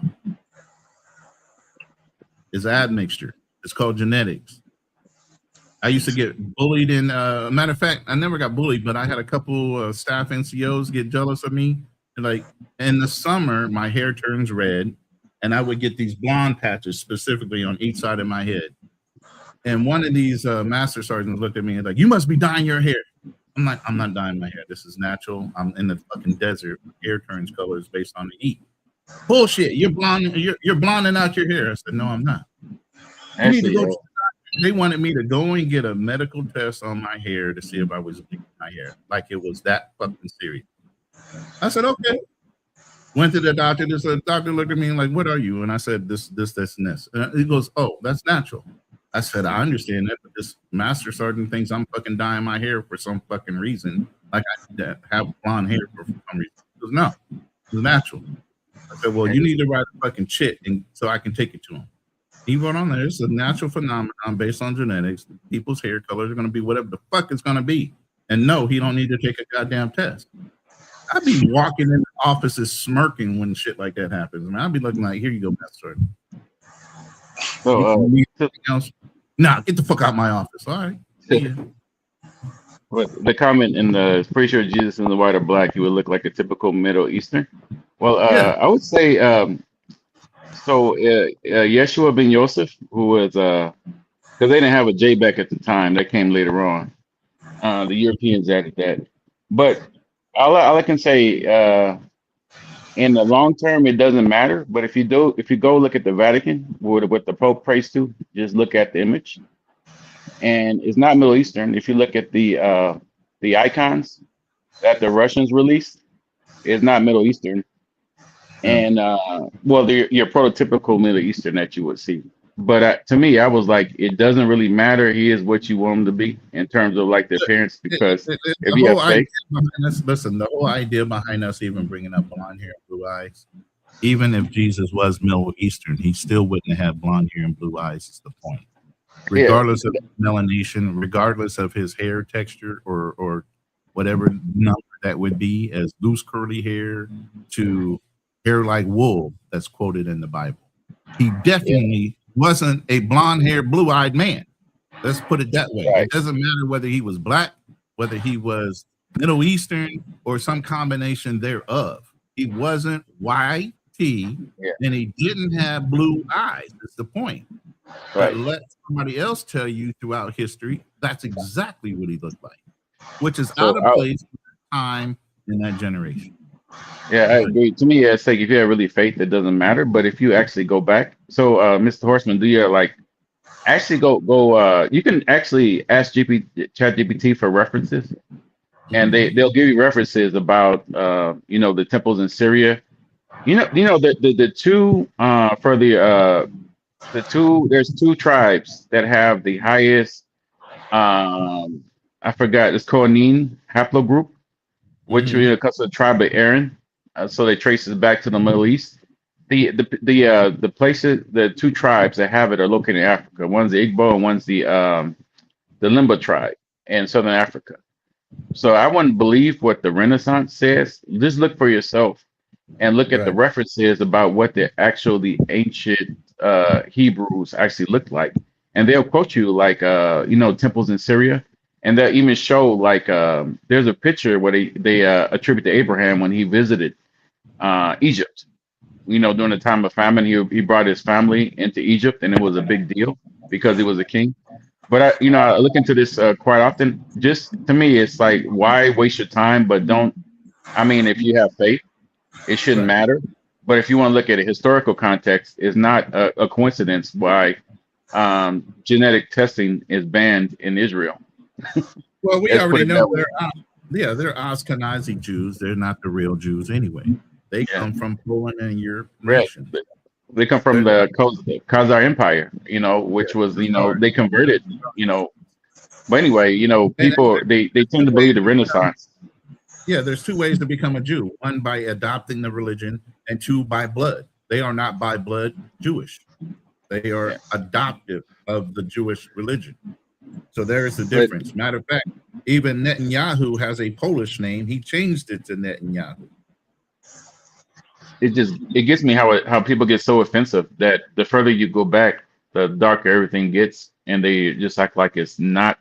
It's so offensive to say that Jesus or the Hebrews were black people. But if you actually look at it very objectively and you go look at the sources, let's put it this way: he's a heck of a lot closer to looking like a black American than he is to looking like any European. Right, exactly, and I agree with you, Horseman. Modern Iraq is Babylon. You're right, and Iran and all these places are all involved within the Bible and historical locations. A lot of countries and nations have been renamed throughout history. Right, so I absolutely agree with you. And you get no argument from anybody on this panel when it comes to the region and existence. You get the argument when people try to say they're fair skin and blonde hair and blue eye. That we all know this is a lie. And but we know that all Africa was black at one point during the Old Kingdom. Based off of science, you can't believe that's even a factual statement, and they try to make it that way. But scientifically, where did you see a blonde hair, blue eye anybody in the Bible?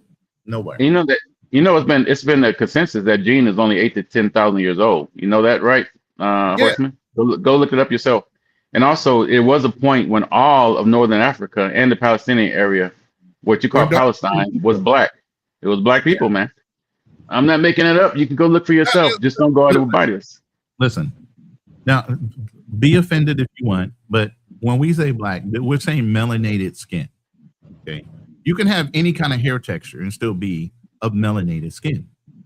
You can call yourself whatever you want, okay? But you still have melanated skin. You can call yourself an Arab. You can call yourself African. It's the hair texture that you're looking at more so than the color of your nation. There's degrees of being black. Look at me. Look at T-Mac. Look at David Dice. We're all black, but look at the degree of melanation in our skin tones. That's not an argument. All I gotta say, wasn't Moses to put his hand in his robe and then he took it out and it came out white? And also, it says I called my son out of Egypt. And back during those times, even Europe was 3,000 years ago was like predominantly melanated people. Mm-hmm. It's pretty much a modern thing. And I'm not making any of this up. You can look it up yourself. I would go look at actual sources and don't just go off of what's done, from the Renaissance, all those paintings and stuff like that. But I don't care. I just like the truth. And but to me, it's like, why even debate about it? If you want Jesus to be white, fine. Yeshua ben Yosef. If you want to be white, let him be white. I don't care. We understand. That's cool. But they were mad at Putin when he came out with them icons. No, I didn't know. What did he do?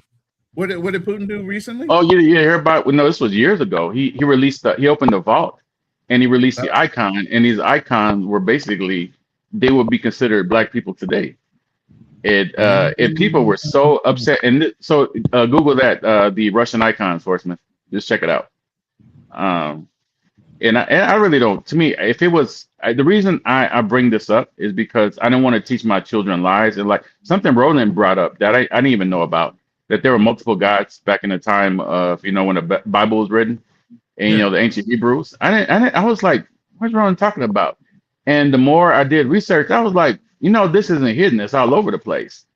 You have El is different from Yahweh. They're not. They weren't the same.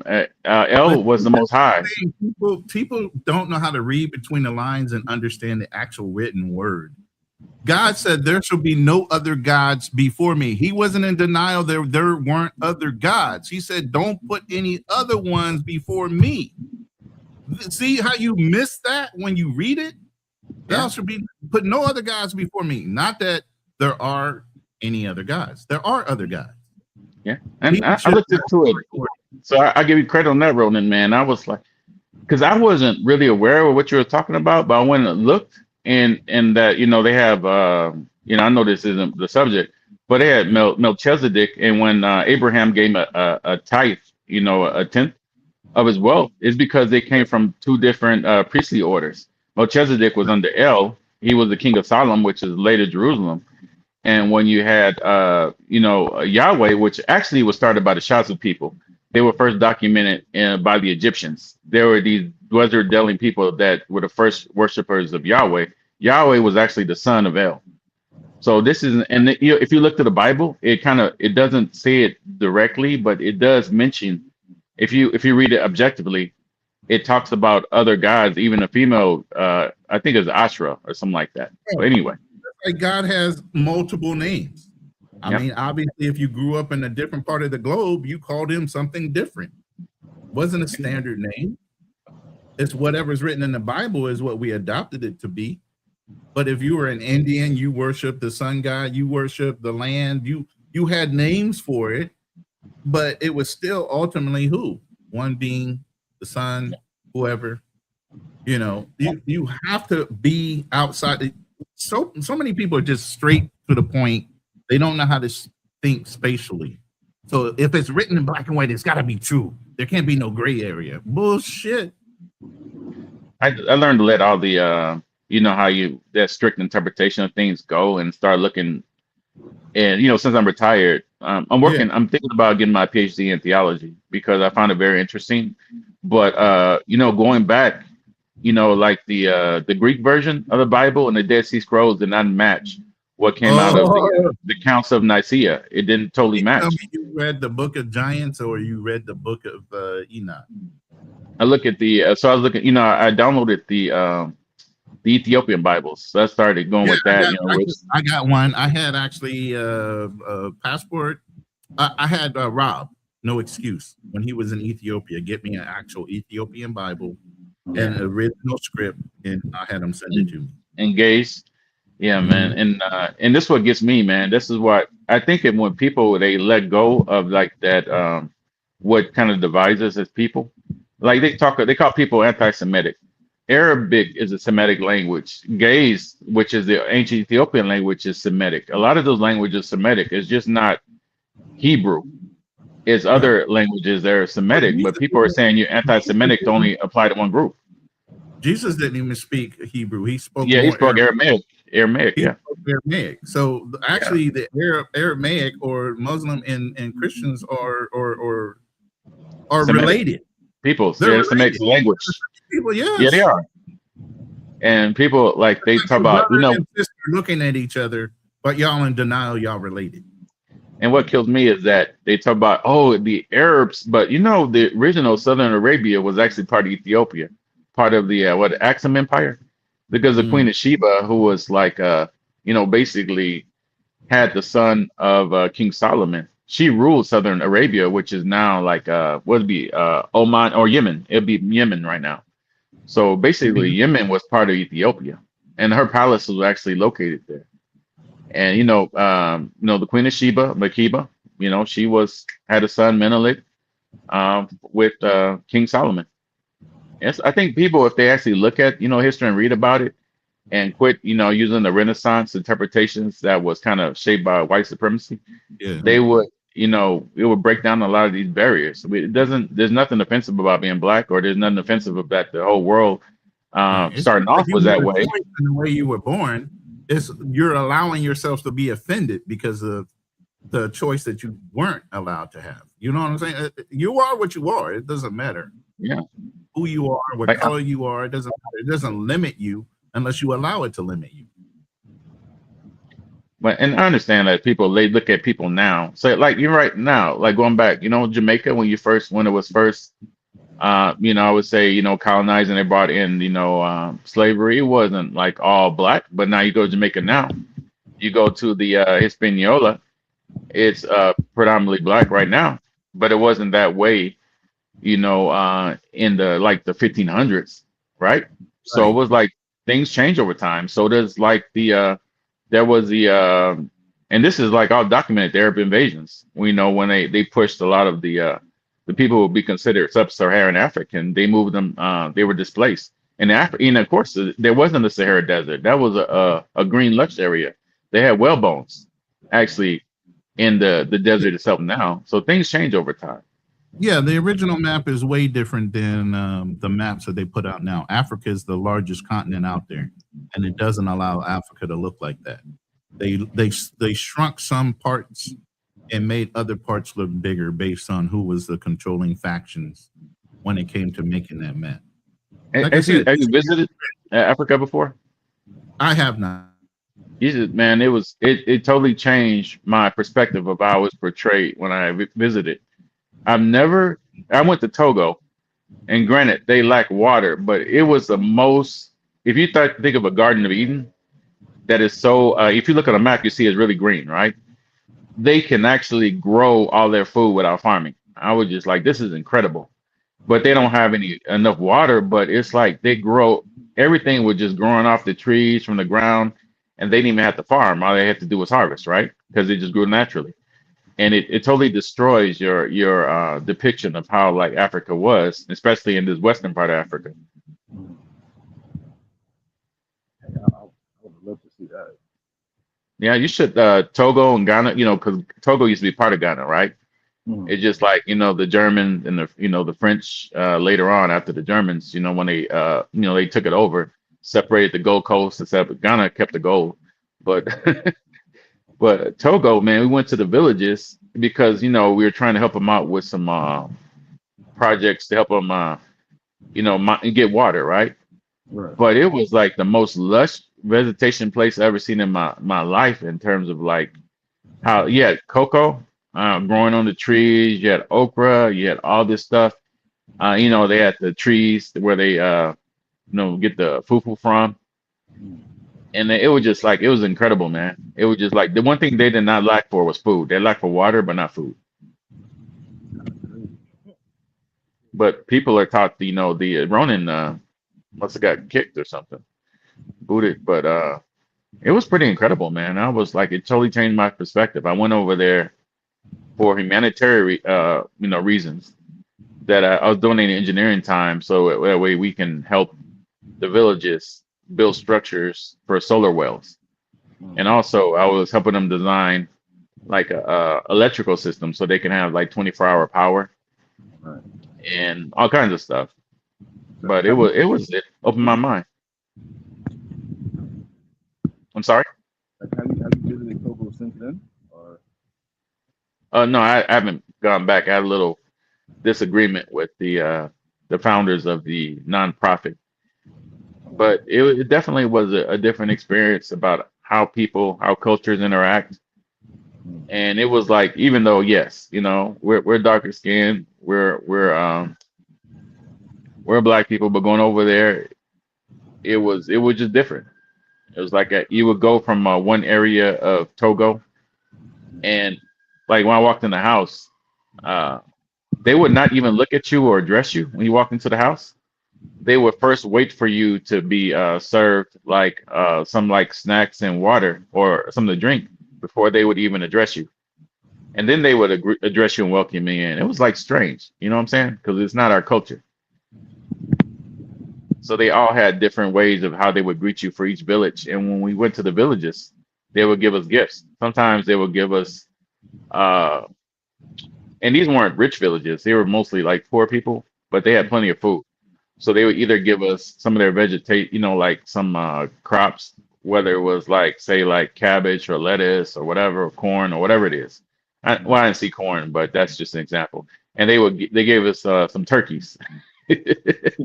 So one village, man, it was cool, but that turkey didn't last a day because one of the guys who was with us, his sister had a restaurant, so that turkey was on the menu.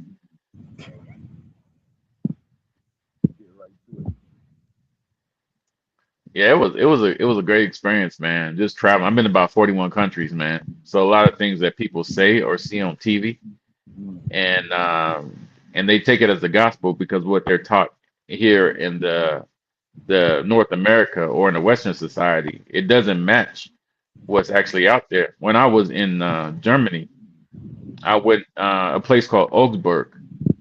You have all these black statues, and I was like, why are these black statues and paintings here? And you don't think about it because the Moors actually made their way, and they were I guess you could say they were celebrated in this town because of they gave character to it, meaning that. So this hotel I stayed in, you know, Napoleon Bonaparte has stayed in it. So it was called Drie Moorden. That means 3 Moors. So they told me that at first I was kind of offended because I said, "Why are these statues? Are you making fun of black people?" They're like, "No." They said we had it was like hundreds of years ago when the Moors were, you know, had occupied large parts of Europe. They actually made their way to this town, and it was during the winter time, so they couldn't return back to their people. They were these Moorish warriors. So the people took care of them over the winter time, and they left, you know, when it was spring. So since then, they paid homage to the Moors. Augsburg is one of the oldest towns in Germany. It was over 2,000 years old. It was a Roman trading port, or trading post, I should say. And if you type in Drie Moorden, D-R-E-I, it means 3 in German, and M-O-H-R-E-N, it means more.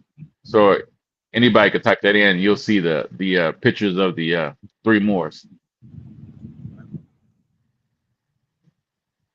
So I don't know if Roland's coming back, but it's like yeah, it's interesting, man. That's why I love to travel. I plan to go back to I spent about I've been to Spain several times, but I'm gonna spend about maybe 3 weeks in Al-Andalus.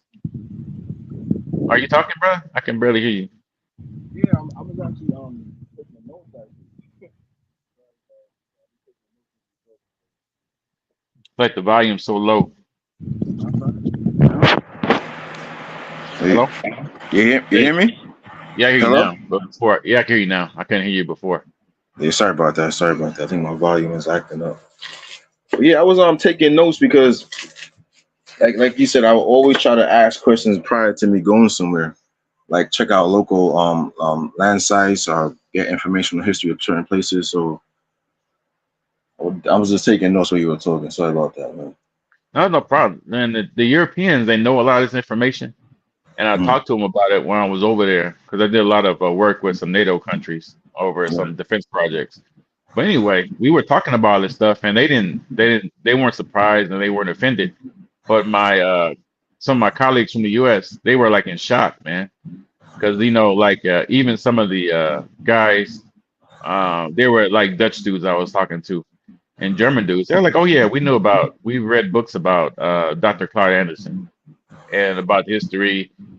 And for them, it was no surprise. But for the people who are educated in the U.S., they didn't know anything about that, and they didn't know anything about, you know, like how, like in Egypt, or you know, I'll call it Kemet, how you know, in the 1974 UNESCO conference, how, you know, like Sheikh Anta Diop and Théophile Obianga, they overturned his narrative that Northern Africa was populated by, you know, that it wasn't any quote unquote sub-Saharan people there. And Sheikh Anta Diop actually came up with a skin dopage test, where you can test the melanin content of the mummies and show and prove it. So this is all like public. You can look at it. His name is Sheikh Cheikh Anta I-K-H. Anta Anta Diop Diop. There's a university in Senegal named after him. And if you type in his name, it'll say exactly what I'm telling you about the melanin dopage test. Right. And they also have the 1974 UNESCO conference, where they settled that it was, you know, they tried to deny it, but you know, it was more sub-Saharan society, especially the Old Kingdom, when all the monuments were built. And so these two guys, he's still alive, Dr. Théophile Obianga, but Sheikh Anta Diop, he's passed on many years ago, and he was a mentor for people like Dr. Ivan van Sertima. So how does this come back? It's basically because some of these gentlemen, they wrote some works about you know, Europe, about the Moors, and there were like four different Moorish invasions, and how the first two universities in Europe were built by Africans. Right. I think it was University of Salamanca and some other ones. And when I went there, people see for themselves. A lot of times people get offended because they see what they see from the Renaissance, and they don't even realize that there's a picture that they supposedly came from Egypt, and what they did was they actually modified it, and the original painting is still there in the temple or the burial chamber, and it supposedly showed 4 different races. It showed like a Libyan, a Nubian, an Egyptian, and a Semitic person, right? While in the original painting in the tomb, they were all dark, right? But you could see the ones that they published in the books. They had purposely changed some of them to be like, much lighter skin, white, and they made the Egyptian person kind of like a brownish skin, and they made the Nubian real dark. But the original painting was definitely not like that. And it's funny how people ignore the original. And I'm not saying all this that I just I started kind of down this journey to learn about this because I wanted to teach my children the truth and not things that were just taught based upon, the Western bias. Put it that way. Exactly. Like, I know a lot of Western, any ideas that flow through the Western system is always modified to fit their narrative. So you have to take it like a grain of salt. So I could definitely see that. Definitely. Yeah. So I'm writing a book, a fictional book, and I'm also working on like a history book to kind of dispel some of the fallacies, I would say. So they published this DNA test. It was taken at it was on the outskirts of what was considered quote unquote Egypt. And it was, because Egypt over time had like a lot of invaders. So there was an area, I think it was in the eastern part of it, and it was kind of like a border area. And they said, oh, these people here had very little sub-Saharan blood, right? But when they actually went to the Valley of the Kings, I have the report, which had taken more samples, and they were taken from like the older Middle Kingdom. And it was like all these famous pharaohs. And I have I can actually send you like the spreadsheet, and it shows that they had 90% or more what would be considered sub-Saharan African blood or genetics, I would say. So that when they did the DNA test, it was pretty interesting, man. But when you go to look at these magazines, they'll show the one that was taken, which only had like 100 and something mummies, like 140 or less, and it was taken at this on the far reaches of like Egypt, as opposed to the heart of Egypt in the Valley of the Kings, and where they actually did the DNA test. And I have all the paper and everything. Hey, welcome back, Ronan. We're just keeping them some like history and stuff while you're going. I don't understand, man. The Philippines is wild sometimes. They'll just turn your internet off for no reason. It's not storming. It's sunny as hell outside. There's nothing going on, but every once in a while they just flip the switch and say, "Oh, we're gonna turn off your internet for a while." What the hell? They don't care nothing about customer service. They don't care how many people they piss off. If people in the middle of working, nothing. They just turn it off. And that's why I need patience to live overseas. Sometimes you have to have patience. Yeah. So I'm on a hotspot right now through my cell phone. Running the show. I'm running my PC through a hotspot for the internet connection to run the show right now. So yeah, I did that for a couple of days, man. For like 3 days one time, I had to use my cell phone to run my internet devices. It's crazy, man. There's some of the things I miss about being in the U.S. That's why I said I'm going to go back for a little while.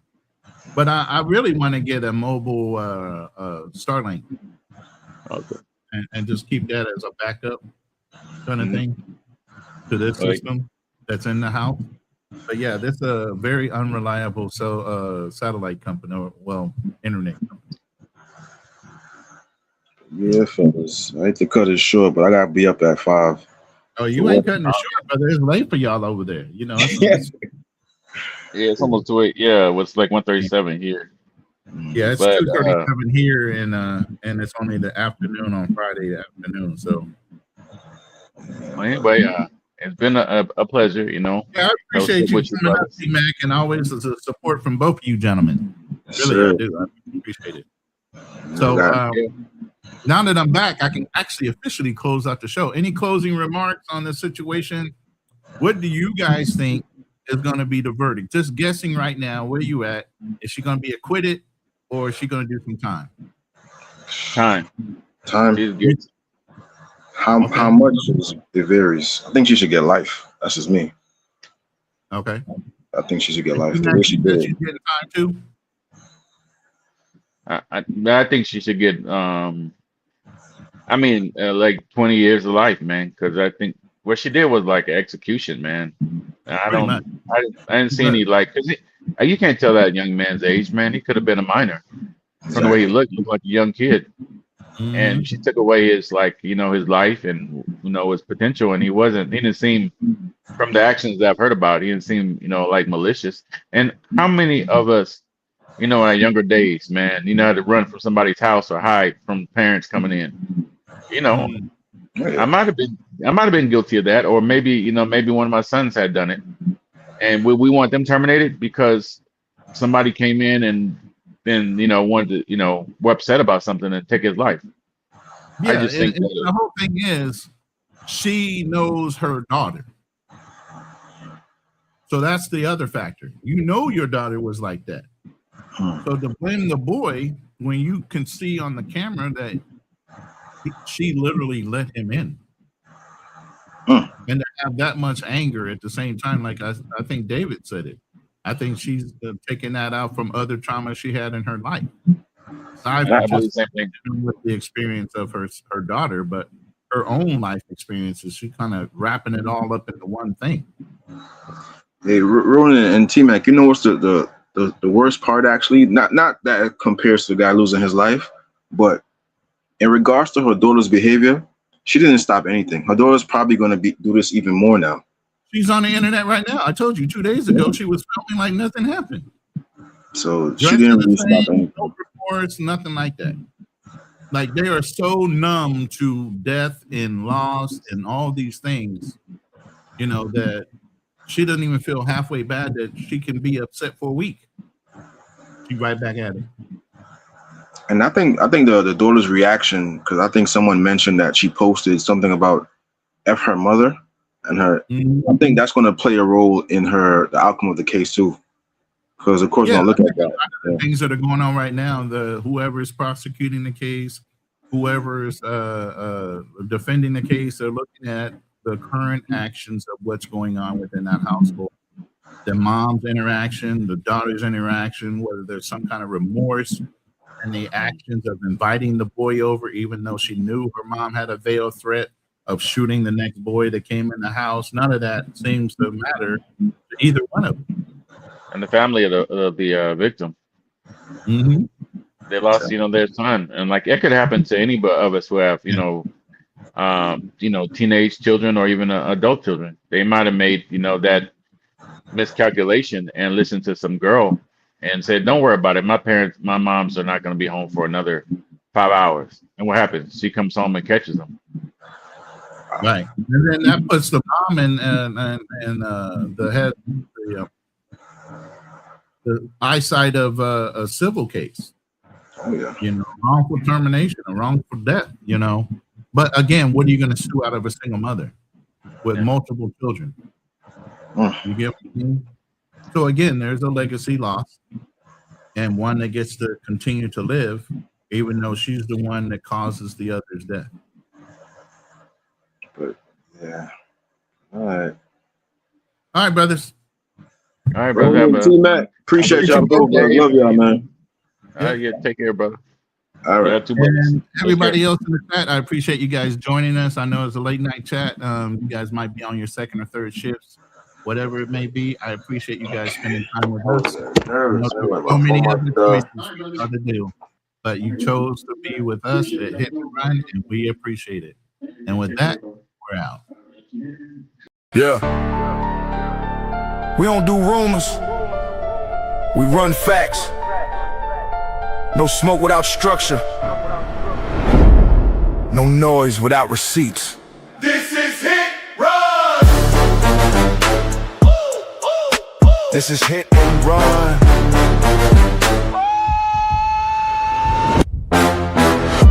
I've walked through deserts with boots full of sand. Carry more weight than most men understand. Steel in my spine, cold in my chest. You test what we built, you better come correct. This ain't no gossip, this ain't no show. We don't chase clout, we chase what you owe. Stand on the line, never cross it for fame. We say what we mean and we mean what we claim. Seen men fall when the lights got bright. Seen truth drown in a headline fight. We pull it back, break it down slow. Facts hit harder when the ego go. I've seen too many lies dressed up like kings. Too many weak hands pulling fake strings. So we step in the ring, no mask, no bluff. If it's truth you want, we call it rough. This is Hit and Run. Stand your ground till the job is done. No retreat, no second guess. We break it down, expose the mess. Hit and Run. Hard truth, overloaded guns. Say it straight, we don't sugarcoat none. We hit the facts, then we run. Fearless from the field, learn how to bleed. Fourth quarter pressure is the air we breathe. Helmet cracked, ribs taped tight. Still showed up, ready for the fight. Boxing gloves, knuckles scarred. Discipline built in the backyard. Martial code, no cheap shots thrown. We don't bark loud, we hold our own. Marcus listening and I know your grind. Carrying weight on your back and mine. Bills on the table, world on fire. Trying to keep your name clean in the wild. We ain't here to preach or beg, just sharpen the blade and protect your head. Truth ain't loud, it's cold and clear. That's why you tune in when we appear. I've seen men lose what they work to build. Over pride, over ego, over quick, cheap thrill. So we told that line, never sell our name. Legacy every week, guard that flame. Yeah, yeah, yeah. This is Hit and Run. Truth weighs heavy, but we still stand strong. No mask on, no filter tone. If it's wrong, we call it wrong. Hit and Run. Built from discipline, sweat and blood. Facts hit harder than a loaded gun. We hit the truth, then we run. No emotion, just evidence.